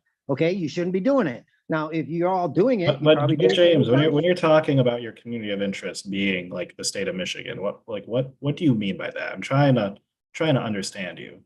So is there any community that you yourself belong in that you'd like to see better represented? Even if it's in Detroit, I understand you don't live in Detroit, but we have a bunch of maps out there right now.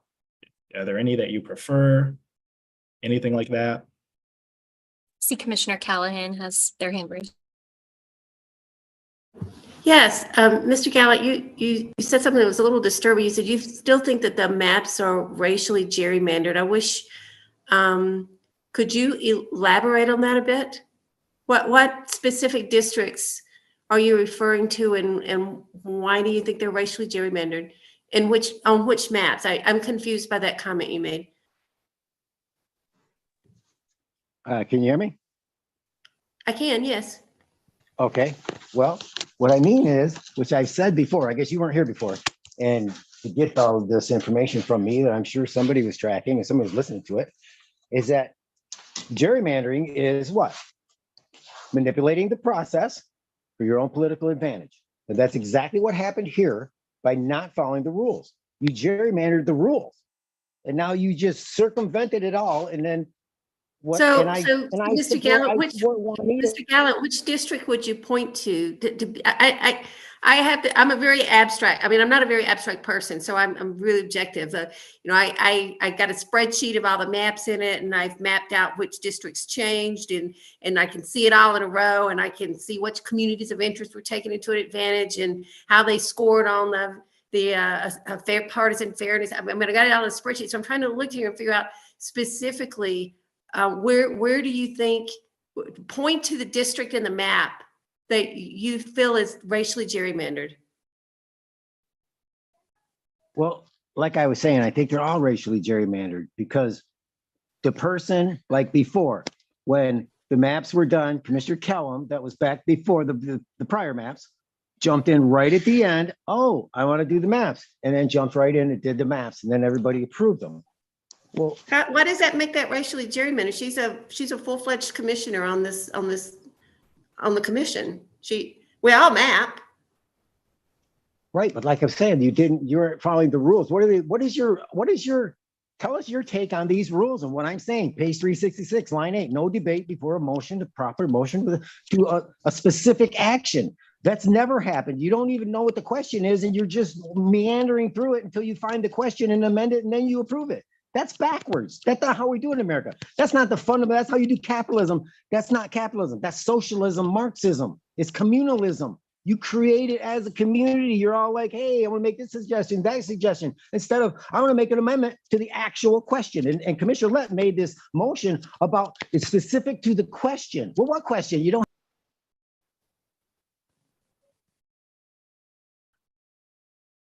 Thank you for commenting, James. You know, I do hear every week your comments about our rules, and I do try to keep them in mind. All right, I don't see any other hands up. We can wait a little bit and see. You know, we got 20 people in here on the attendees list, and just wondering if anybody has information that they'd like to share with the commission about our maps. We got 10 draft maps out now for the public to consider. A lot of them have different configurations. So hearing directly from the public about your community of interest, about what you want to see, and about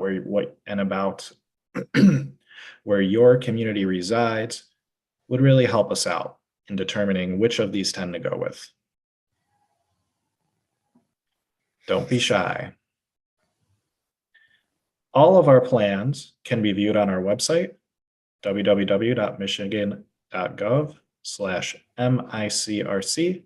If you click on Draft Proposed Maps 2024, it'll take you to a nice page that has all of the configurations listed. You know, we have maps that, we have files that are really easy to look at.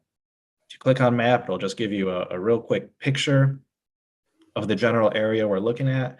And then if you want to dive deeper into the map, you can even download the shape file and use that to tailor your public comments.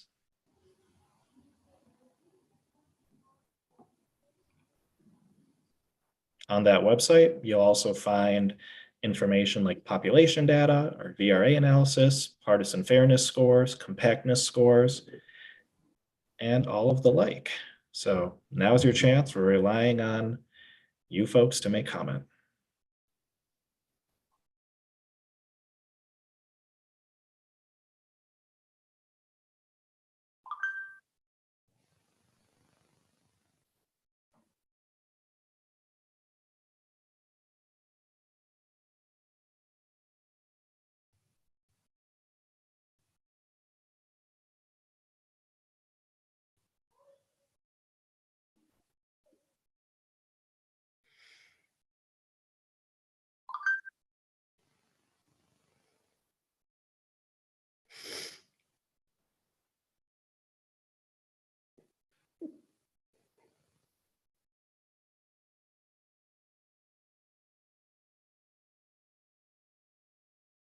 Maybe it would be helpful if once again we have someone show the website that you were just talking about, Anthony, and go through, you know, how to actually click on one of the maps and the information that can be seen.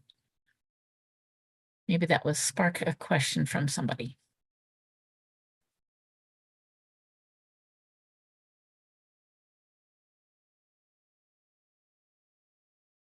So I see Mr. Woods has shared his screen.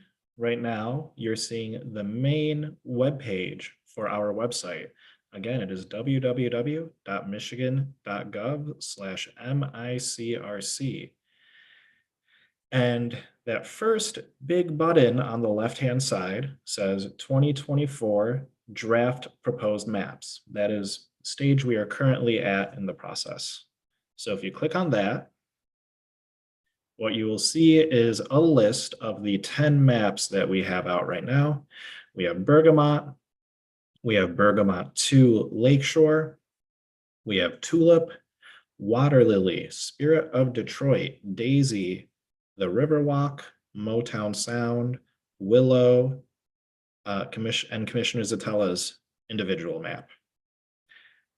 If you click on, and you can see under each of these, you have quite a few links. So probably the most beneficial to the public would be the first link that's just titled map.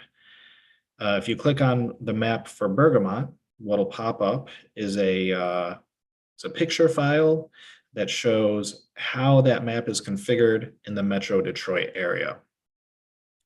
So you can see, for example, with this map, Bergamot, you have districts that, you have the District 1 and 2 that we heard Mr. Scannell speaking about earlier. You have districts that seem to not cross the 8-mile county line very much. And you have, different changes here, also in Oakland County, with how the suburbs such as Royal Oak, Madison Heights are configured. Now, this is just one example of the 10 maps that we have up. But there's also more analysis under each of the links as well. So it just depends how far deep into it the public wants to go. Like if at that bottom link right there says a shapefile, and you can use that to download the actual shapefile that's used in redistricting software if you have access to that software. And you can import it and even create new districts yourself using that shapefile based on what we have here on our site. Really, everything that the public needs to comment on with these maps are available here. So that this is the page the public wants to go to examine what we have so far and let us know what they think. Now, I believe, next week we have some in-person meetings, and we should have some printouts of these maps. Is that right, Executive Director Woods? We will have posters. I saw them today that are 4 feet by 3 feet, where people will get a chance to take a look at the maps. We will also have a mapper from Election Data Services. So if someone would like to talk about a map and make a suggestion to the commission, Brian will be able to do that for them in the front. And then they can take it, send it to John, who will be able to put it on display for the commission's consideration while they're providing public comments. So really trying to be user-friendly and allowing people, if they have some suggestions or want to narrowly tailor a map that they think would be in the best interest of their community of interest, they will be able to share that with the commission in real time. And that will be available both Wednesday and Thursday. Just as a reminder, we're going to be at Greater Grace Temple off of 7 Mile Road next Wednesday, the 21st. And we are going to be at Second Ebenezer Church off of DeQuinder on Thursday, the 22nd.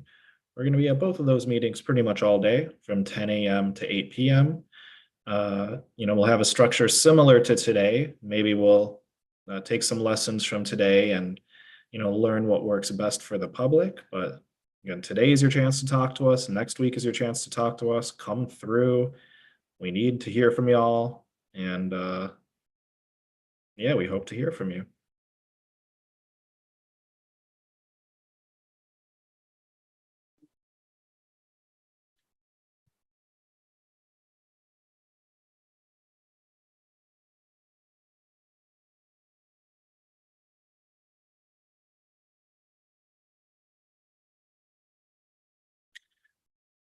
All right, we have a comment from Dr. Anderson.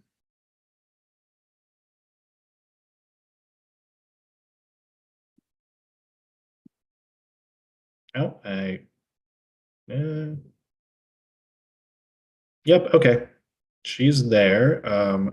Dr. Anderson, go ahead whenever you're ready. Okay, what I'd like to say is hello to everyone. Thank you to the commission for all your hard work. But I would like to say that I have some unreadiness, and I don't know the specific name of the map that I'm referring to, but it is a map where it puts Highland Park and Madison Heights together. And I think that that should be reconsidered because priorities for residents of Highland Park and Madison Heights, I think, will be totally opposite.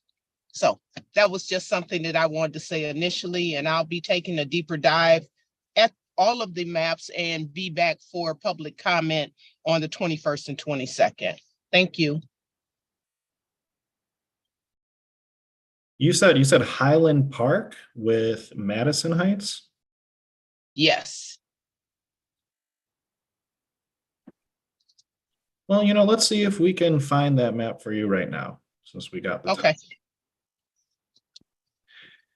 Just off of recollection, I don't recall any of the 9 that we have currently doing that, but So you're saying none of the draft maps put Highland Park and Madison Heights together? I don't believe so, but let me double check right now. Okay. She might be speaking of Water Lily. I am not sure, but I think we should check. Yeah, no, Water Lily stops at 8 Mile, so it's not that. It's not Bergamot. It's not Bergamot 2. Let's see Tulip. Tulip also stops at 8 Mile. Water Lily stops at 8 Mile. So maybe it was a proposed map. I'm not sure. Maybe, we've had a lot, we've been mapping for quite some time now. Maybe it was the original Hickory map. I'm not quite sure at the moment. But right now we have these 10 maps up, and I would recommend going to that website that we just looked at and taking a look.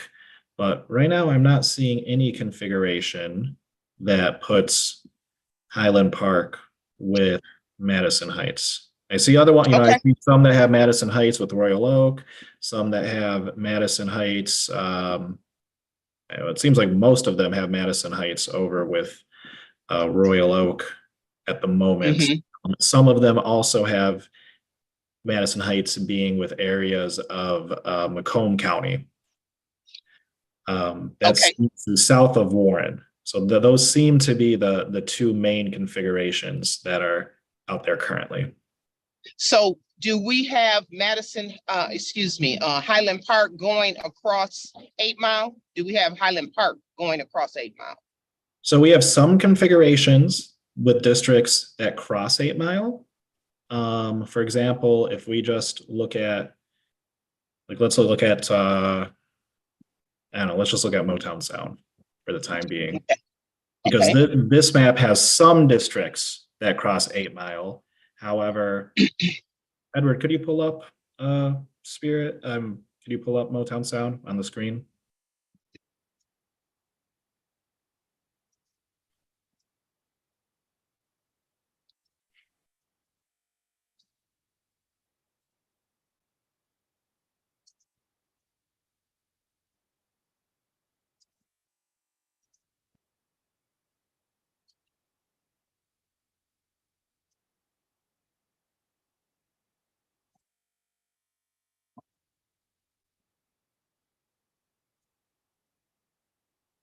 And let's go southeast towards Highland Park. So you can see where Highland Park is on this map. It is in the orangish yellow district, District 7. And so this one doesn't cross 8 Mile. It takes Hamtramck and goes eastward towards the east side. But you can see it has other districts that do cross up into 8 Mile. And this is just one example. You'll find many different examples on that website. But it doesn't look like many of them cross Highland Park above the 8 Mile border. Okay, I'm going to take another look and I'll be able to make some more comments. Thank you, and I'll be back. All right, can't wait to hear from you.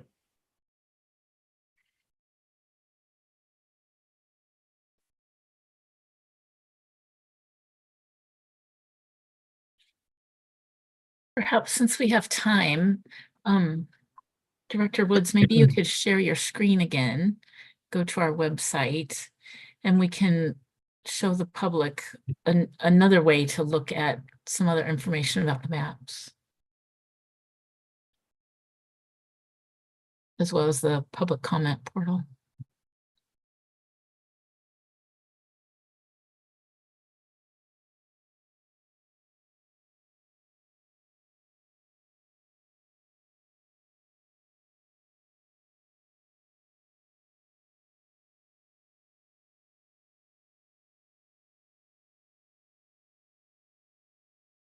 So if you scroll down, and so there's the button for the public comment portal. But if you click on the mapping comment portal,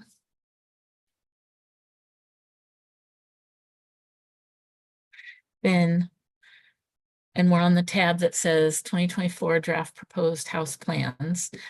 This just has a little bit of different information because it has the compared to the Hickory map. So people would be able to click on that and see how each of the maps is different from the current Hickory configuration.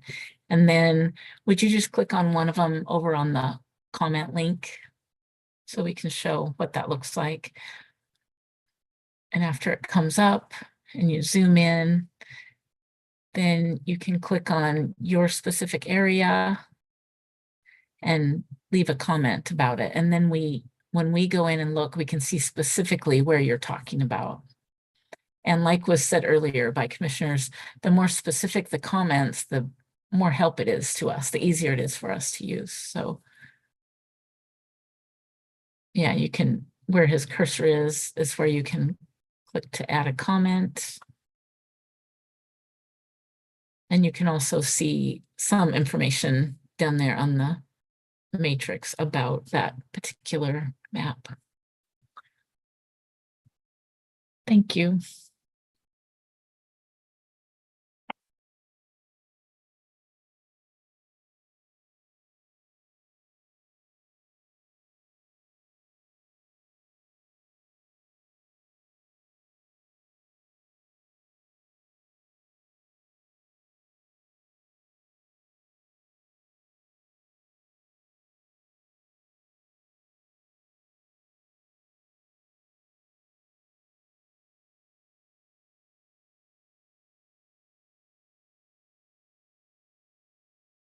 Madam Chairperson and Commissioner Ede, if we don't have any additional comments, I notice there's 18 people that, or anyone wants to contribute, I would suggest that we would recess and come back and at 8 o'clock. I'm sorry, 5 o'clock. Okay. Anyone else have a comment? Come on, some of you must have thoughts. Gregory, what do you think? Kathleen? Lawrence, Nora, yeah, y'all are in here for a reason. Yeah, maybe they just like watching us. All right, there we go. Oh, that worked. How about that, Kathleen? What do you got to say?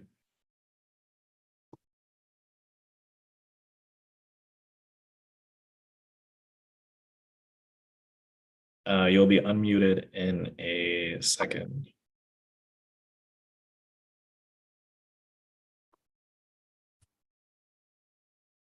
Can you hear me?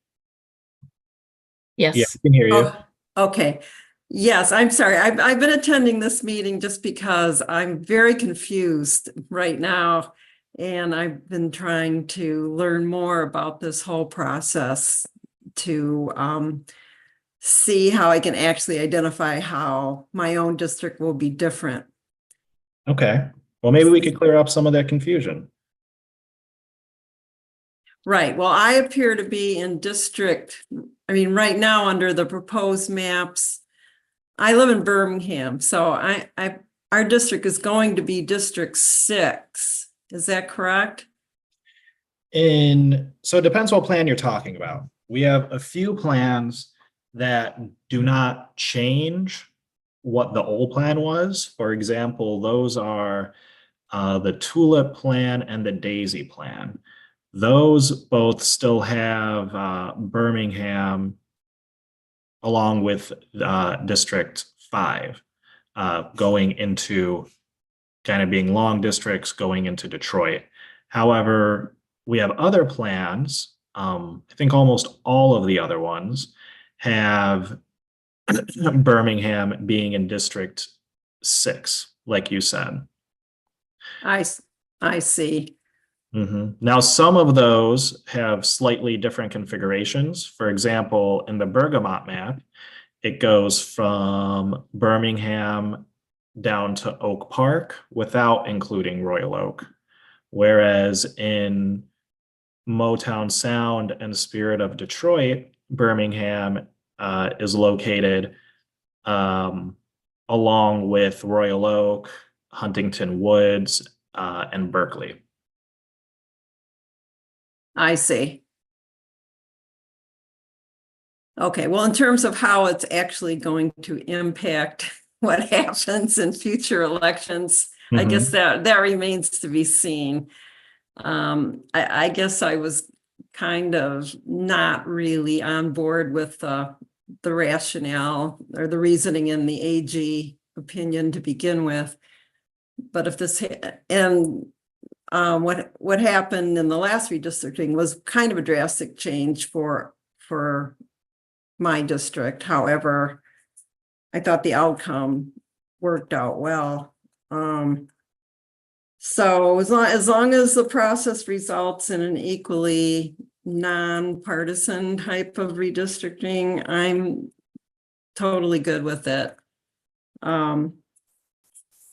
I just wanted also to point out that Dr. Anderson was talking about a district that combined Madison Heights and Highland Park. I think that was in the Hickory map. Pretty sure. It might have been. I'd have to double check, but it might have been. But none of the current configurations that we're looking at. Yeah, right. There were at least three. Well, for instance, Birmingham was in District 5 on that map, and that did cross 8 Mile, and so did two. Yeah, so I think she's referring to that. So whatever. So thank you very much for all you're doing. It sounds like a grueling process you're going through, and I really appreciate all your work. Thank you. Well, we appreciate you. I'd love to ask you, since you're from Birmingham, how do you think Birmingham should be with your local communities? Like I said, we have one configuration that kind of has it going south into Oak Park. We have another one that has it more going into the Royal Oak area. I actually, like I said, I'm indifferent. I don't think it would make a difference either way. Oak Park or Royal Oak, really. Okay. We'll take a look at what's on our site, and we hope to hear from you again. Thank you.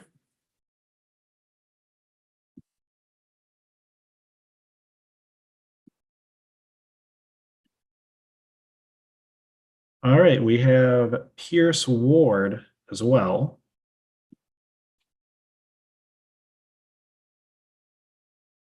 Yeah, I have a Pierce, or is it question. Percy?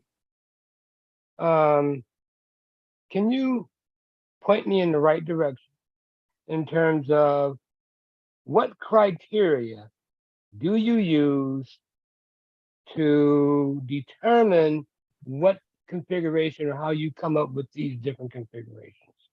For example, the criteria could be based upon race, income, etc. Do you get my idea?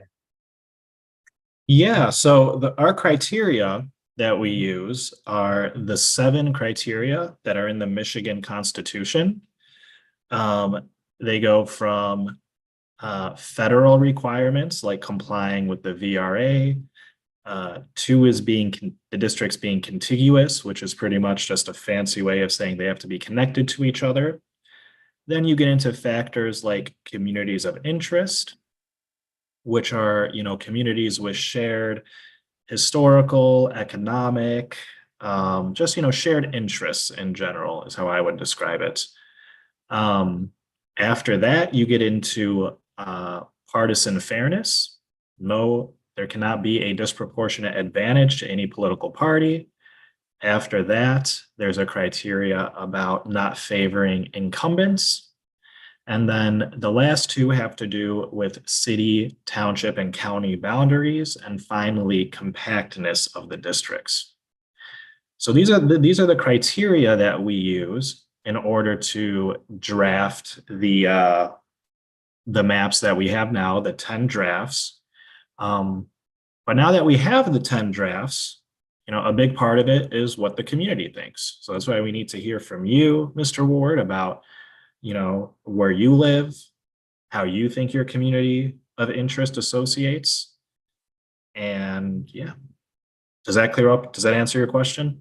Somewhat. And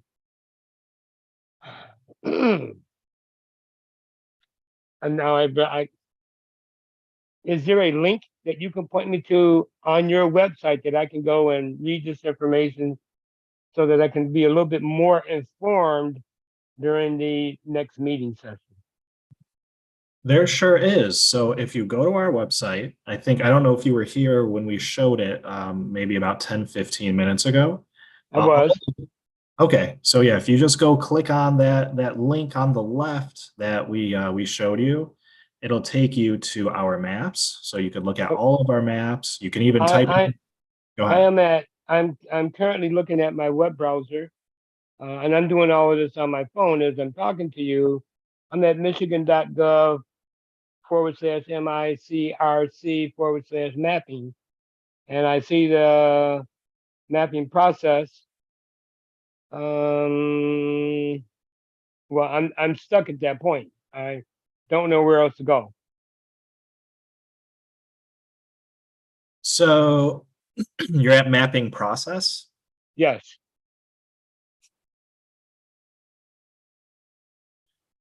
I wonder if, Edward, maybe you can show your screen again.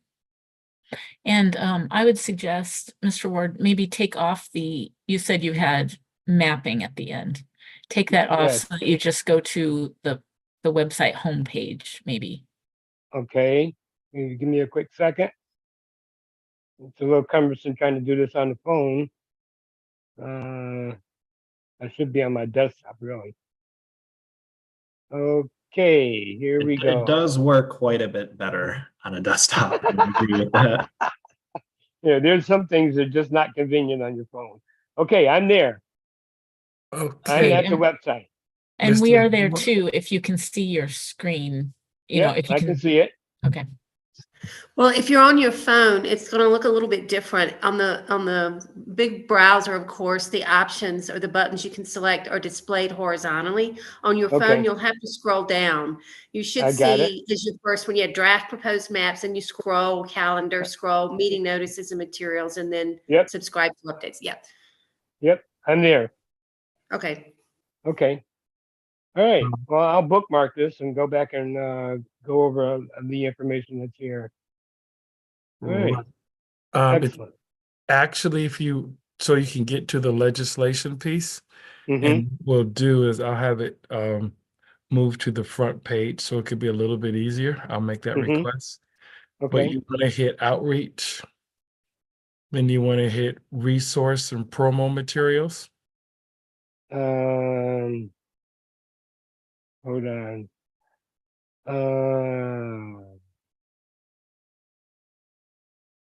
I see redistricting. I'm back at the home page.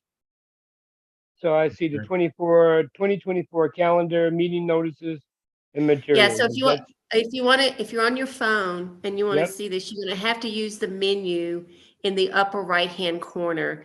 So Yep. if you look in your upper right-hand corner on your phone, there's a little box and it's got some horizontal lines in it, like it's a page. If you click on that, there's a Got it. drop-down menu. Yeah. Got it. I see it. And yeah. You see Okay. outreach? I see outreach. Click in on that, there. please.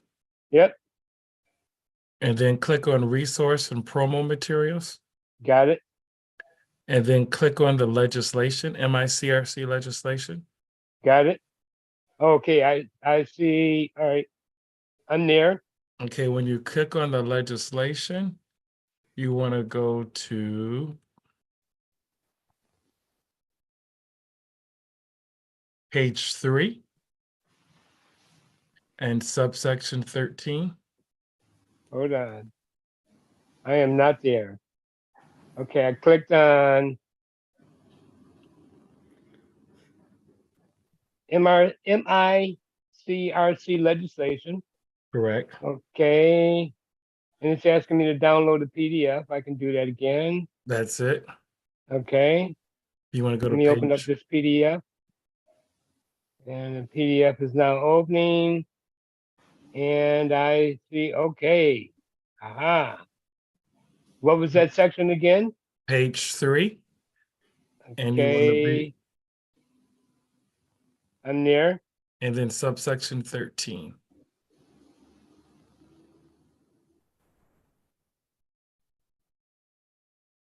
Page 3, subsection 13. And it starts off with the commission shall abide by the following criteria in proposing and adopting each plan, in order of priority.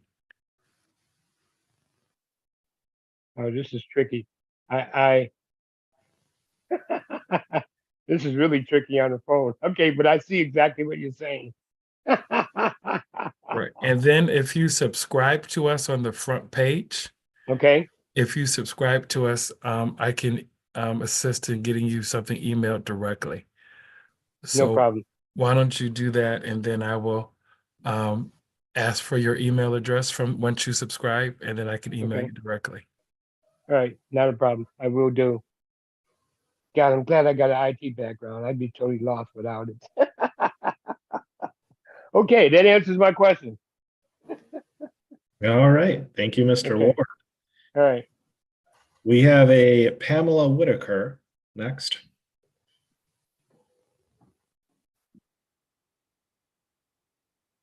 Hello. Hey there. Hey, how are you? I'm doing good. Thanks for asking. How are you? I am doing well.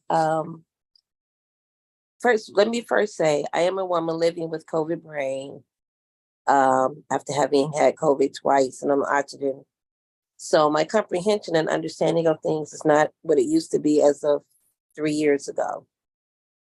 So bear with me. I'm still trying to understand the purpose of the redistricting and how would it benefit us, as well as how would it hinder Detroit residents, because we don't seem to be receiving the benefits, the monetary benefits and things of that nature, like a lot of the other cities.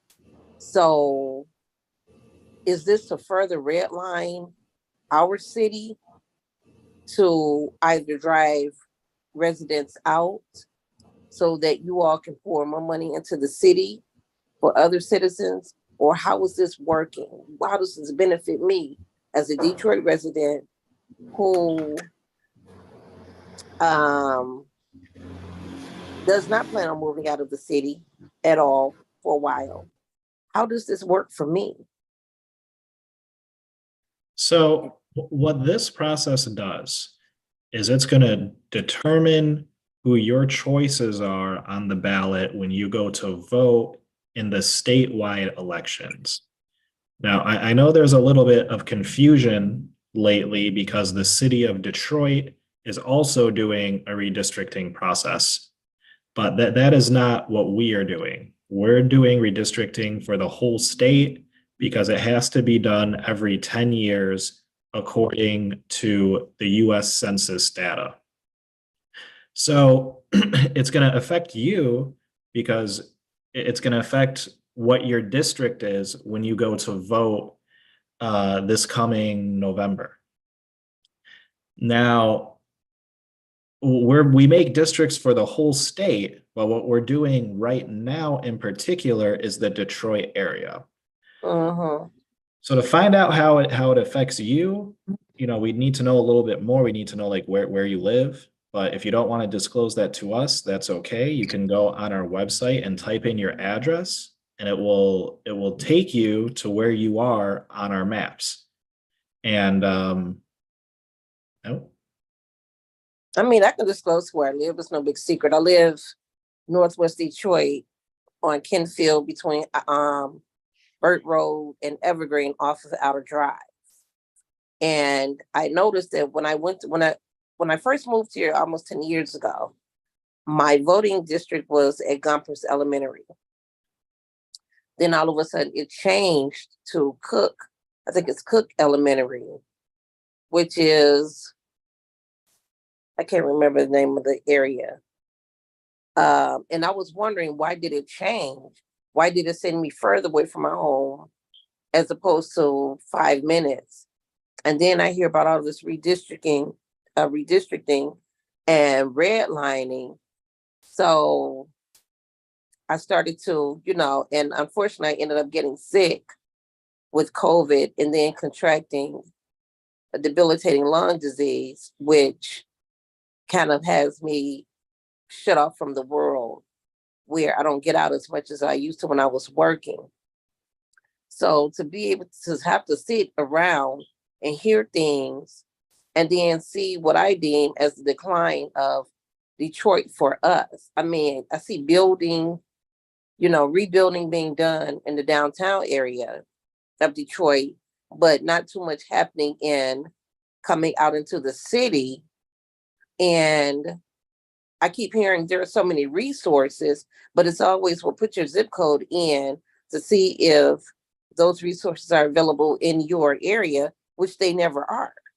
So I don't understand how this redistricting could be a benefit to myself, my neighbors, and other people. And I hear this from people, my mom and daughters live on the east side of Detroit, the same thing. We pretty all much have the same argument that they say it's the benefit, the Detroit residents, but it doesn't seem to be doing so. So who keeps determining? I understand it's every 10 years, but who keeps determining how much further to close Detroit residents off from the rest of the state? Well, we don't reap the benefits. Yeah, those are all really good questions, and I don't have the answers to all of them. But what we're doing is we're trying to create fair districts that represent people, that represent the citizens of Detroit and the citizens of Michigan as a whole. We're trying to do this fairly so that there isn't the political bias that you might have seen in the past. And we're trying to get it right. Now, we might not get it perfect, but I think all of us here, we're really trying to get it right for people like you and the rest of the citizens of Detroit. If we can get Edward, if we can get her contact information, maybe we could set up some Right. I would encourage disability her. stuff, yeah, or something to make sure she stays informed. Yeah, I would encourage her to sign up on the front page of the website to subscribe for privacy purposes. And then Okay, you can so do that, and then we can get back to you. And I will show you where you can do that on the home. let me stop you. I'm not tech savvy anymore. Like I said, I am living with COVID brain. For that means my memory is fading and my comprehension is declining. So I get confused about how to, I don't do a lot of things on the phone and the computers because I've closed out accounts. I've sent money to places. So my children, they take care of those things for me. Unfortunately, now I am an empty nester since my youngest child just left to go off to college in Texas. So I can't go online and, All right, can I give you my number then, ma'am? That'll be fine. Let me grab my other phone to put it in there, and then I can take your number. I am ready. 517 Yes, sir. 331 Mm-hmm. 6309. Okay. And you are Mr. Edward Woods III. That is correct. Okay.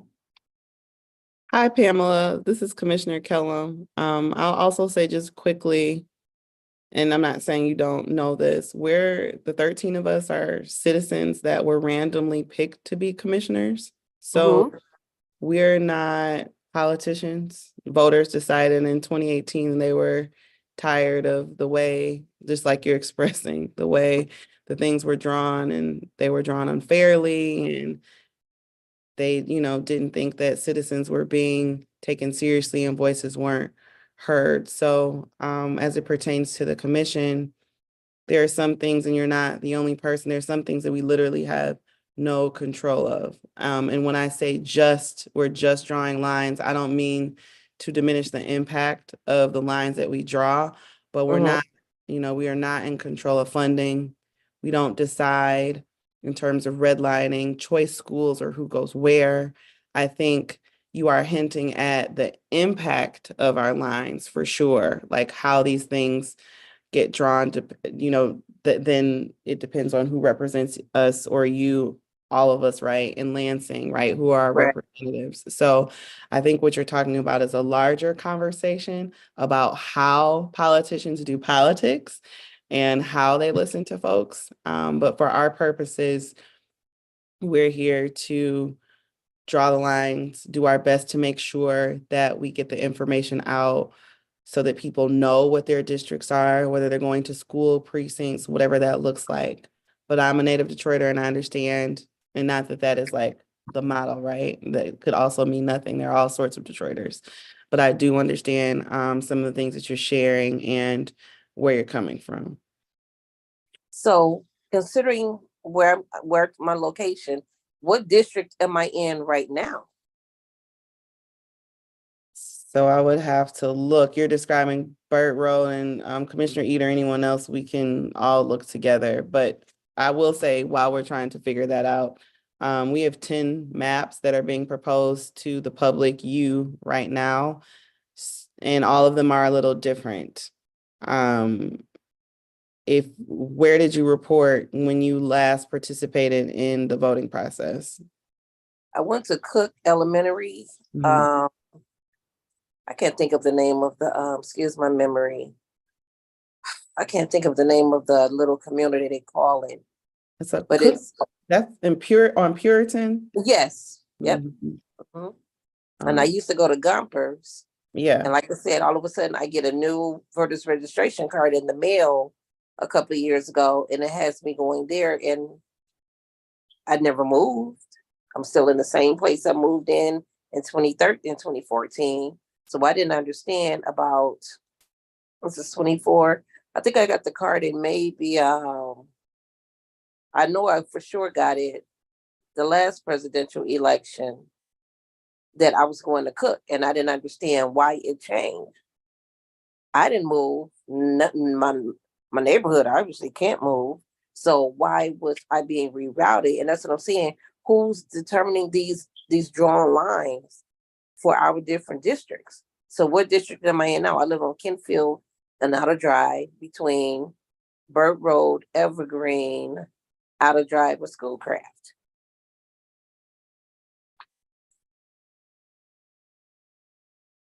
Commissioner that. Hey, Ms. Whitaker, I don't know what district you were in or are in, but understand that this commission only changes the district lines. Once that's done, then the county clerks do the precincts, which could mean that you are put in a different precinct, whether your district changed or not, based upon what they do. That may be what's happening with you. Okay. Doesn't really help me, but okay. Okay. I'll say it looks like you're either in the current District 16 or the current District 5. It's a little hard to tell, but I'm pretty sure you're in one of those. So when you're looking at our maps, that might be, areas to focus on, districts 5 and 16. So if you can't figure it out, why would I be able to? But okay. I hear get you. it. I hear you. I understand this. I understand. It's the way of the world. Well, we're gonna try to get with you and make sure that you're informed about this. and we'll go from there. And also, I wish you a speedy, recovery. Something I empathize with deeply. But thank you for speaking with us today. I think it's important to note in our comments that the voting precincts are determined by local clerks, just so everyone's aware of that. And when Ms. Whitaker gives me a call, more than happy to enter her address, show her what district she's in as relates to each of the maps, and take the time to ensure her questions get answered. That's part of the process. So, and that's for anyone and everyone. We want to make sure that we do that. We do have a toll-free line. I forgot to share, and that's 866 MAP FAIR. 866 MAP FAIR is our toll-free number for anyone that would like to give us a call. That's 866-627-3247. I repeat, 866-627-3247. 866 MAP FAIR. Madam Chairperson, it's 4:05, and this, I think Dr. Anderson's hand is up. I think she's already spoken with our new rules. Is it once per 5 an hour? So we'll let her be back at 5 o'clock. Okay, thank you so much. And thank you for sharing that information that people can call if they don't wish to use technology to go online. So then we will take our scheduled dinner break until 5 o'clock. We'll be back then.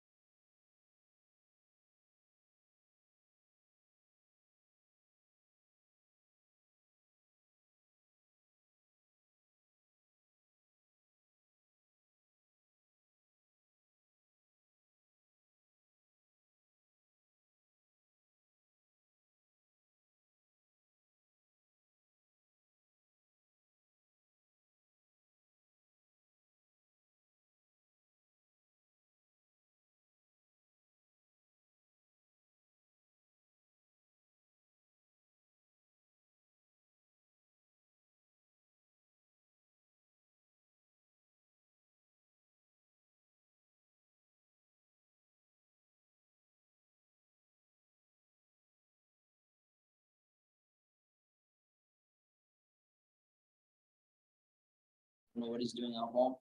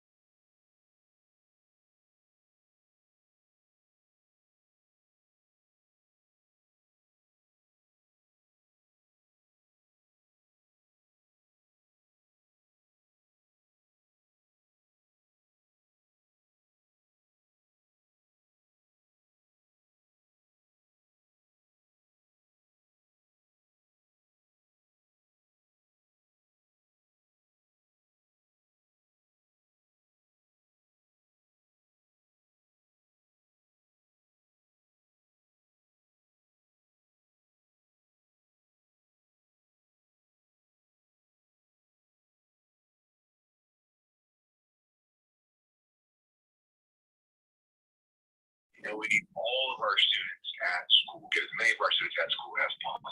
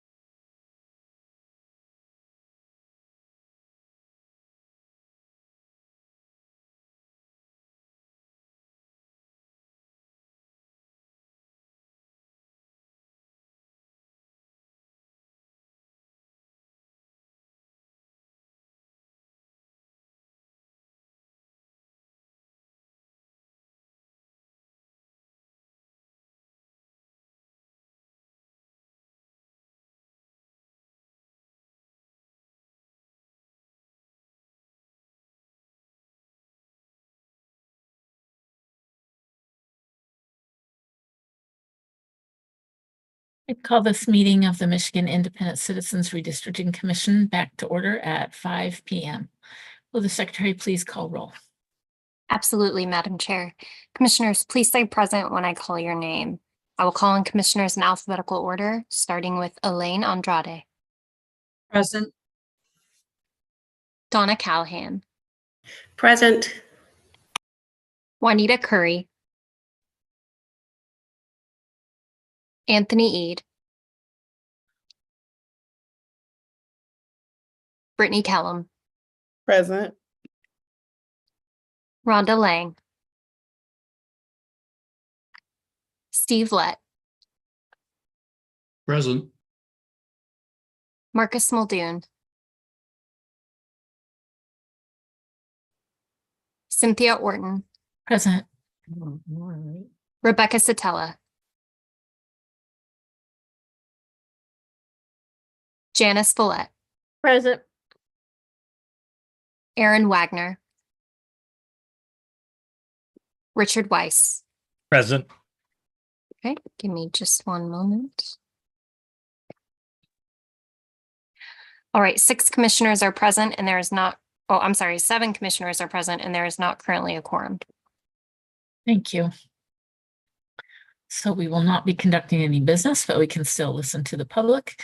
And this hour we will be facilitated by Commissioner Kellum. Good evening, members of the public. I'm excited to host this hour of our public hearing that is obviously virtual. So I encourage those that are listening to ask questions, make comments, because this is one of many opportunities coming up where you will have to engage. And I will be using the attendee list and looking to see who has a hand raised and doing my best to pronounce names correctly. If I mispronounce your name, please tell me. So the first hand that I see raised is Dina Stuber. Hi, yes, that's me. Hi, I'm Dina Dina. Stuber. And I want to thank you for your efforts. I know it is difficult. These maps are vital in making sure people's voices are heard. So it's really important that we get them right. maintaining partisan fairness, connecting communities, and collaboration among commissioners is critical. And with that in mind, I am concerned about Commissioner Zatella's map because it appears to be a lone wolf effort. There doesn't appear to be coordination. And I mean, it's even named just after that commissioner. The map that the commission created that considers the hearts of the residents, as well as the criteria of the task, was Motown Sound, in my opinion. Connecting Roseville to St. Clair Shores, as it has been in District 13, gives proper consideration to the interests of the residents. I have friends in East Point who have long asked for joint representation with their St. Clair Shores neighbors and friends. They go to the Shores Inn together, they go to church together. This makes sense. Motown Sound stands out as one of harmony, collaboration, and connection. It's a good map, and I really don't like the process of Zatella's map. Thank you. Thank you, Dina. The next person that we will be hearing from is Lisa Lewis. Hi, Lisa.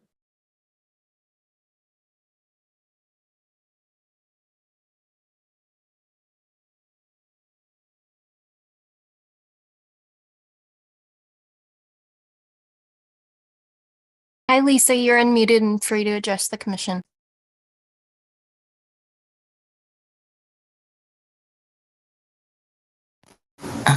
Can you hear me?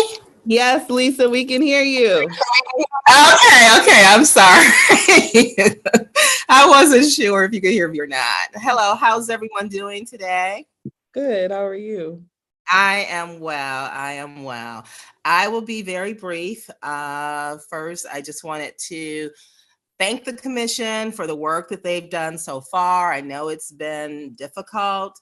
And I also thought it was over a couple years ago. So I was surprised to find out that, we're still kind of, working this through. My name is Lisa Lewis. I live on the northwest side of the city near the University District, and I am a lifelong Detroiter.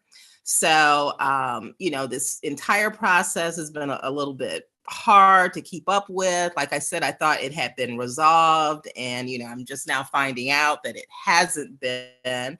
And I'm actually kind of glad that it hasn't been, because I really felt that Detroit got short shrift in that last round of redistricting. So I'm hoping that things improve in this round. And the map that I think is probably the best, I agree with the previous caller, is the Motown Sound map. I think it does a great job in my area, making a space for faith communities and neighborhoods like Oakland Boulevard and Pilgrim Village. I'm very close to Highland Park, so it also keeps Highland Park and Hamtramck together. So I think that's a very, very good map. And I was looking at some of the other ones, and they just didn't make a lot of sense. That tulip, the water lily, and willow, they all just kind of, chop things up, unnecessarily. So I don't really see the sense in that. So I'd really like to see the Motown Sound map pursued. And that's really about it from me. So thank you so much, and I appreciate the opportunity to speak. Thank you, Lisa. We appreciate you giving specific comment and letting us into your home, so to speak, by telling us that you are a University Detroit District homeowner. So that's meaningful to hear as well. Thank you. We appreciate you. Our next public commenter is Lulu Anu. If I'm mispronouncing your name again, Lulu, please tell me.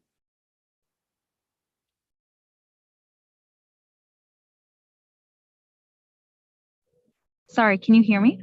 Yes, hi, Lulu. Okay, awesome. Thank you so much. That's actually my nickname. My name is actually Alamia. It's Alamia Noose, and I'm a current student at Wayne State University. I'm studying my PhD in English, and I'm actually here to talk about our community interest here for Dearborn, where I currently live.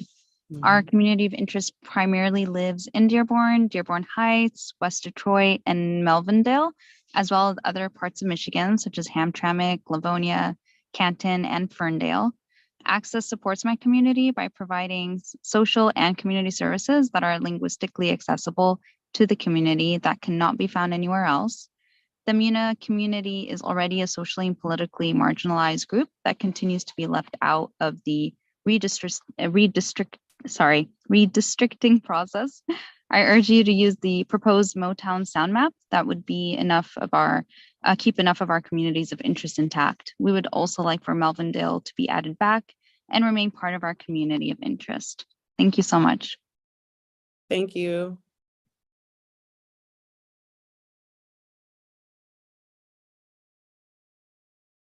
We have a little break.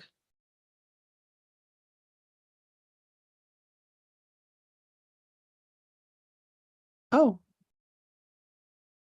Remind me, commissioners, if we have someone that wants to speak again, do they have to wait for the second hour or can they do that? It's 3 times? They don't have to wait. They have to wait. Okay.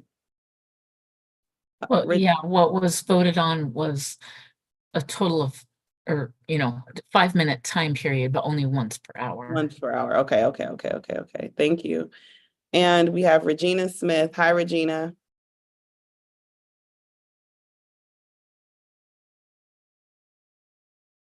Have to unmute. Sorry about that.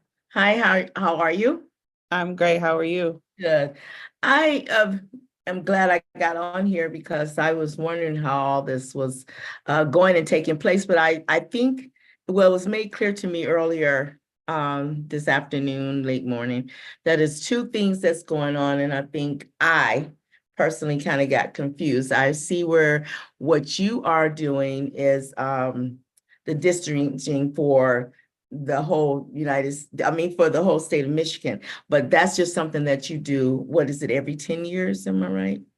Okay, so then I think what I was getting that confused with, I think, was when the another young lady was speaking and thinking about what the county does when it changes up the districts or the areas, and they was thinking that because of the voting. And so I was glad I got on today because I realized this is 2 different things that's going on. And so I'm get some time. I want to go on and get the maps and look at them and see them. Because what I saw, I was thinking, don't look like this is okay. But now I know why I was seeing it different, because I know when things change, when our districts all changed, then I remember when, oh, I'm in a different district now. And that had to do with voting. But what you're doing is totally different. It has nothing to do with voting. I'm glad you were able to get some clarification. And yes, please go onto our website and look at, we have 9 proposed maps, and one of them was independently submitted by one of the commissioners. Okay. And take some time to type in your zip code. That'll draw you right to the area of the map that you're looking at. But more than that, look at all the maps, do a pros and cons, if you will. I like this map. I like this one because it does this. I don't like this map because I think it doesn't do enough of this, or it needs more of whatever you think, right? And then in your own choosing, you can attend virtually or come to one of our meetings that are coming up the 21st and 22nd. One is at Greater Grace, the other is at Second Ebenezer. And you can comment in person or comment virtually. But we're looking for Detroiters to give very specific comments about the area. That is most helpful. We know that it needs to be equitable. We know that voices have been unheard, and we're not diminishing that at all. But we want to know, okay, now what do we do? What do you like about the maps that you see in front of you? All right. Thank you so much. Thank you, Regina. Thank you.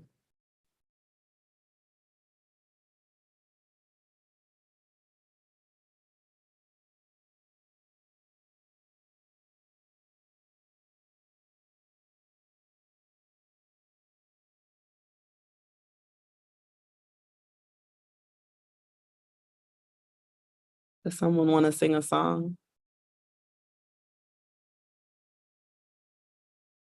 You go right ahead. Oh, no. I think that everyone would log off and there would be no meeting, no hearing.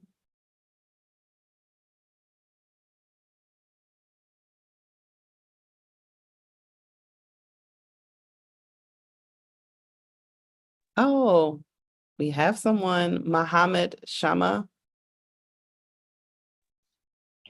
Yeah, hi, this is Mohammed. I live in Dearborn and I want to keep my community of interest together. The US Census counts people who hold Arab ancestry of other of Middle Eastern and North African MENA origins within the wide racial category. The fact is, the Arab American and the MENA community has distinct issue and experience and national level data on Arab American obscure regional variation, such as disadvantaged community in the Metro Detroit area. The Arab American and the MENA community through lumped into the white racial category by the US Census is quite distinct from the white population. Our community of interest primarily lives in Dearborn, Dearborn Heights, West Detroit, and Melvindale, as well as other parts of Michigan, such as Hamtramck, Livonia, Canton, and Ferndale. I urge you to please consider the Motown Sound map, which provides enough consideration to our community of interest. We would also like for Melville to be added back and remain part of our community of interest. Thank you. Thank you, Mohammed.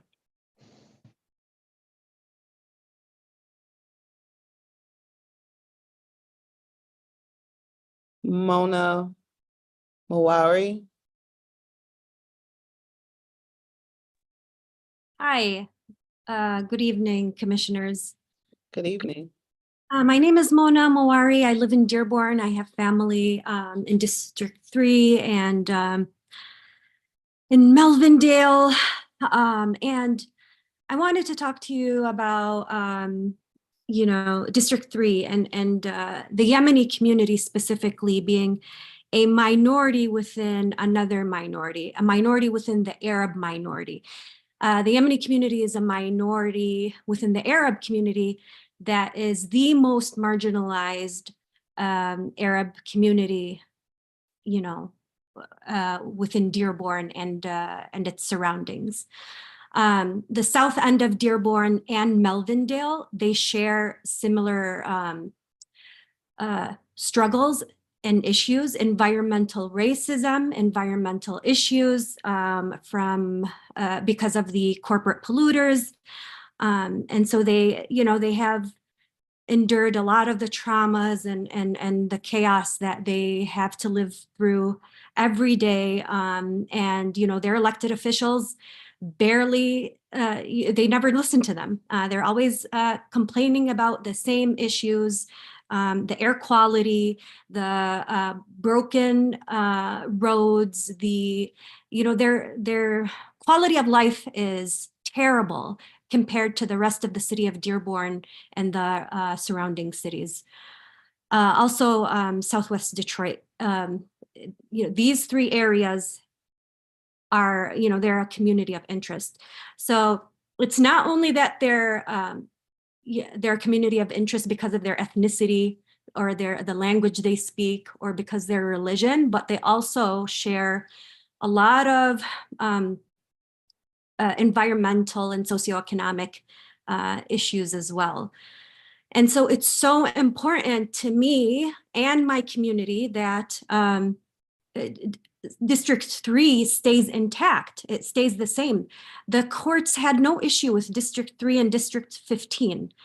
And it's so important that Melvindale stays with District 3 because of the shared interests with the south end of Dearborn. I think that's about it. There was one more thing I wanted to mention and I'm blanking out. I'm sorry. No, you have 2 more minutes to gather your thoughts. 2 minutes and some change, actually, Mona.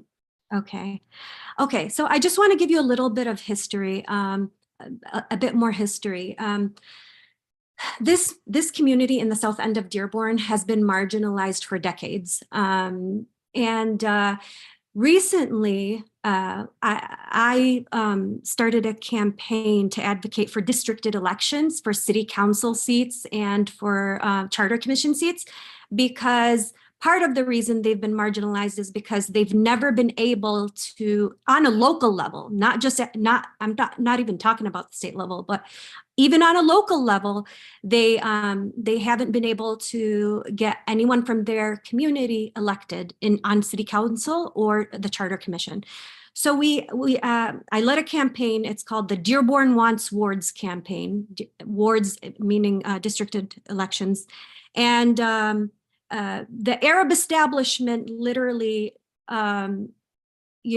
advocated against it because nobody cares about the minority in the south end of Dearborn that doesn't have representation on city council. And I have to be frank with you guys, this is what's happening on the ground, and it's very painful. The 2 Arab commissioners on the Charter Commission voted against having districted elections. Districted elections on city council and on the Charter Commission is the only way to have accurate representation of the actual population in the city. And they voted against it. So when ADC comes out and tells you that a certain map is good for the Arab community, they're not putting the Yemeni community into consideration. The Yemeni community is a minority within a minority that I really need you guys to please, please, please keep them in mind when you're drawing these lines. Is there any way that District 3 can, because I've been hearing from some folks that they're happy with the Motown sound. Is there any way for Melvindale to be put together with that one? So, I mean, nothing is impossible except for we can't make everyone happy. But the process of having a public hearing is to have you, Mona, passionately weigh in like you just did, and have us think about and brainstorm what it looks like to make edits to the map when we get to that part of it. This part of it is to hear citizens just like yourself talk about different communities, toss out suggestions just like you did. You're not the first person during this hour or today to talk about wanting Melvindale to be included. I was going to ask you also, you mentioned the Yemeni community and you mentioned Melvindale. Is there something else that you could reimagine for District 3? And I'm not also, so this is like a twofold question. I'm not also sure if you are saying that you do like Motown sound, but you would want Melvindale to be included in that map, or are you suggesting something else? And you might not know that, but those are the questions that I have. I need to take another look at Okay. Motown sound before I can answer that. But ideally, I would love for East Dearborn, South Dearborn, and Melvindale to stay in the same district. Say that again, East Dearborn. East Dearborn, South Dearborn, and Melvindale to stay in the same district. Okay. We also have a lot of commonalities with Southwest Detroit, the Lanyo area. You said you do or you don't? We do. Lanyo, Yeah. okay. Mhm. All right, East, South, and Melvindale. Yeah, this community faces a lot of colorism, unfortunately, from the larger Arab American community.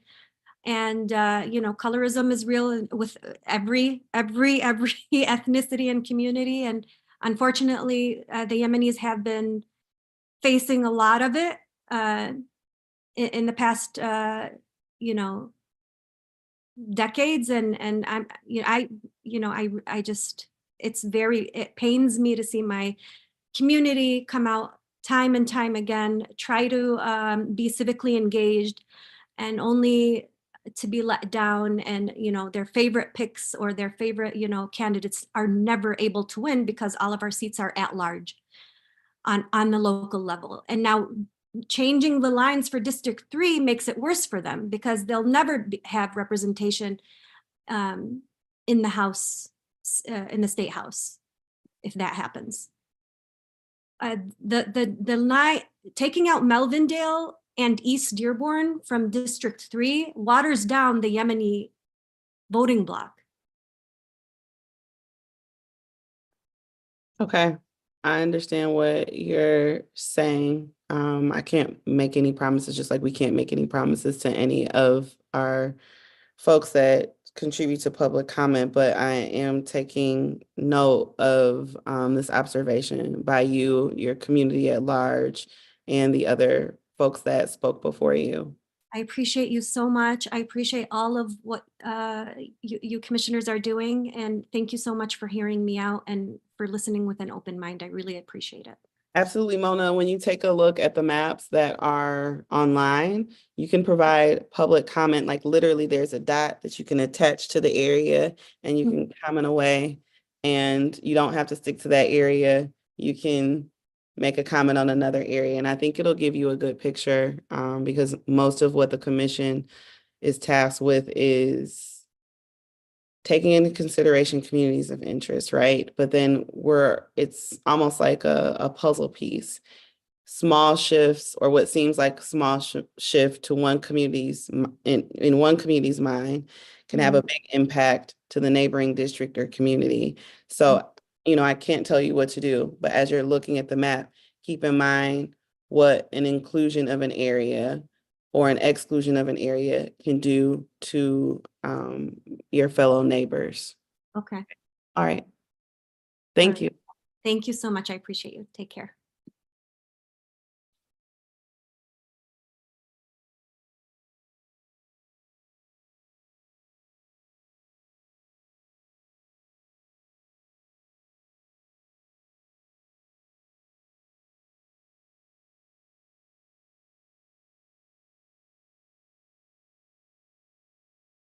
Commissioner Kellum, Yes. since we don't have any hands up right now, and maybe we have some new folks in the attendance, maybe it's a good time to share a screen and kind of walk through what you were talking about, of putting the dot on the map and show Okay. people how to do that. Sure. That means Edward Woods III, our executive director, is going to show his screen, share his screen.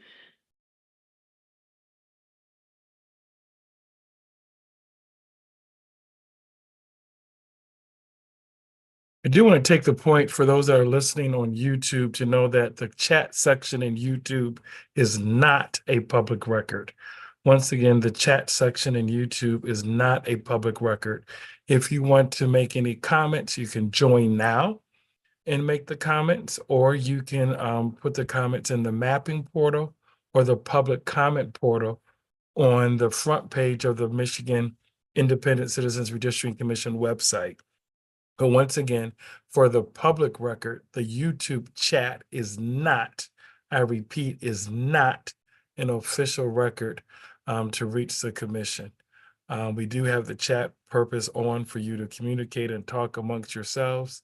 But if you want to be on record with the commission, you will either make your public comments in person or remotely as it relates to today during this town hall meeting that ends at 8.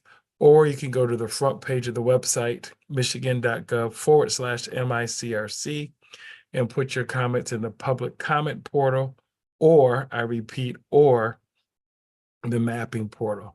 So I just want to make sure that is clear for the record. And then I can share my screen at this time. And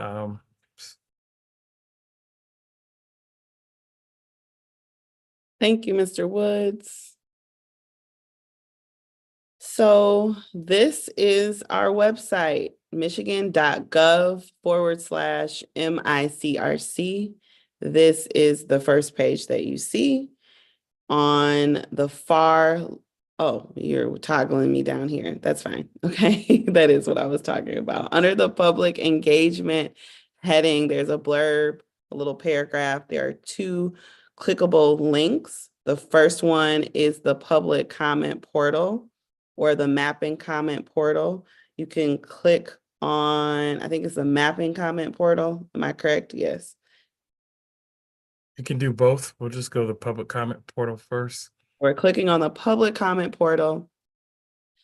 You can provide written testimony or a districting plan. You can submit a plan if you feel like drawing your own idea, or you can click the kind of dark blue indigo link that says a community interest if you're representing a community interest.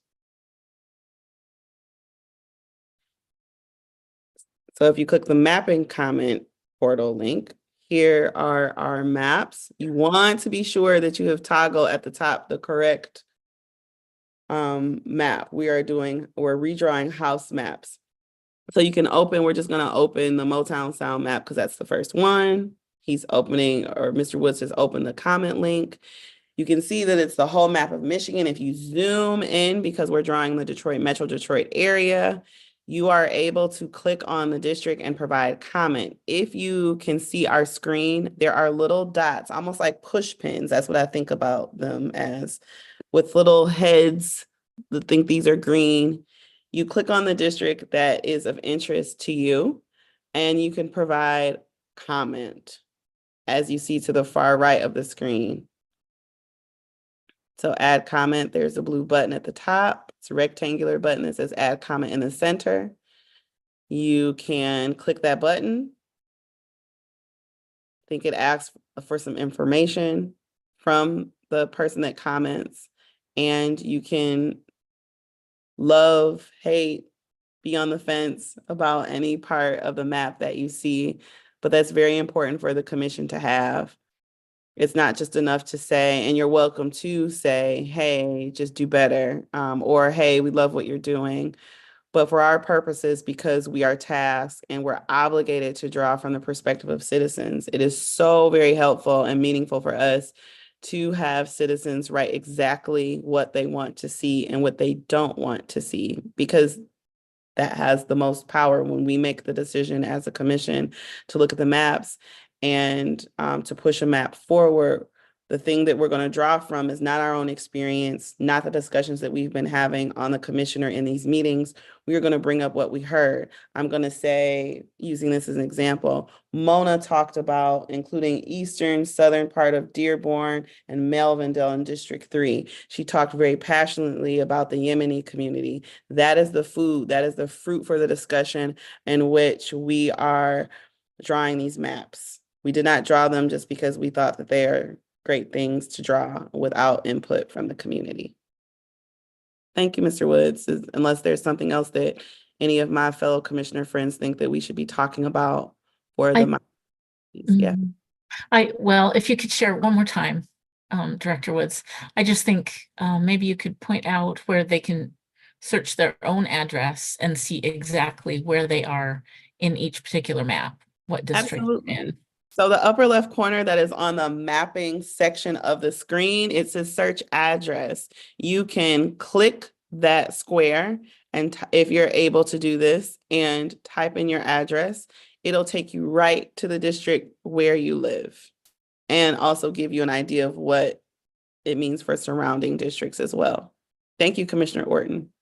And you might want to do that on each of the maps because you'll potentially be in a different district in each of the proposed maps. And by potentially, she means you probably will, or you'll be very close. Okay, we have Mr. James Gallant. Hi, James.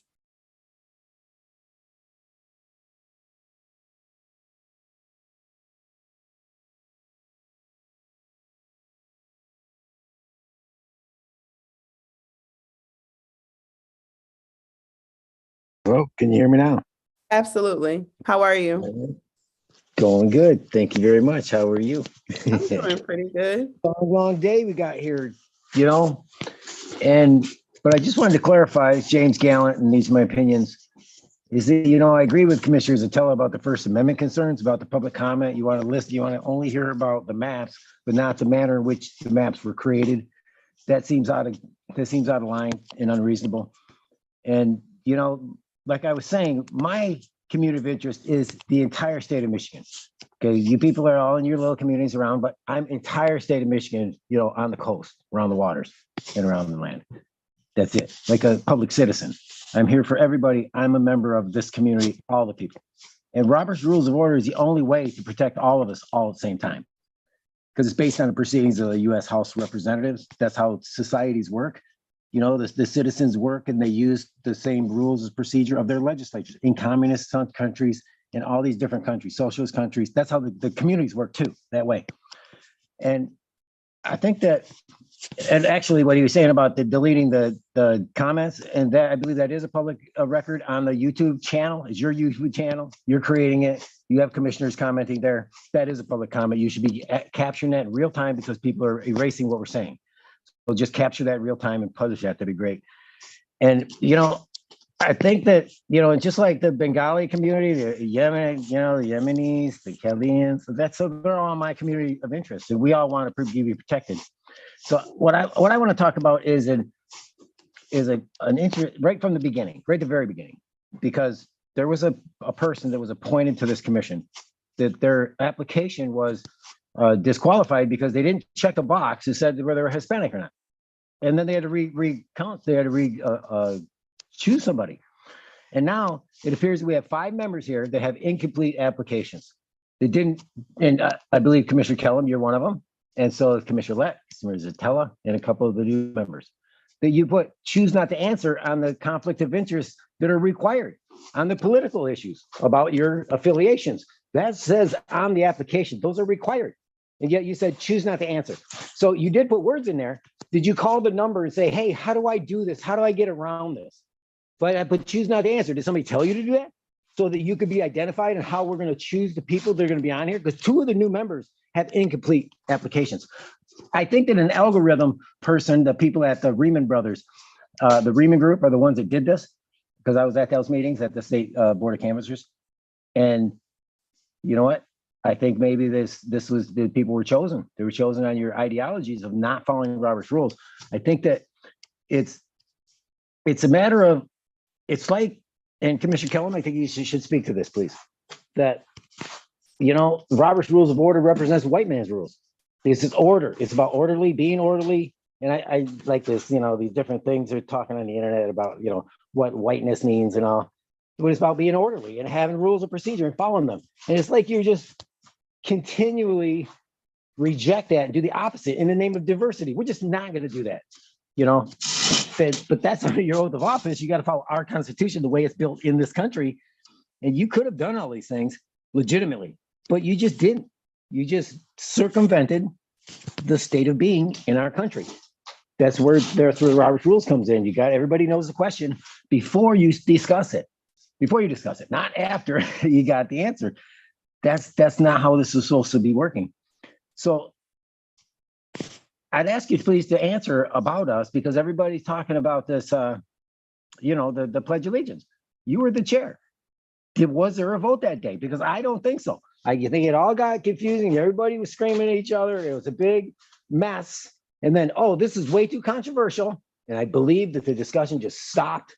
You moved on to the next with the chair. If I'm wrong with that, please, you know, give us the minutes, give us the transcripts. Secretary could have had that by now if you'd have just asked her at the beginning 5 hours ago and just said, hey, give us the minutes and stuff. Is that guy, what is that? Does that mean anything? Guy might have a point. I believe he did not vote. James, I think you are our citizen historian of the commission, right? Like, we've been at this for a long time, since 2021. And it is my recollection that we took a vote. I did not vote for the Pledge of Allegiance. And we answered this the last time you asked in one of our hours. I'll also say that I'm a woman of integrity. I have a whole life outside of this commission, and this commission is a part of what I do in my day-to-day. And I think you and I have had a personal conversation when we were up north, and I shared with you that a part of my job is mental health and dealing with survivors. And one of my major tenets in advocacy is listen and believe. So I've been listening to you for almost 3 years now, and I believe that you are concerned. And I think that you have every right to be concerned with the way our meetings are run. I would also challenge you, and I know some of this is fun for you, to engage in the process of looking at our maps and telling us, because I represent the state of Michigan, just like all 13 of these commissioners do, in our own right.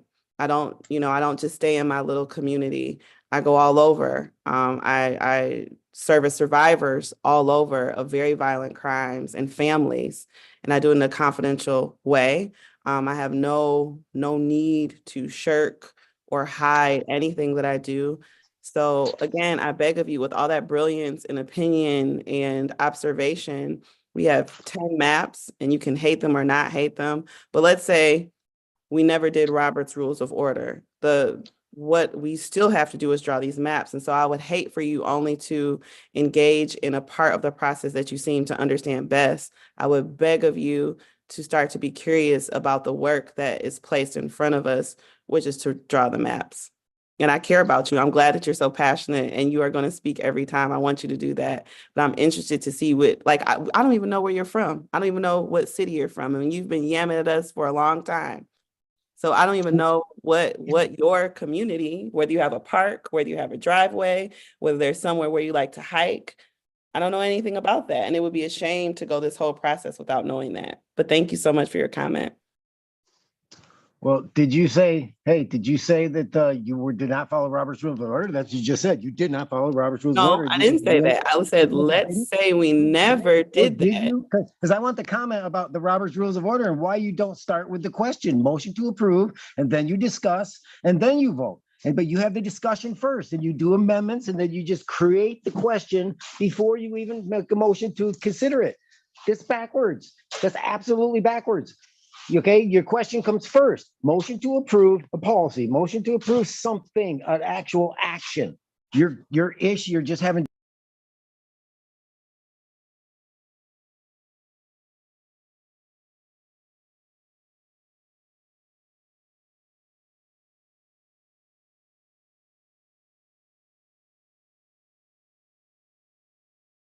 I remember voting on the Pledge of Allegiance too, Brittany. I think I voted for it back when we first started, but we had that vote sometime. Yep. There was a passionate debate and discussion. We definitely voted on it, and we had a healthy discussion about it as well. It's okay. I think James wants us to follow the rules. He wants us to have good, strong Robert's rules. But our attendees that are listening, please feel free to make comments or even ask questions. Some of you that are listening might not even know who you're listening or looking at. You might think we're city council or politicians, but engage with us during this hour so that you can find out more about the process that we're currently in, which is redrawing our house maps. And we have a draft of 9 maps, one that it was proposed by an individual commissioner. And we're in the process of hearing from you all on how these maps could be made better, how they should stay the same. We are no longer talking about Hickory. We are talking about the proposed maps that we have worked in the past 2 weeks or so to present to the public. So we would love to hear comments, questions, and opinions about those maps.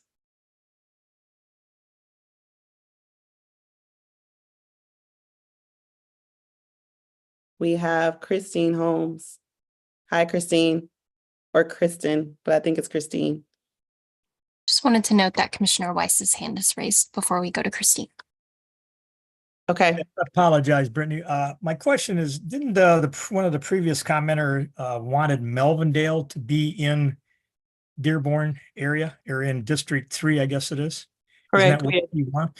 I did a quick check and it looks like the Tulip map and the Daisy 2, I think, puts Melvindale in District 3. So if she happens to be listening, if she wanted to look at those 2 maps, maybe that would satisfy what you would like to have done. I'm not sure if that's the total district, but what she wanted. Big portion of Melvindale is in there. Thank you. Thank you, Commissioner Weiss. Okay, Christine. Yes, it is Christine. And I live in the Woodbridge neighborhood of Detroit, and I work for Woodbridge Neighborhood Development, which is a nonprofit community development corporation serving this neighborhood. And one of the maps, the Daisy 2 map, has our neighborhood of 4,400 people. So not tiny, but also not enormous, divided into 3 separate state house districts. And it really looks so arbitrary, and would be problematic in terms of, you know, figuring out who's representing who at what time for what requests, because we do interact with our state House and Senate representatives pretty frequently. So I just wanted to point that out. That's what we're usually on the eastern edge of a map or the very western edge of a map, but in this one, for whatever reason, we're divided into 3, which is problematic for us. And then I have a quick question. These are House maps. Our Senate map is supposed to change too. When does that process take place? He might, and someone can correct me, but we could start that process in April. Okay. Um, Because I Christina? saw the timeline for the House. I just was curious. I didn't realize that the Senate was a different timeline, but thank you Yeah. for doing that. No, and then Christine, so Daisy 2 is a for you, but what, if you've gotten a chance to look at the maps, what map works for Woodbridge? And I'm familiar with Well, Woodbridge. yeah, I mean, I honestly looked at it relatively quickly last Friday when CDAD, Community Development Advocates of Detroit, had a meeting with, I think it was Commissioner Hill, and I kind of quickly went through them. So I don't know, but we are already kind of we've always been like, before we were with Downriver, and now we're with, you know, part of the east side and I guess Oakland County. So I'm not sure that we have a very strong opinion. We just don't want to be divided up into 3 separate districts. Oh, that makes total sense. Woodbridge is a tight-knit community of artists, families, students. Pie Sci is super yummy. Spot on. Yeah, I know. And so just driving through Woodbridge, it's what I would call a continuing community. So hacking it would not make sense. So I encourage you, there are some maps that don't do that. Yeah, right. The other ones definitely don't do that. I'm just, who we get lumped in with, I don't know that I'm overly concerned. I just want to make sure that, you know, I know my representative, but I don't want to know 3 of my representatives for the projects that we're working on. We do get funding from the state of Michigan for affordable housing projects that we work on. So it's nice to really only have one senator and one House rep to talk to about those types of things. That makes sense. Thank you for sharing that. Thank you. We have now next Oscar Castañeda. Hello, can you hear me? Yes, Oscar.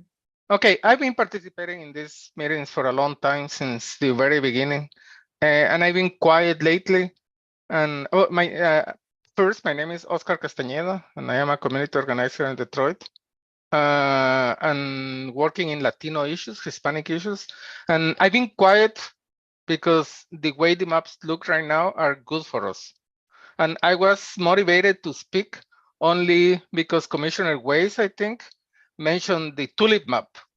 The tulip map is the only one that breaks the Latino or Hispanic community of interest. So we are okay with most of the maps, but tulip. So the purpose of me speaking right now is just to ask you to please put tulip at the bottom of the list. If you look at it, it totally destroys our community of interest and put us back where we were with the 2010 census. So please keep it in mind. Tulip is the worst case scenario for the Hispanic community of interest in Detroit. Thank you, Oscar. We hear you. Next, we have Kevin. On mute. Hello, can everyone hear me now? Yes. Okay, great. Just was wondering, for those of us who are like just tuning in or just getting familiar with this process, could you inform us of where these maps are located so we can kind of sort of take a look at them, and, you know, if we have any questions, be able to ask those questions, you know, et cetera. Absolutely, Kevin. I see our executive director is about to do a screen share. I can feel it in my spirit because I see his, his face turning. So he's gonna share the screen, Kevin. In the meantime, I will say you go to michigan.gov. So michigan.gov/MICRC. And we have a lovely little circular link that has a location pin in it that says 2024 draft proposed maps. And so Kevin and anyone else listening, if you click on that link, that will open up all 10 of the maps that we have proposed. 9 that are collaborative, 1 that was submitted by an individual commissioner. Our maps are separated and identified by name. We have Bergamot, Tulip, Water Lily, Spirit of Detroit. And then we have Daisy 2, The Riverwalk, Motown Sound, Willow, and Zatella version 4. Zatella version 4 is the individual map, but all the maps offer something a little different. Some of them change lake shores. Some of them cross 8 Mile in ways that incorporate necessary communities of interest. Some of them change less. Some of them change more. So Kevin, if you start clicking on the link, I would suggest going to My Districting. There's because it allows you to look at the map and comment. There's a link though on that page that we just showed on the Zoom screen. If you navigate in that way, you'll be able to, again, both look at the map and comment and get to know each of the maps. If I were you, if you're really invested in the process, take little notes on what you like about the map, but you can comment directly into the map as you're looking at it if you use My Districting. We also have a public comment portal. If staring at a map is not your thing and you would like to just write about your community of interest in detail, about what boundaries and neighborhoods and streets make best sense to you, then you can contribute that way as well. Is that helpful, or do you need something Thank you. else? Yeah, nope, that was very, very helpful. Appreciate it. Okay, we appreciate you. Thank you, Kevin. So we're almost at the end of this hour, but we have Mona who wants to speak again, and probably because Commissioner Weiss asked if she took a look at Tulip. Can we have Mona speak again? Yay. Hi, Mona. Hi again. Thank you. Yes, that's the reason I came back. So I looked at the 3 maps, the 2 maps he mentioned, and I also looked at Motown Sound. So, okay, let me start with Daisy 2. Yeah, it looks like Melvindale is in there, but the problem with Daisy 2 is it takes out a significant part of East Dearborn, which is part of the community of interest that I mentioned, and puts it with District 1 and District 4. So that wouldn't be an ideal map. So at both, I'm sorry, go ahead. Yeah, for my community. So Daisy 2, and then Tulip, it does the same thing. It keeps Melvindale in District 3, but then a significant part of East Dearborn and possibly South Dearborn goes into District 1. And correct me if I'm wrong, but also District 4? I am not looking at the map right now. Now I can take notes, I can listen, but looking at a map, I would have to pause my writing to do to do that. So what I'm hearing you say is, though, the eastern part of Dearborn is removed and it's split on top of that. So it's like a... Yeah, so it's either or, like either both of these maps splits the community of interest that I mentioned earlier. You either put in they either put in Melvindale and get rid of a significant portion of East and South Dearborn, or they don't include Melvindale. And then the last one was, okay, Motown Sound, I'm looking at it right now. It takes out Melvindale, but it includes the east side of Dearborn. And that's why some community members outside of my community were okay with this, because it keeps their community intact. Yeah, it harms my community, the Yemeni community, and the people in Melvindale and South Dearborn. So to be honest, I don't see any of these working. Okay. And I want to go back to what I said earlier, that like the District 3 was fine the way it was to me. Also, District 15 had a significant portion of Arab Americans, and that could have keeping District 3 and 15 the same as they were before gives us more chances of having representatives from our community of interest. But when you condense all of Dearborn to one district, then we only get a chance to elect one person. And that person is not reflective of all of the communities, especially the most marginalized community in the area. I have a question. Mhm. Mona, when you say District 3 and District 15 in the existing map, are you talking about Hickory? Are you talking about the map that is in place right now? No, I'm talking about the current lines for the current district right now, Okay, not the ones modified. okay, I understand. Mhm. Thank you, Mona.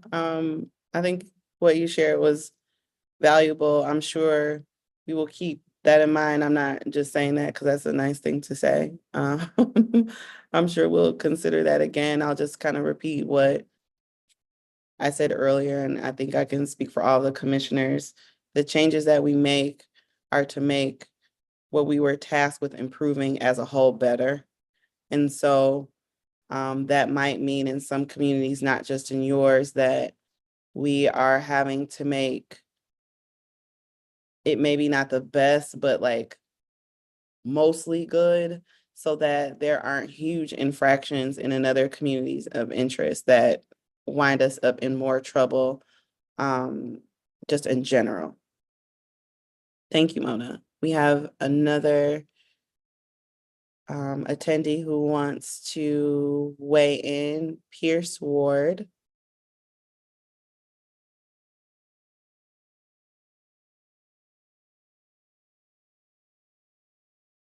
Okay, can you hear me? Yes. Okay, I'm unmuted now.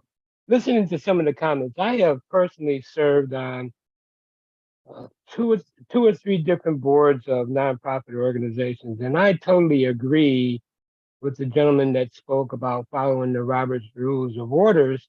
However, I do have a question. Do you guys have a set of bylaws that absolutely commit you to following the Robert's Rules of Order?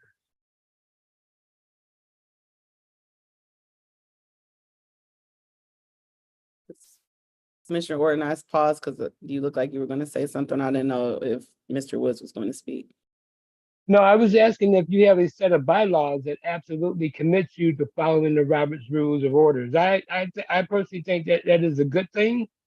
But if the goal is to get the redistricting accomplished and done, does it matter if you don't follow the Robert's Rules of Orders? I'm not convinced of this argument about following the Robert's Rules of Orders, although I do agree with them. Yeah. Go ahead. No. It's a really good question, Mr. Ward. So we do have policies and procedures in place. Constitutionally, the amendment does not say that we have to follow Robert's Rules of Okay. Order. All right. Okay. All right. And that's really what I was driving at. I mean, it is a good thing. I totally believe it, because kind of run a meeting without following the Robert's Rules of Orders, you end up with chaos. But if it's done in a controlled fashion, what difference does it make if you accomplish the goal? Ah. Was that a light bulb for you? Yeah. I get it. Okay. Okay. I thought it was I had to get that off my chest.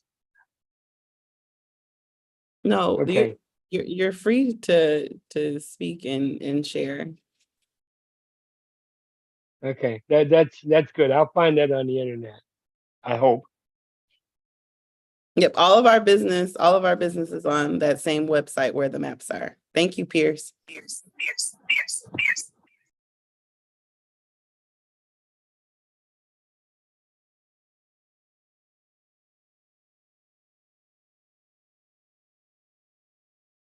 Am I taking another hand?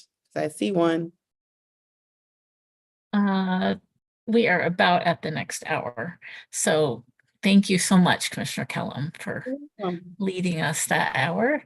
And the next hour, we have Commissioner Muldoon and Commissioner Eade facilitating.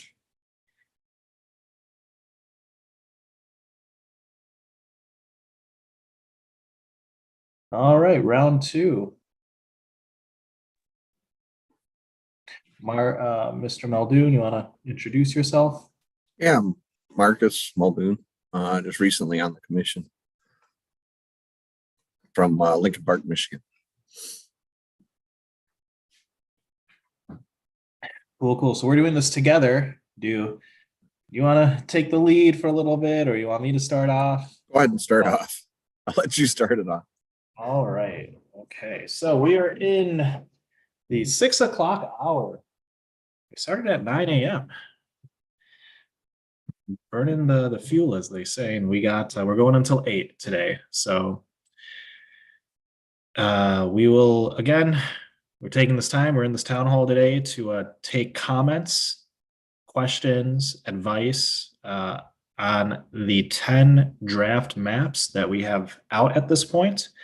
All of them can be found on our website, www.michigan.gov/MICRC.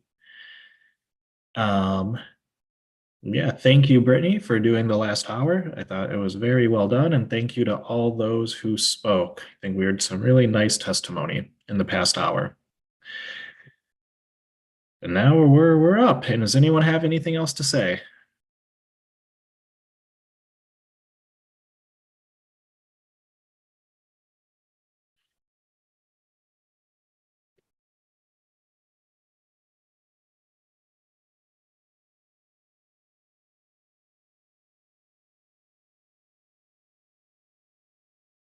Looks like we have 19 people that are attendees.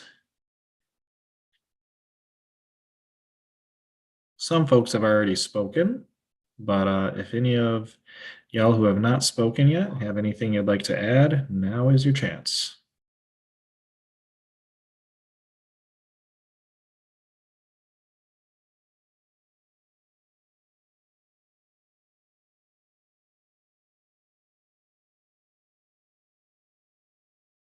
All right, we have Richard, who we heard from earlier.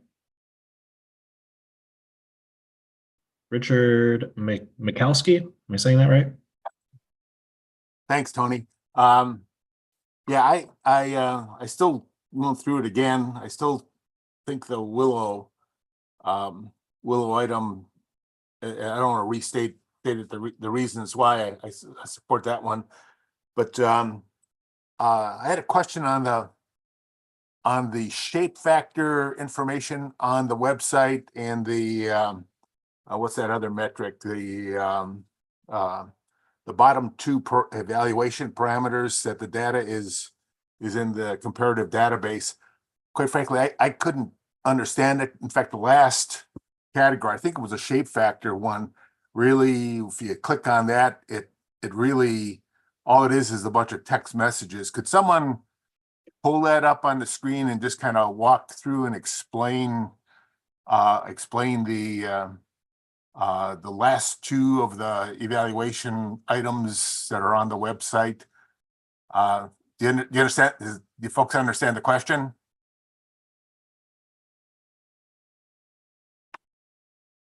I think I do. You're asking about the compactness measurement, correct? Compactness and the shape factor, those two, if you could just educate at least me, hopefully the others that are online, because I'm sure you folks are all familiar with that, but just explain what that information in that in those tabs show and how to interpret that. Thank you. So for shape factor, we have the shape file on there. I believe, is that what you're referring to? The link that says shape file? Yeah, there are actually two. There's a file that's open. I don't know whether it's shape factor or the other one. It has a bunch of numbers and stuff, but it has a number of different ways of evaluating, like, I don't know, half a dozen or more different techniques that are apparently used to determine the shape factor for each of the districts. And then there's the other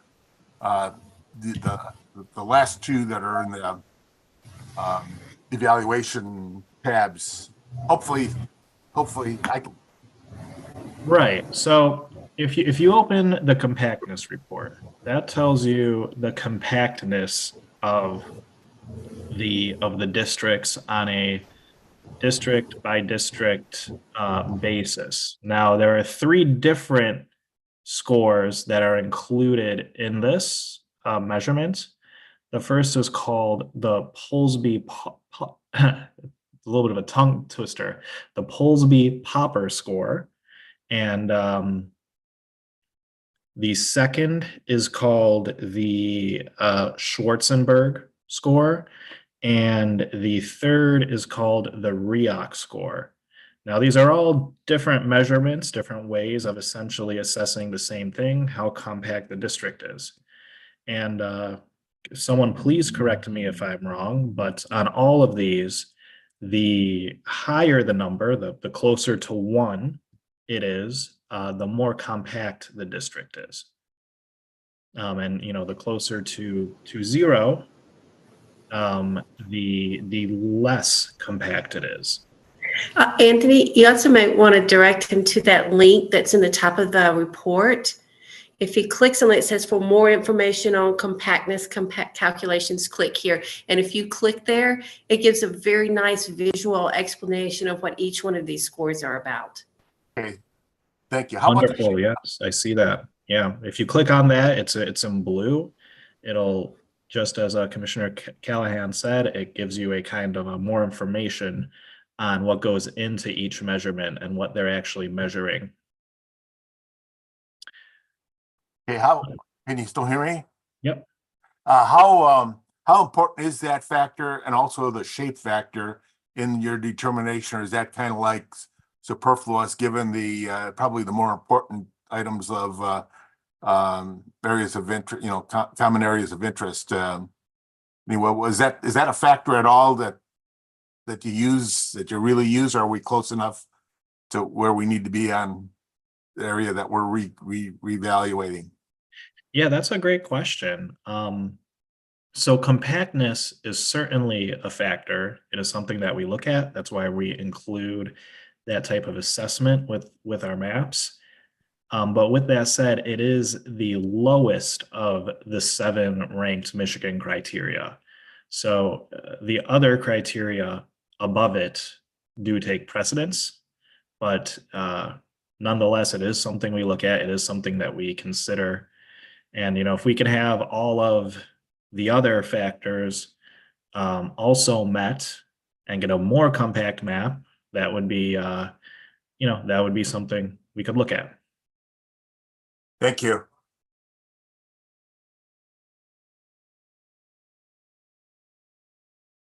Looks like we have Kimberly next.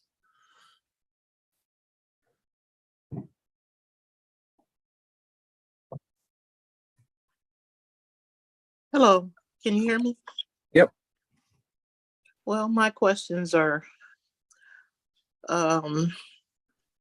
who formed this commission? How did you get on it? Why are we withdrawing them? I'm just like a blank here. I'm wondering what's the purpose? How did this come about? Who decided who's going to be on the commission?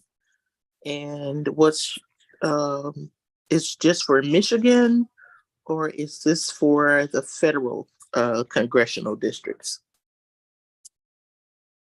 As far in 2018, there was the citizens of Michigan voted on doing a commission just for Michigan is all we were drawing on. You had to put an application in with the state, and then it was a random draw. Okay, and the purpose of the redistricting is for what reason? Voting districts for the representatives of each area for your area.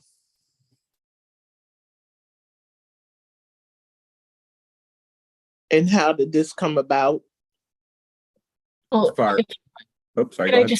Could I just add something? So redistricting has to be done each 10 years along with the census cycle because population shifts. And so it's redistricted to reflect the population and where people live. I just wanted to add that in.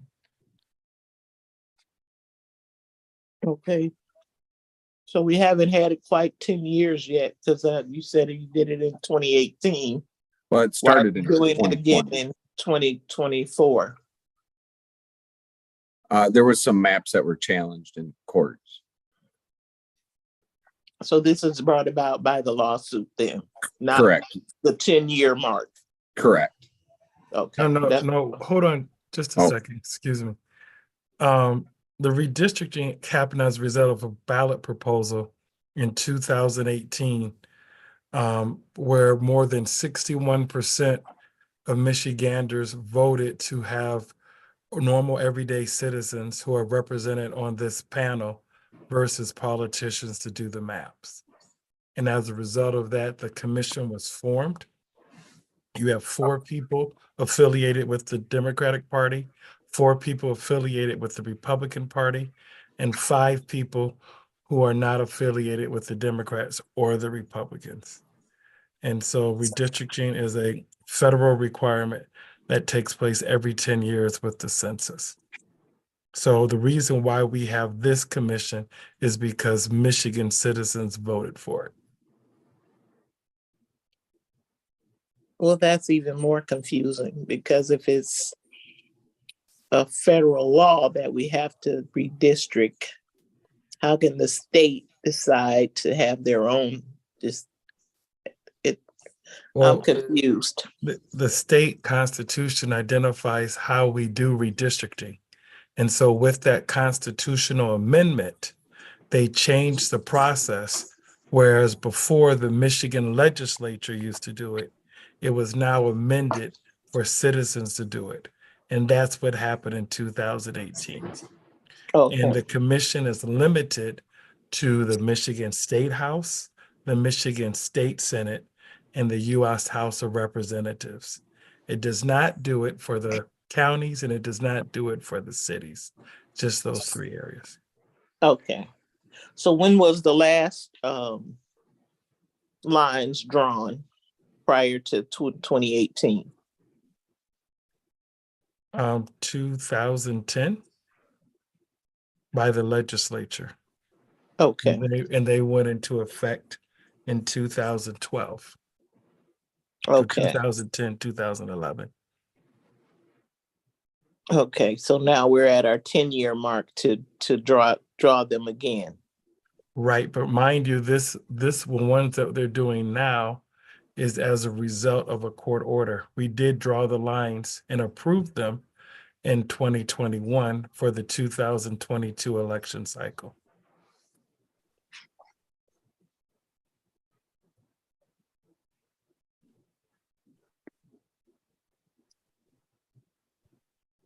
Okay. Thank you so much for addressing the commission. Thank you for hearing me. Okay, next up we have Dina.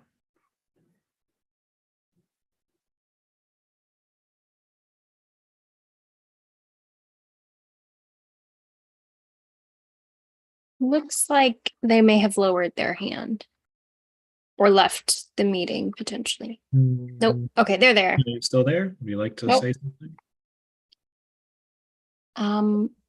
Dina, you looks like you lowered your hand again. If you were wanting to speak, would you mind raising your hand again?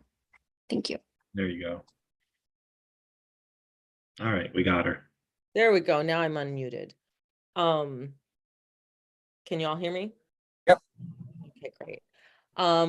You heard from me earlier today, and again, I want to thank your efforts for this important task of redrawing these maps. I know it is challenging.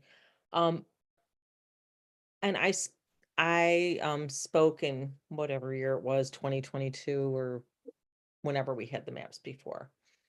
And the process was pretty easy. And I came here today multiple times to make an in-person comment, only to find the commission was on break. And I think it took me about 3 tries, maybe 4, 1 every hour to make contact. I work from home. I'm very lucky to have that flexible schedule, but I do have meetings, so I'm not available all the time.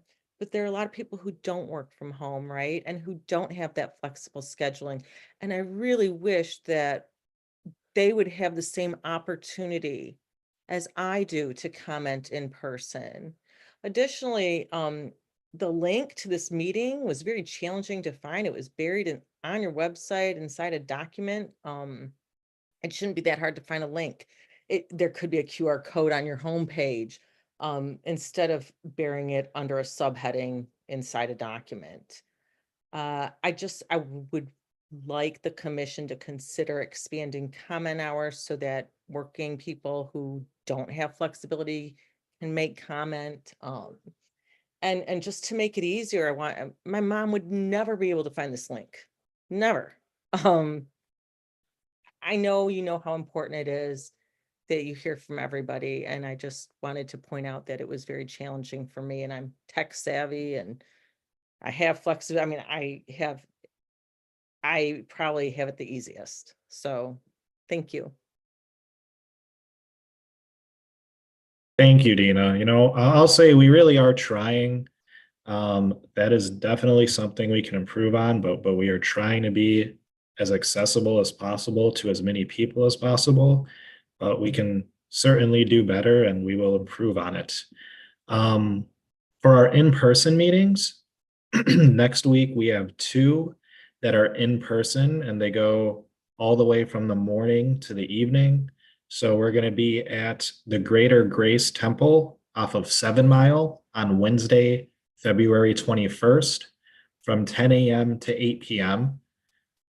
And then the next day, on Thursday, February 22nd, we're going to be at Second Ebenezer Church off of DeQuinder, again, from 10 a.m. to 8 p.m. We're holding those hours, you know, we're trying to be there. So that, just as you said, working folks, people that don't have the luxury of working from home can hopefully come through after work, or if they work a graveyard shift, they can come before work. So please, you know, hope to see you there. Bring your friends, bring your mom. We want to hear from her too. And, you know, we want to hear from as many people as possible.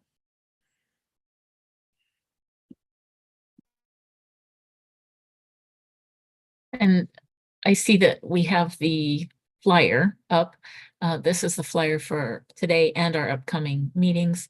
There is a QR code there. And hopefully that gets you right into the QR code attendee is only line. for today. Only for today. So then maybe we can work on making sure that the sign up information is accessible for when people want to attend remotely to our in-person meetings. And Edward, next week people can just show up, right? There's no like need to sign up in advance or anything. I believe as long as the public comment is open for in-person, they will be able to speak, but I would like Ms. Reinhardt, just to make sure I get it right, with regards to not just in-person, but also for remote.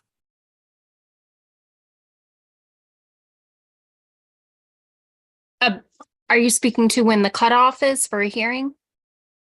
I mean, I'm speaking to both remote in terms of when they can sign up. Does that end the hour before, or how long can they sign up I see. for remote and then as well as in person? Sure. So typically in the past, for hearings, for in-person public comment, there's an actual hour designated for when the public comment sign up concludes. For regular meetings, your executive director is correct. It's during the public comment portion on the agenda, which anyone can find the agenda for every meeting at michigan.gov/MICRC. It's usually about 5 to 6 minutes after the meeting first starts. And folks can sign up for public comment during live in-person meetings, at any point during that agenda item. But once that agenda item concludes and the commission goes on to the next item, public comment is closed. For virtual or remote public comment, we do need to know the names of individuals who have signed up in advance just to be able to facilitate that. So the sign up for remote public comment ends 1 hour before the meeting start time. And if you're looking for written out instructions about public comment, everything I just described is detailed in the meeting notice, which is also posted online, either right above, I think, the agenda, where those are posted in the meeting notices and materials section of the website.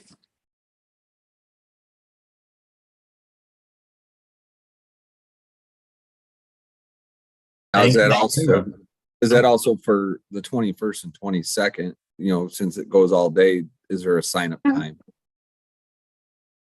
Yeah, so that would be contained in the agenda for the public hearing. But yeah, there's typically like a time range whenever you all are hearing public comment, because the hearings are just a little bit different than a regular meeting in that they're really designed similar to the town hall to receive that public comment. So you usually have like a set period during which public comment will occur.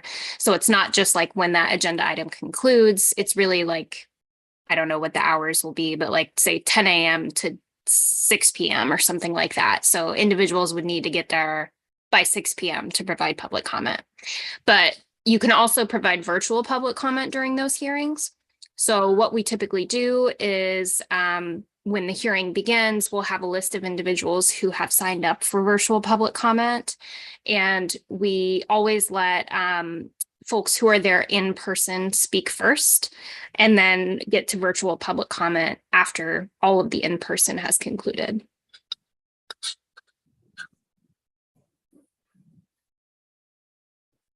Wonderful. I didn't realize we also had virtual public comment on the two in-person days. So that's great to hear. So we're going to be in person next week, and folks can also, if they can't make it in person, they can Zoom in, like how Ms. Reinhardt just went over.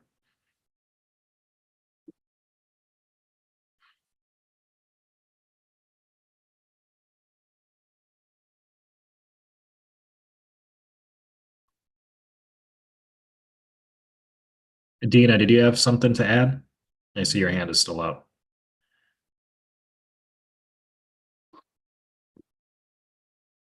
I'm looking on that agenda to, found the thing again. And I'm seeing an agenda for today, and I see the agendas for the past, but I don't see any future agendas. Is that something that you don't release until it gets closer? Or am I not looking in the right place? I'm looking on the page that says, it says meeting and notices and materials, and you scroll down and you see the 2023, and then you see the redistricting comments, and then you scroll down a little more, and then you see 2024, and it says the 15th remote town hall, it says the 8th and the 1st. Hi, Dina. Yeah, I'm happy to answer that. Yes, those meeting notices for the public hearings next week should be posted tomorrow. So you're in the right spot. They're just not up there yet, but they will be tomorrow. So you can check back. Is there a, will it always be like a week before, or do you have any criteria as to when it's supposed to be, just like a school board Sure. meeting? I believe that the commission's rules of procedure are consistent with the Michigan Open Meetings Act, which requires at least 18 hours notice for posting like a meeting notice online prior to a meeting. The commission usually posts all of their meeting notices well before that, but that's like the standard time frame. Great, thank you.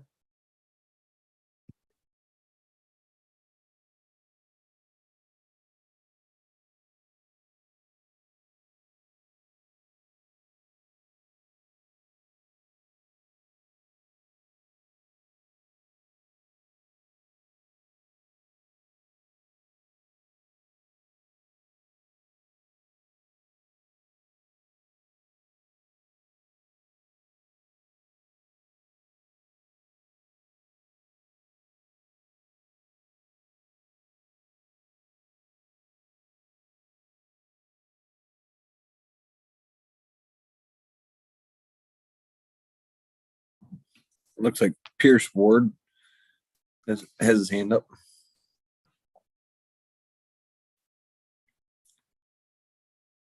I have another quick question. This might sound kind of inappropriate, but I have to ask it. How does this address the issue of gerrymandering? Well, yeah, I don't think that's inappropriate at all. I think that's a great question. And, I think a little bit of the question is it depends who you ask, right? Okay. In most states around the country, and how it was in Michigan before the ballot proposal passed in 2018, the legislature drew the districts. And like I said, in most states around the country, the state legislature that's already in power draw the districts. Now, I think when most people think of the word gerrymandering, right, some people have different definitions of it, but I know when I think of what the word gerrymandering means, it's the people in power, whether it be Republicans or Democrats, because they both do it, but the people in power drawing district lines that benefit themselves. So what the proposal did in 2018 was it took that power out of the hands of the legislature to draw maps and instead put it in the hands of this commission. And this commission, as I think you heard earlier, is comprised of 13 randomly selected Michigan voters. There are about 10,000 applicants. And then of those 10,000, a random drawing process was taken. And you got us. And we have those criteria to kind of guide us. They act as our guidebook on how we make sure we don't gerrymander, like how has happened in the past. Does that answer your question? Yeah, that definitely clarifies things for me. I'm a political news junkie, so I try to follow this stuff religiously every day. To the fact that sometimes I have to give myself a rest, go watch a cartoon or something. But No, it's a great question. I'm glad the answer was helpful because this is confusing stuff, honestly, and most people don't know about it, right? People are living their everyday lives. They go to work, they're going home, they're trying to take care of their family. Most people don't know about this stuff, but it's a great question, and I hope the people listening heard it as well. well, thanks for the clarification. Well, it helps that I'm retired, so I have nothing but time on my hands. So I appreciate it. Thank you. Yeah, you should apply next time it comes around. Maybe you can be selected next time, although I hope we don't scare you off.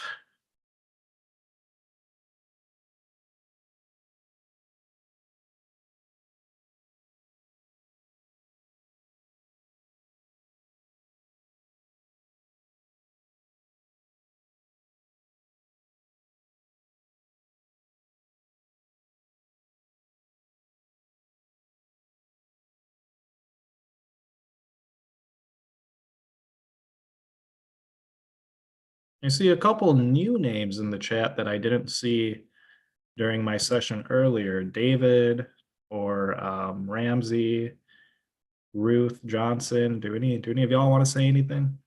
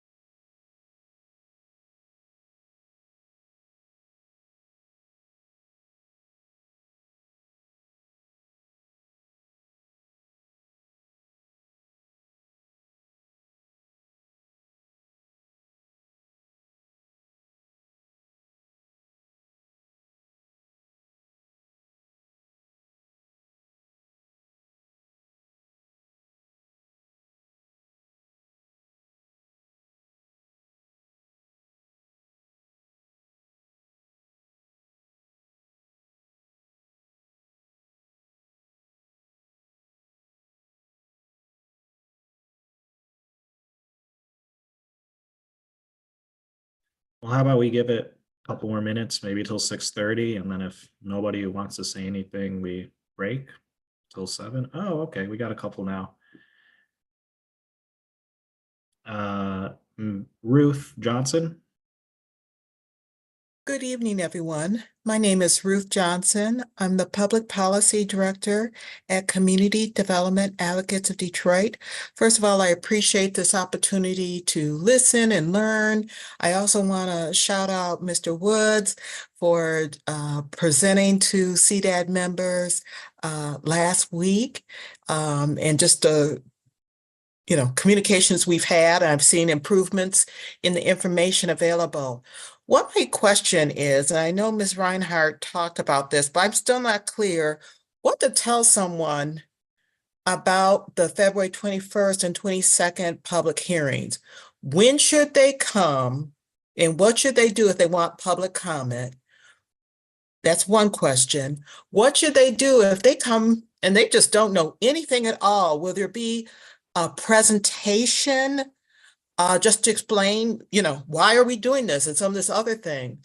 I did try my best to do a guide for CDAD members. I just sent it out about 2 hours ago, but this is not easy for folks who aren't like me and some other people who may be policy geeks and news junkies. So the first question, when to come, how to do public comment, and if they come to the public hearings, how they can just get basic information or if they have specific questions.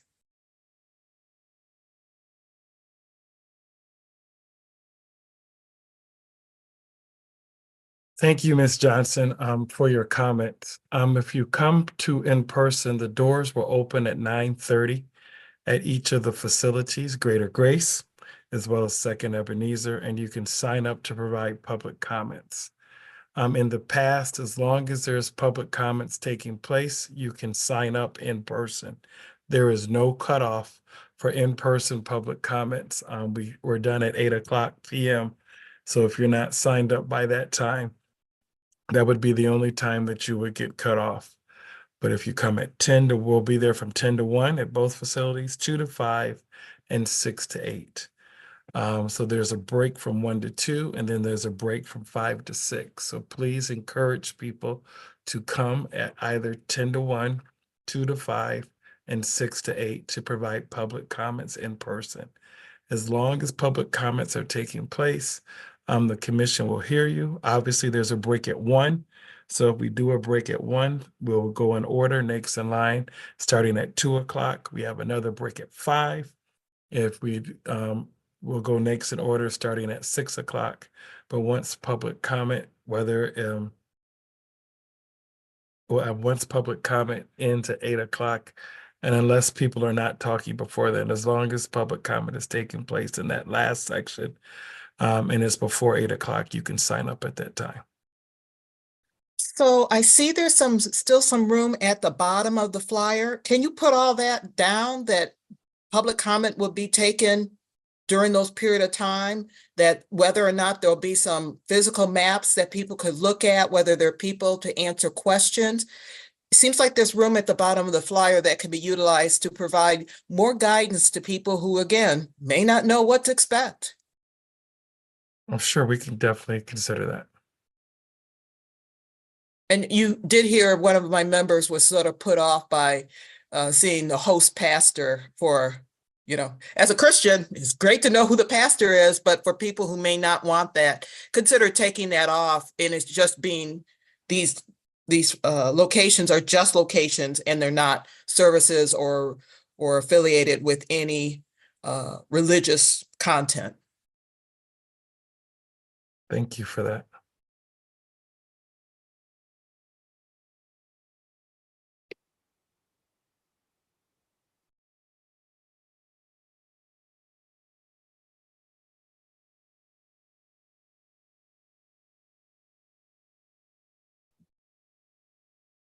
And it looks like we got James Gallant next.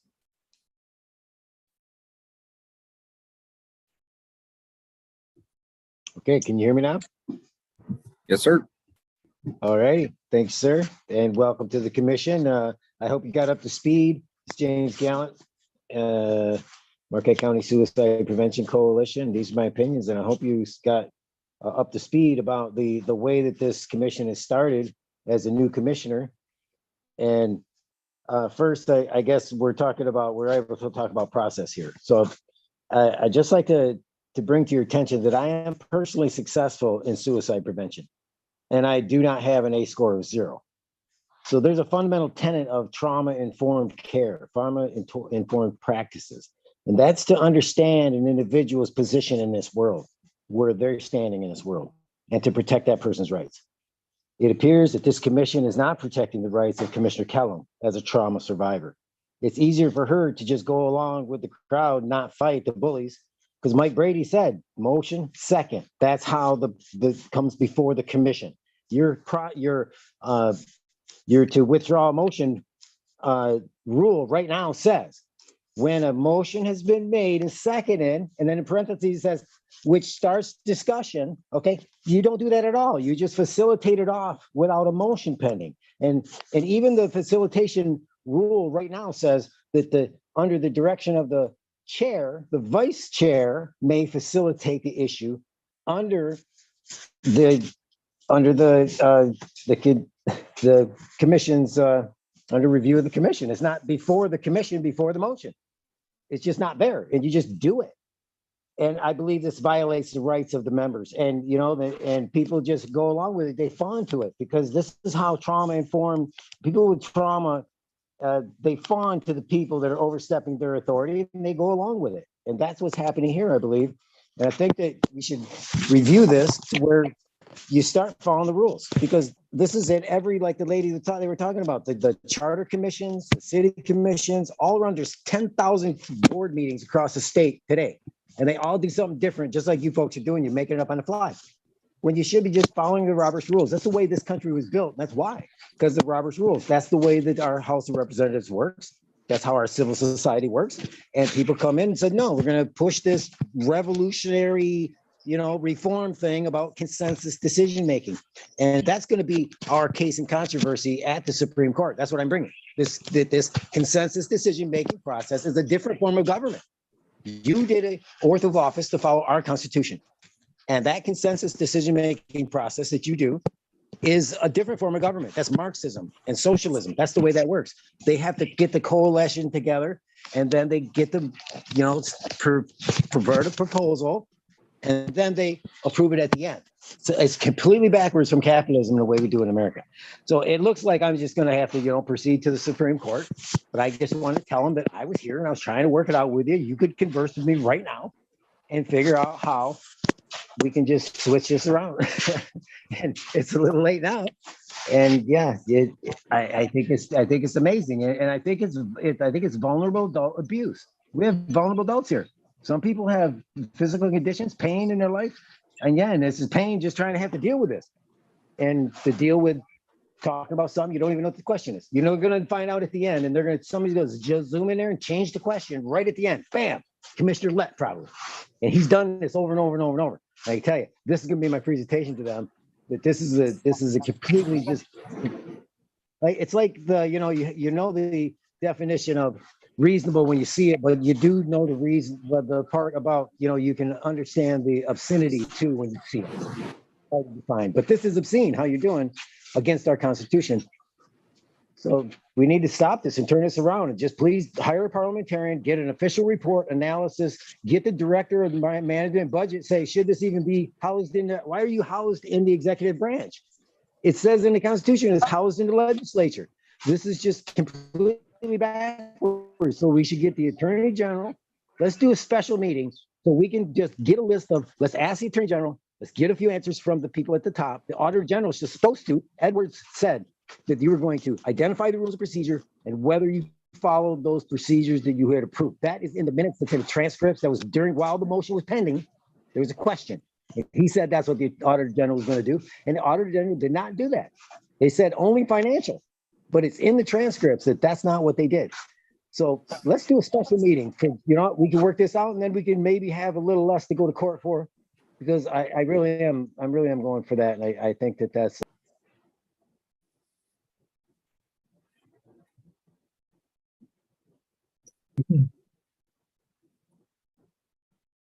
Well, thank you, James. That was a really nice comment. I really actually appreciate what you said just now. There are people, might be experiencing all sorts of things. None of us live in each other's shoes, so we should be cognizant of that. We did also find that vote you were looking for on the Pledge of Allegiance. That was April 8th, 2021. If you want to go back and look.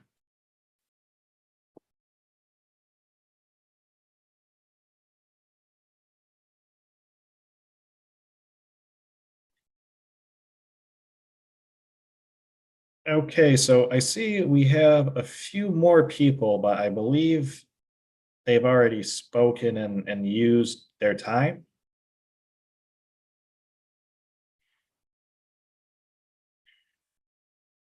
Is that correct?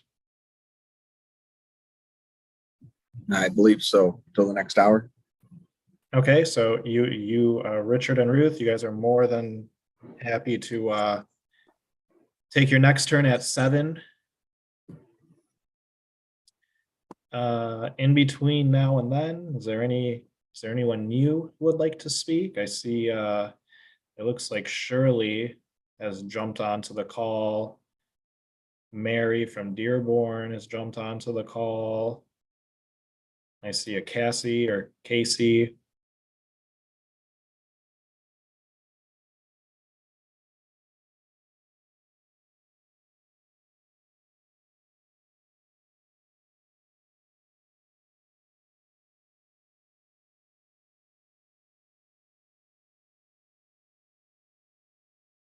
Hey, there we go. Cassie. No, maybe not. They had their hand up and then they took it down.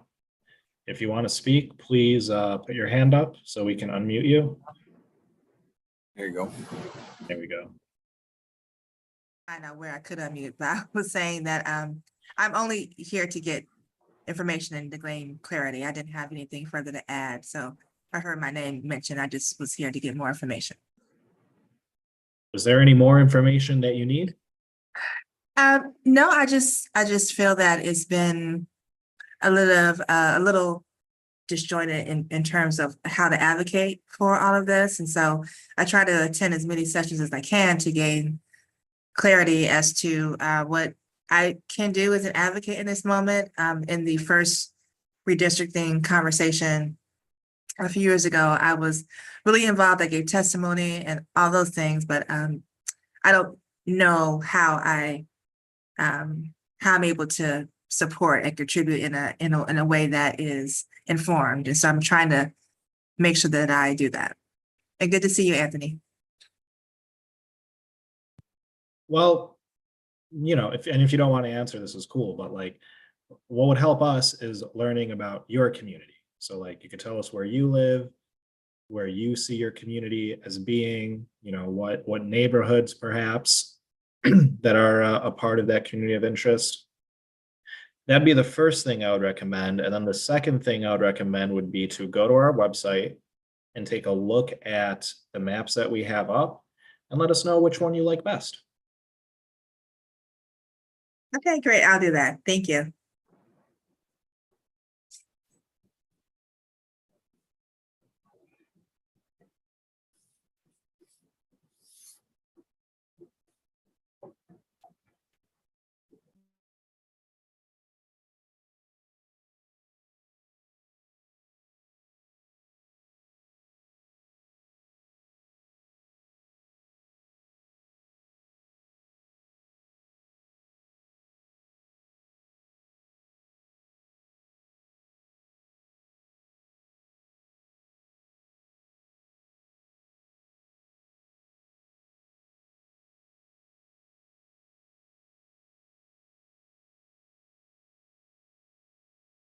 Well, if there are no new speakers, how about we take a break until 7?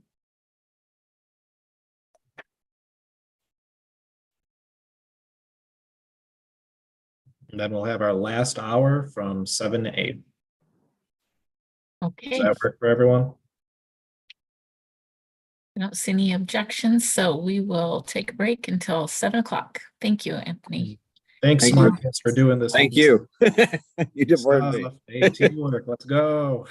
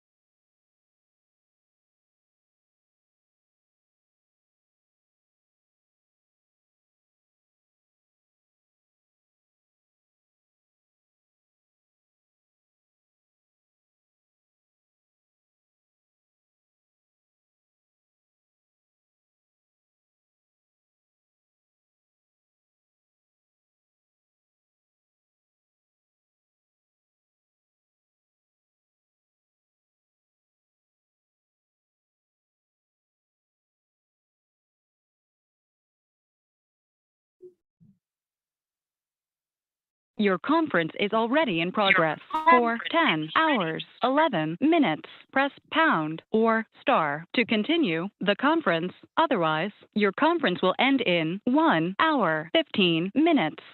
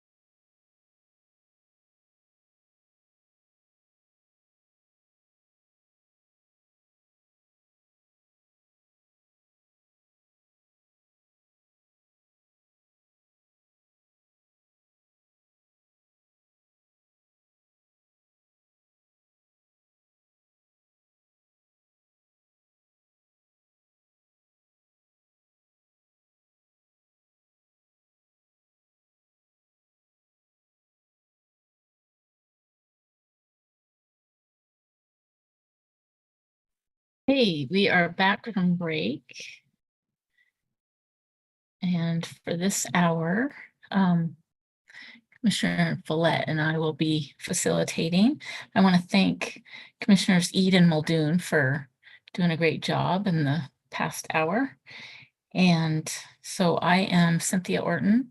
I live in Battle Creek and I affiliate as a Republican on the commission. Commissioner Follett. I'm Commissioner Vallette. I live in Highland Township and I'm unaffiliated. So on behalf of the commission, we would like to thank everyone for taking time out of your schedule to assist the commission in drawing fair maps with citizen input. And if you have something to say to the commission, please raise your virtual hand and we will see that and be able to call on you. You have 5 minutes to address the commission this hour.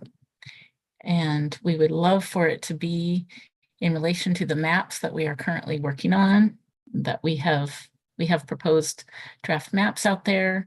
There are 9 collaborative maps that the commission has drawn and 1 independent map from Commissioner Zatella that is posted on our website, which is www.michigan.gov/MICRC.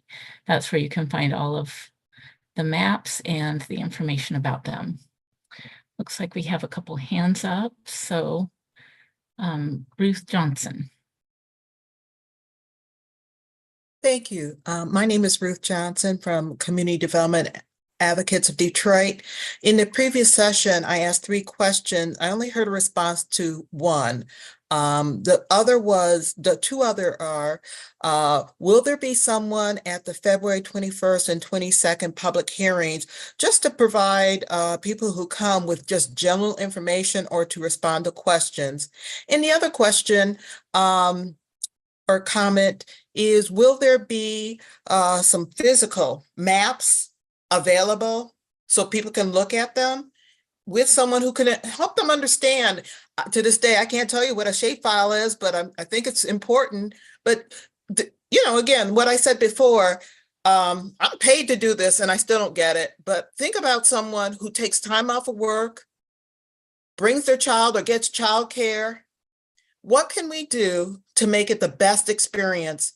And so they feel that they can contribute or at least be knowledgeable or aware about the process.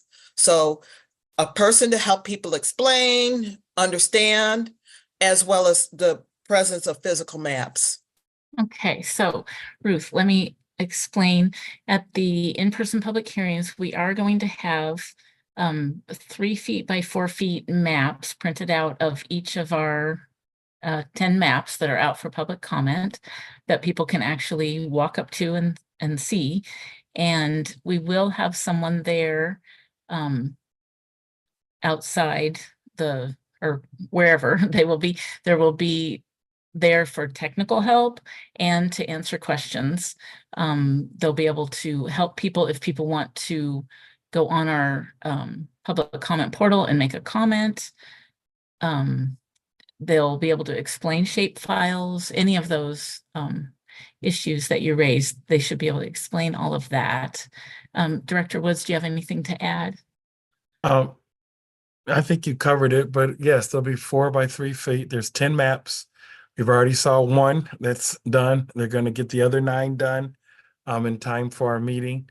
As I shared last week in the presentation, we will have someone at both places for people to, if they would like to make a comment to the commission, they can go to the mapper will do the comment, and then he'll forward it to his colleague so they can use the map to address the commission. So no one has to know shape files or anything like that. We will have someone on staff that will do it for them. And then we will also provide an intro at the beginning of the public hearings to share why we are here and to kind of give a little bit of a background.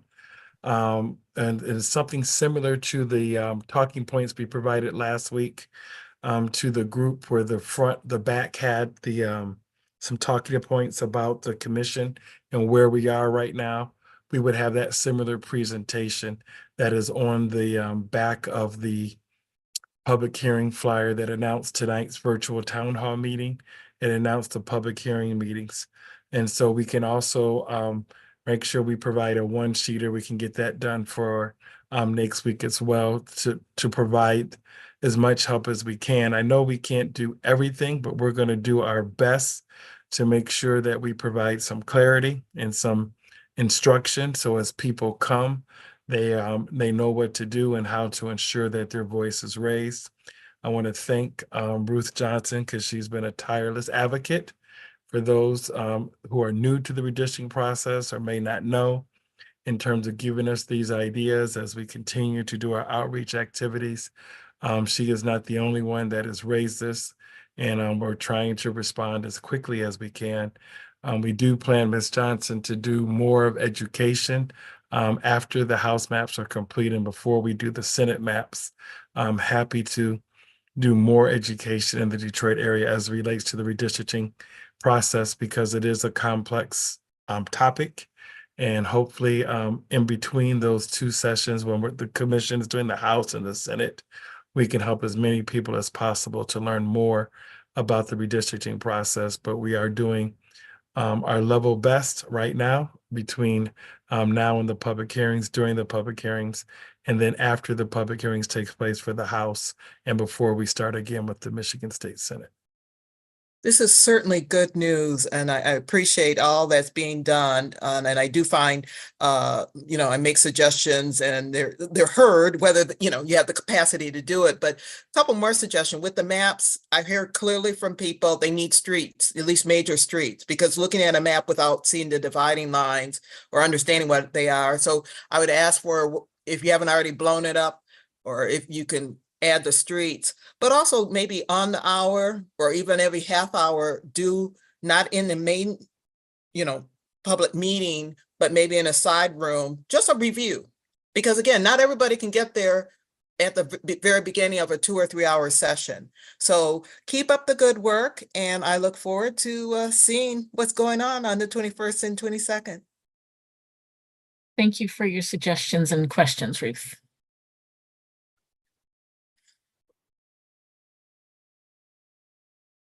So we do have a person who has spoke earlier today. He would like to speak again. So Anthony Scannell. Wait a moment for our staff to unmute you. Well, thank you, Commission. I'll say again, I like District 1 that I'm concerned with in all the configurations. So whichever you choose from my district's perspective, I'm totally fine with it. I think Melvindale belongs a little bit better with Allen Park and Lincoln Park than with Dearborn, but it could go either way. And I just got back from Taylor. My grandma agrees. Taylor's got to be made whole. It doesn't make any sense. That's what she said. It just makes no sense. And I think it's fine. It's within the purview. It's within the scope. It's adjacent to adjacent district that you're changing. And so yeah, Taylor, make Taylor whole again. That's all I have. Thank you. Thank you for addressing the commission. And thank your grandma for addressing the commission through you. Yep, thanks, Grandma. Well, we have 11 people attending. Is there anyone here who hasn't spoken who would like to? If you have, like I said, if you're here, you're interested, you may have some questions that you've been wanting to ask, but maybe are too shy, but now's the chance. And I did see a hand up. But I did too. Think maybe they dropped off.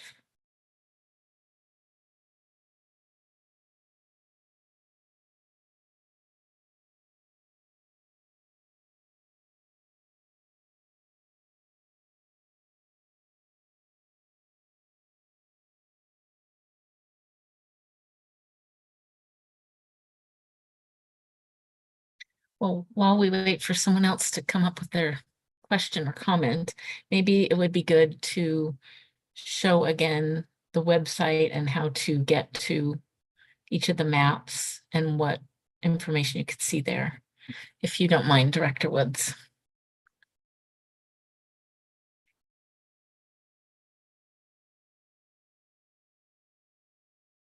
So here is our website, www.michigan.gov/MICRC. You can see the 4 circles, buttons that you can push. And if you scroll down, you can also see where under public engagement, the public comment portal and the mapping comment portal. You can get to the maps by clicking the mapping comment portal, or up here, the button, the 2024 draft proposed maps.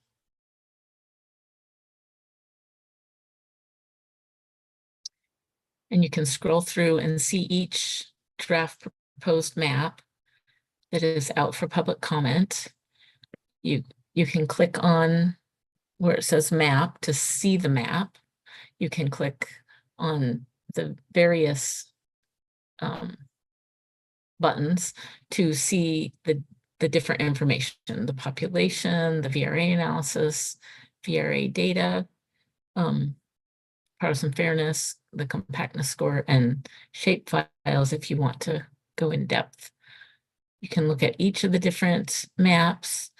If we go back, Director Woods, to the home page, and if we click on the mapping comment portal,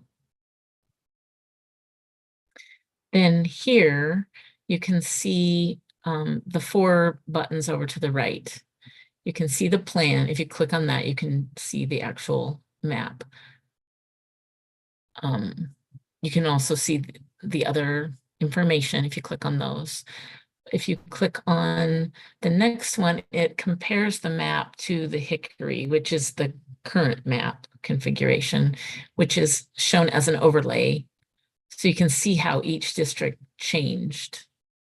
Might be of interest to some people. And then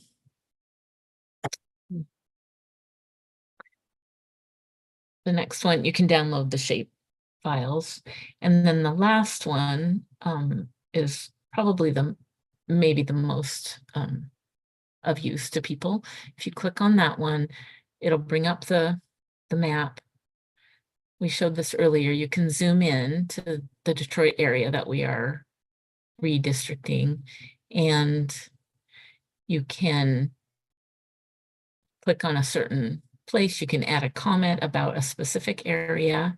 You can also, up in the search address bar, you can put in your address or any address, and it will take you right to that address. So you'll be able to see what district it's in, what it looks like around that area, and comment on. And like has been said earlier today, the more specific the comments are, the more useful they are to us to be able to use in the redistricting process.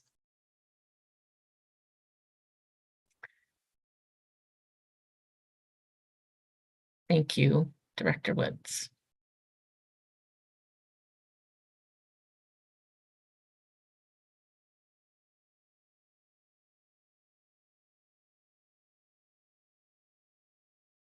Saw War Tribe Investment Group, but then they're gone.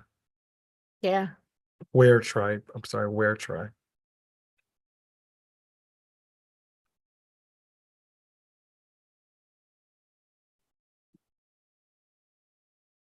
Well, if anyone is wanting to make a comment or ask a question, just raise your virtual hand. That's how we can be alerted to unmute you.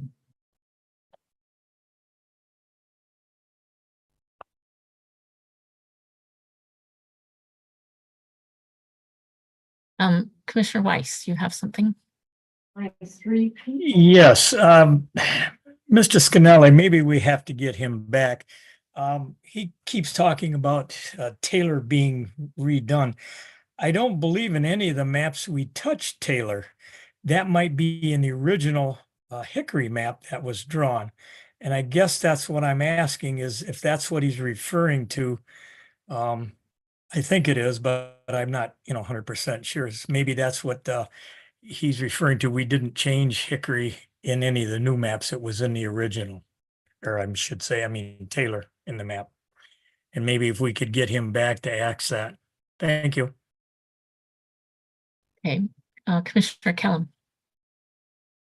Yes, thank you, Commissioner Orton. Commissioner Weiss, I believe, and I could be incorrect, that Anthony Scanelli is talking about Scannell keeping Taylor whole. And, you know, we did work, or, you know, I'll take ownership for that one. I did try to do that in the Riverwalk map, but it turned out to be a map that, if I remember correctly, we all talked about it, weren't really in favor of, but it is on our website, even with the negative feedback that we gave as a commission for that map. And we didn't like the numbers when all the partisan fairness and all that stuff was run. So I could be in error, but I believe he's not necessarily talking about that map, but what I think that I heard him say is Taylor could be kept whole in a way that it has not been. Well, the reason I ask is I looked a bunch of the other maps, you know, while we've been talking, and it looks like the Taylor area is pretty much the same. I mean, I can't see all of it, so I'm assuming he means it in the Hickory map, not any of the other ones. That was my thought. Maybe he can shed some light on that. I see his hand is up. Yeah, I see his hand is up. We could take that one right now. And let me just say, while he's joining or being unmuted, you have added an I to his name and made him Mr. Scannelli. I think it's Scannell. Oh, thank you. Appreciate You're that. trying to turn him into an Italian. I apologize. We'll be celebrating St. Patrick's Day coming up in the Scannell family. Scannelli, I don't know about them, but so yeah, Taylor, I think it's split between 28, 29 or 27 and 28, one of those two. And it's the north and the south parts of the city are both with communities to its south. And I think both of those districts extend into Monroe County, whereas the city of Taylor in itself is almost just enough to comprise a district. And that was what Commissioner Kellum was working on. I think it was called Hustle Hard, but it wasn't chosen to be advanced to the public comment right now. And I think the change could be made applicable to any map that you choose if you chose to make that change. And maybe the partisan fairness analysis, it wasn't, I'll just say I don't think it was very thorough, because maybe the numbers, you know, point to a certain direction, but just my instinct of knowing the area says it would make it more fair. So can I ask a question, Mr. Scannell? Have you looked at the Riverwalk map that is out for public comment? Because when I look at it, it looks to me like it is whole in that one. All right, let's take a look. Riverwalk, opening that right now. Your conference is already in progress. For 10 hours, Nope, 41 Riverwalk. minutes. It's Press split. pound or star to continue Sorry, the I don't conference. know. Otherwise, your conference It will was, end in 45 I minutes. don't know what all that is, but it was a Hustle Hard that wasn't advanced. Riverwalk, it's split. Is it split? Yep. I'm not seeing the whole map Like right now. the last 2 southern miles of Taylor are in 28. Most of it's in 29. Okay, thank you. I can't see that part of the map on what I have on my screen right now. What was interesting on that one, the Hustle's Harder one, is when we ran the partisan fairness metrics on that, somehow it made it worse, which is why we didn't move it forward. I know that people are saying that it you know might make it better, but when we actually ran the metrics, it made it worse. And that was surprising to me that it made it worse, but I don't know, maybe there's another way to do it where it doesn't make it worse.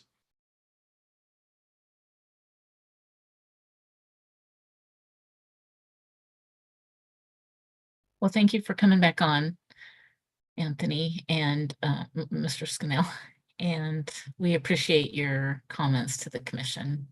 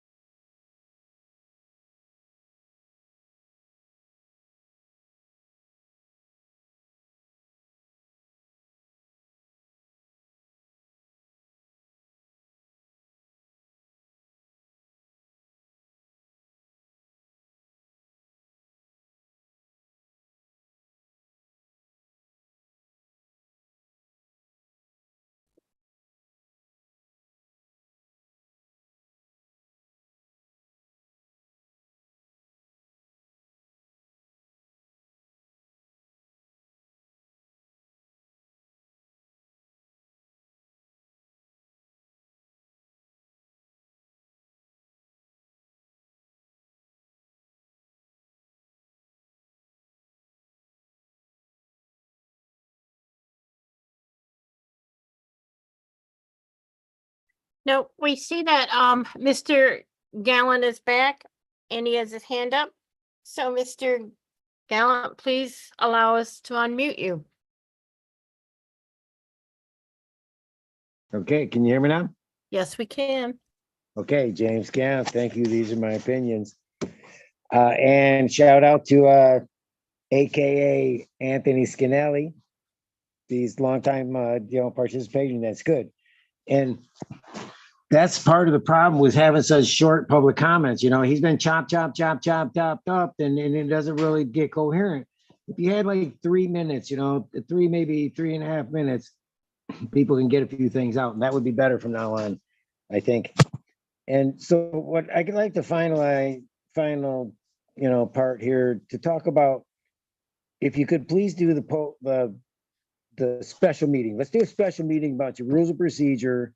Are you following Robert's Rules of Order? Mike Brady, where's Mike Brady? He's supposed to be the parliamentarian, Sarah says. So, but the orientation materials that you posted on the internet, they do not go anywhere.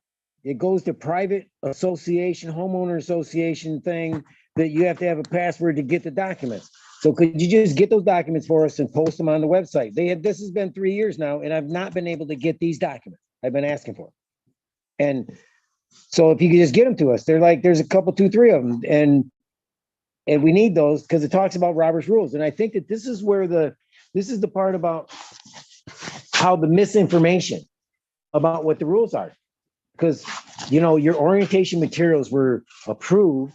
It says on the front page by Department of State, Michigan State University, and University of Michigan, and the Princeton Gerrymandering Project, Sam Wang. And you know what? That's exactly what they did. Sam Wang, I believe he's the one that implemented this and said, hey, we're going to gerrymander the rules. That's what they're going to do.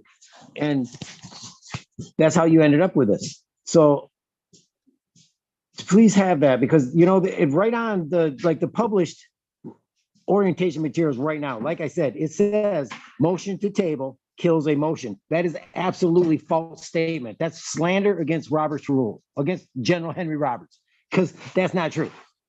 And they explain that in the book, because they said this has been misused. We've been getting reports about this, and that is a misuse of this. But you publish that in there, the people do that. And they do that now because they read your rules. And they didn't, well, it's not even the information. You didn't even give everybody a copy of the book, of the actual rules that you had to follow.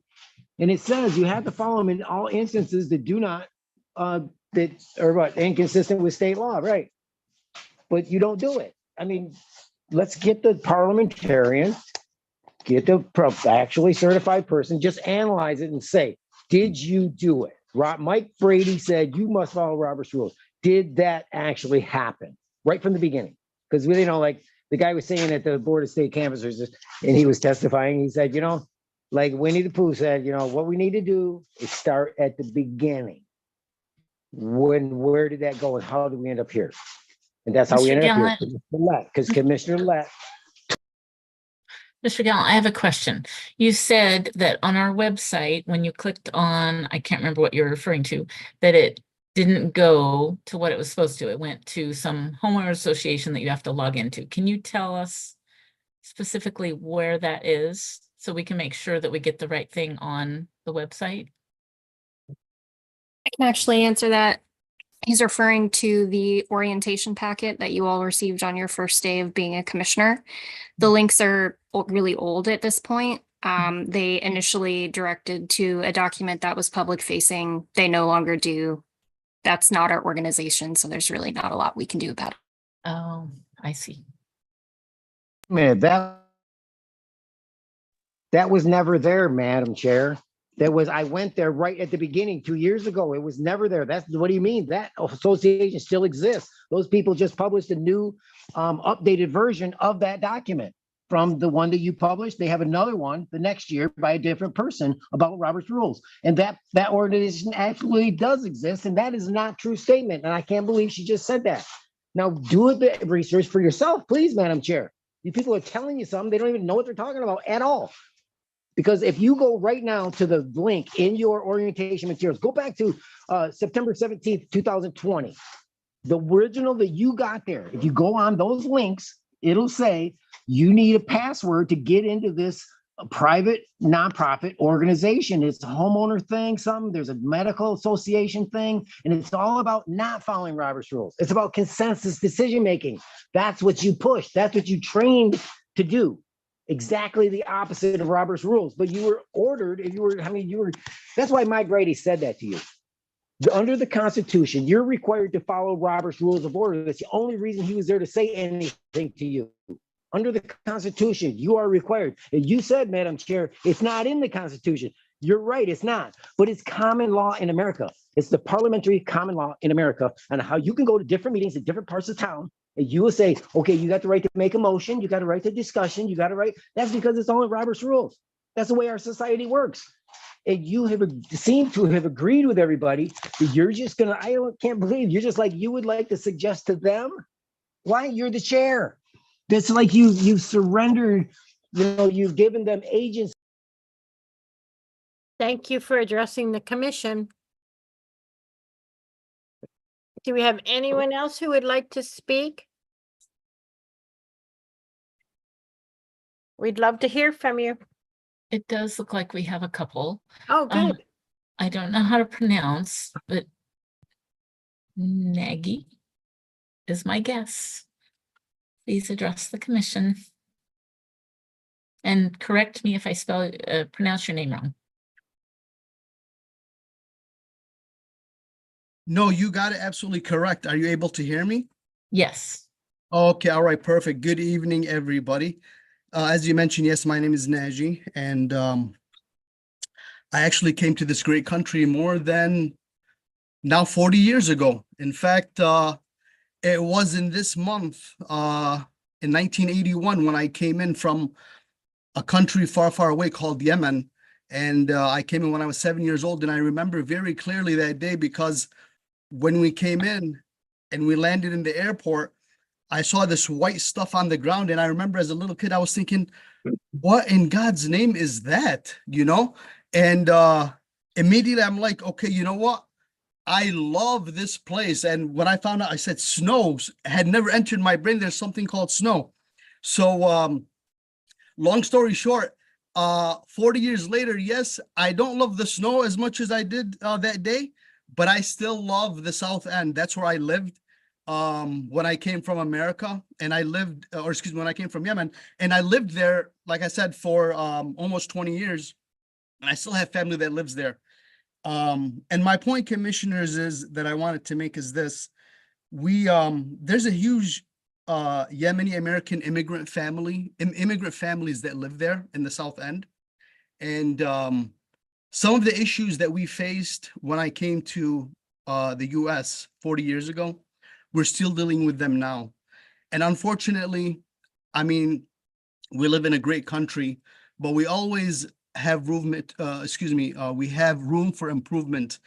And we don't have the necessary or requisite representation, unfortunately, not in local government, not in state government. And the point I wanted to make is regarding District 3 in Melvindale. If you look at like the populations there, they're very similar to each other. And by the way, actually, I just want to say something. I'm not part of any organization or part of any group. I'm just your normal American citizen that works his normal 9 to 5 and just tries to do the best he can. But my point is, keeping Melvindale in District 3, I think, is the most logical and sensible thing to do, because like I said, they very similar in socioeconomic backgrounds, very similar in terms of ethnicities, very similar in terms of, like I said, a huge immigrant population. And so it really makes a lot of sense. And I hope and I urge you guys to keep it that way. And that's all I have to say. Thank you so much. If I took too long, I really do appreciate your time, and you have a wonderful, wonderful evening. You did not take too much time. Thank you for addressing the commission. And next in line is Salah Ali. Please allow our staff a moment to unmute you.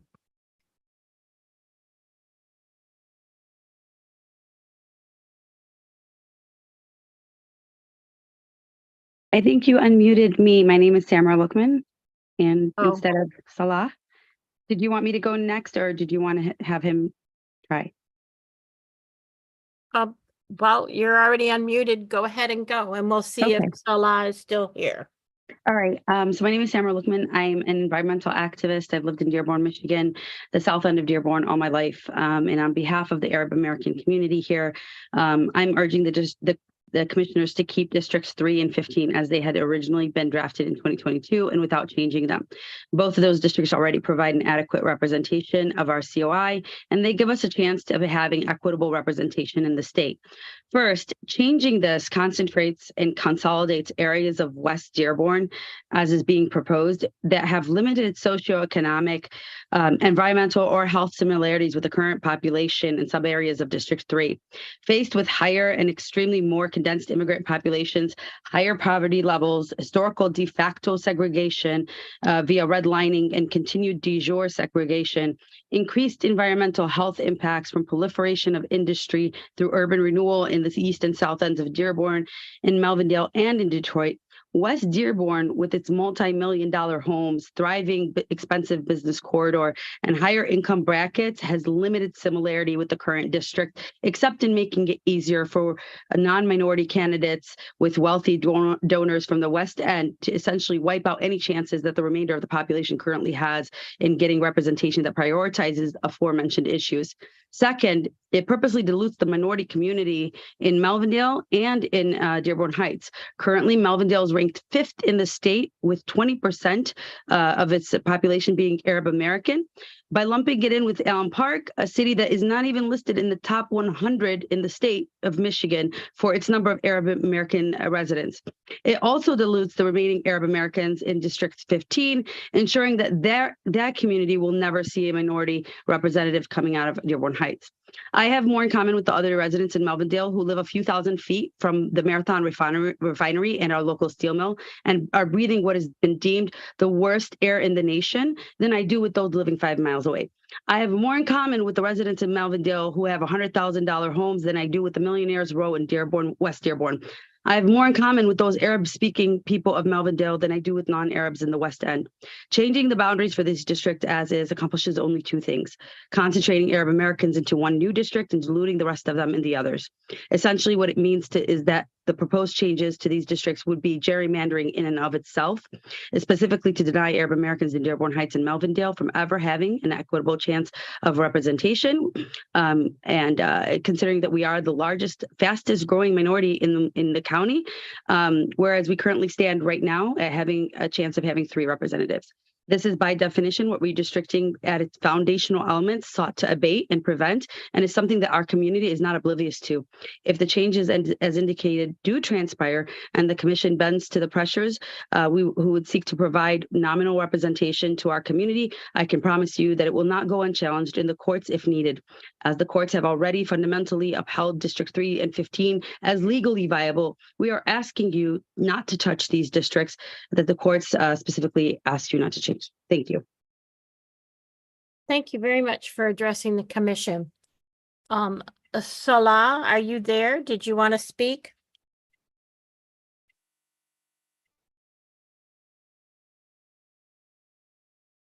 Okay, just wait a minute and we will unmute you. Hi, good evening. Can you hear me? Yes, we can.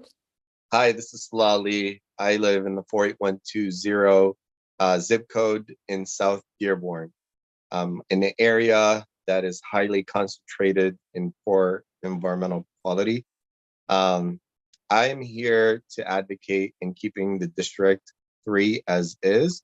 And if there are any changes, to consider keeping the 48120 portion of District 3 tied with the 48126, as well as Melvindale.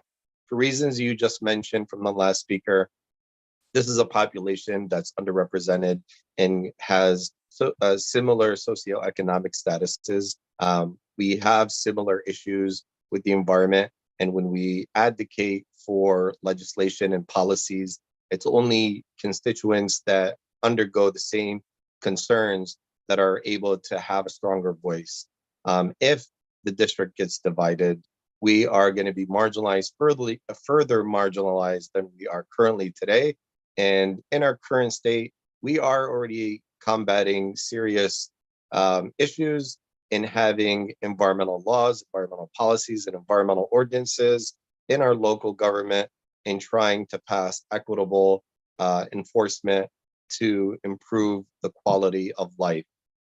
And I urge the commission to understand these impacts by redistricting and taking away Melvindale, a much marginalized community, from District 3, and segregating 48126 from 48120, because it only makes it more detrimental to a society that's already marginalized. So I hope you guys really consider this in your assessments when looking at the district, and at a bare minimum, keeping District 3 as is, and at best, including 48126 with 48120, along with the Melvindale community and any part of your mapping.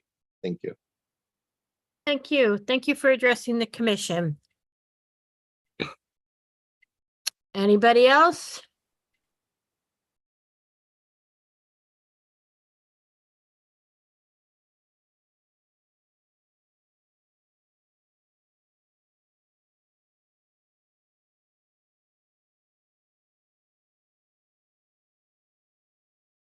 As was said earlier, we do have translators available if anybody is wanting to provide public comment, but not in English, then we would be able to accommodate that.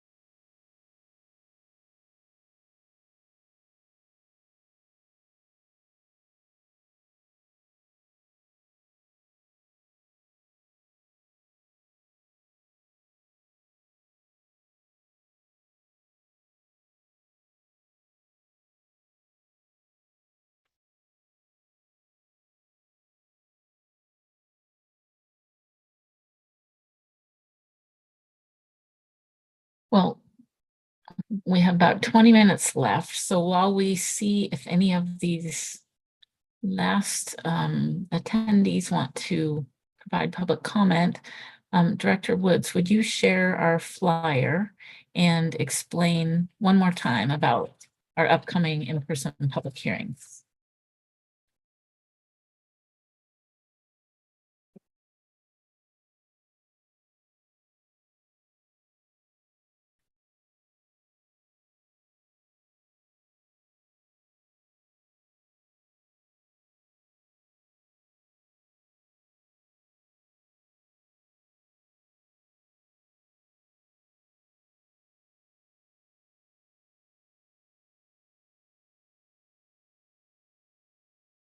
Oh, you're muted. Our public hearings will take place next week, Wednesday, February 21st.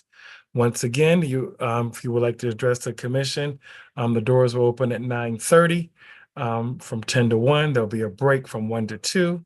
We'll go again from 2 to 5. There's a break from 5 to 6, and then 6 to 8.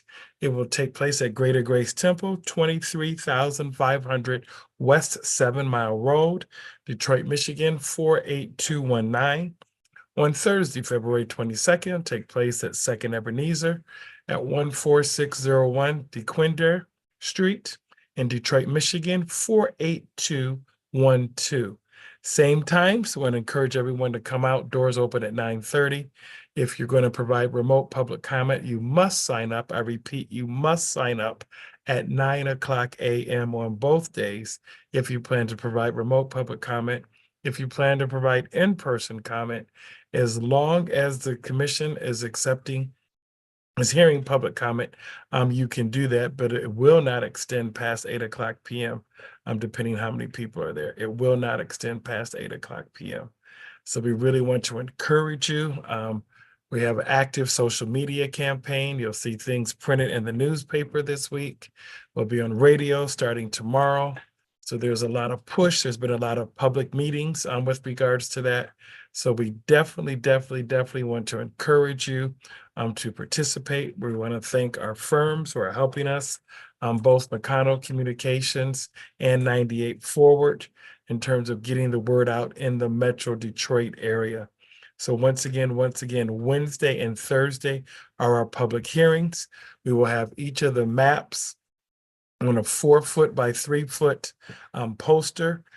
For those that want to get into the street level, I encourage you to come and talk to the person that will have with the maps, so that you can see the street level, because it's much easier to see it on the computer because of the zooming function versus trying to get all of that on the poster. But it will be a substantial size. The poster will not be small. It will be 4 foot by 3 foot, so you will get a chance to see it. But if you want to go deeper, the best spot to go is on our website on the computer, hitting draft proposed maps, and then each of the names of those 10 maps, 9 collaborative, 1 independent. If you hit that comment section, you'll be able to go to my districtor, and you can zoom in and zoom out so you can see it, but you'll also be able to put a comment on that mapping comment portal as it relates to how you feel your community of interest would best be represented. So there'll be a flurry of activity. We welcome each and every one of you to come out. We encourage you to come out. If you have questions, I repeat, if you have any questions regarding the mapping process, I invite you to call 866 MAP FAIR, 866 MAP FAIR. And let me pull up that number for you. If you have any questions, you can call it. And that will work, is 866 MAP FAIR. And that is 866-627-3247. I repeat, 866-627-3247, and we can get your questions answered. Thank you so much for the engagement. The commissioners have been here since 9 a.m. 9 a.m. But all of this was to ensure democracy works and that the commission draws fair maps with citizen input. So please, please, please take advantage of your opportunity to show up and speak up at our public hearings taking place next week at the Greater Grace Temple and Second Ebenezer on Wednesday, February 21st and Thursday, February 22nd. Thank you very much, Director Woods. Okay, we do have a few minutes left. If any of our attendees wish to make a comment that haven't yet this hour.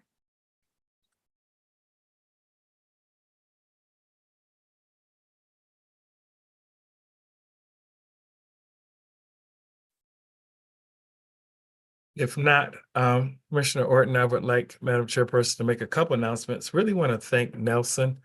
Nelson's the gentleman from the Michigan Department of State that puts up our maps.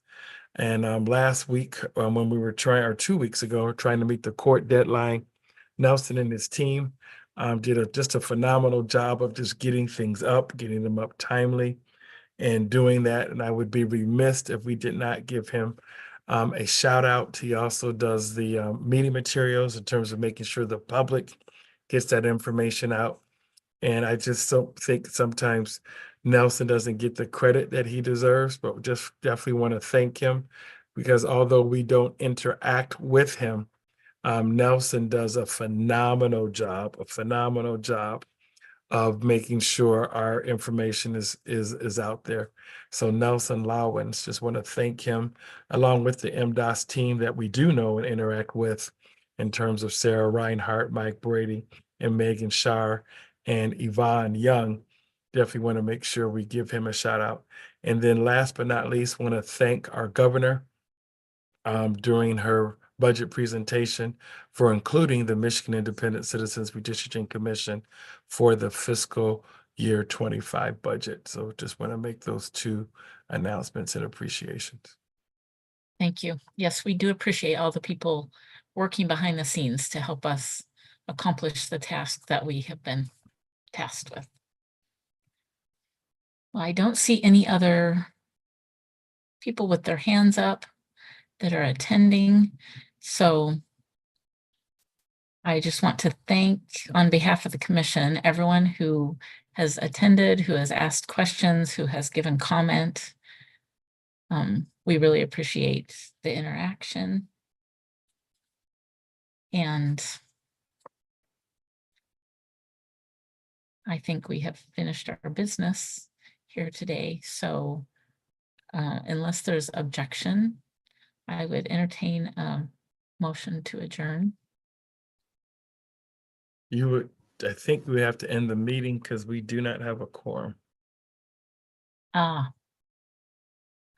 Okay, let's see.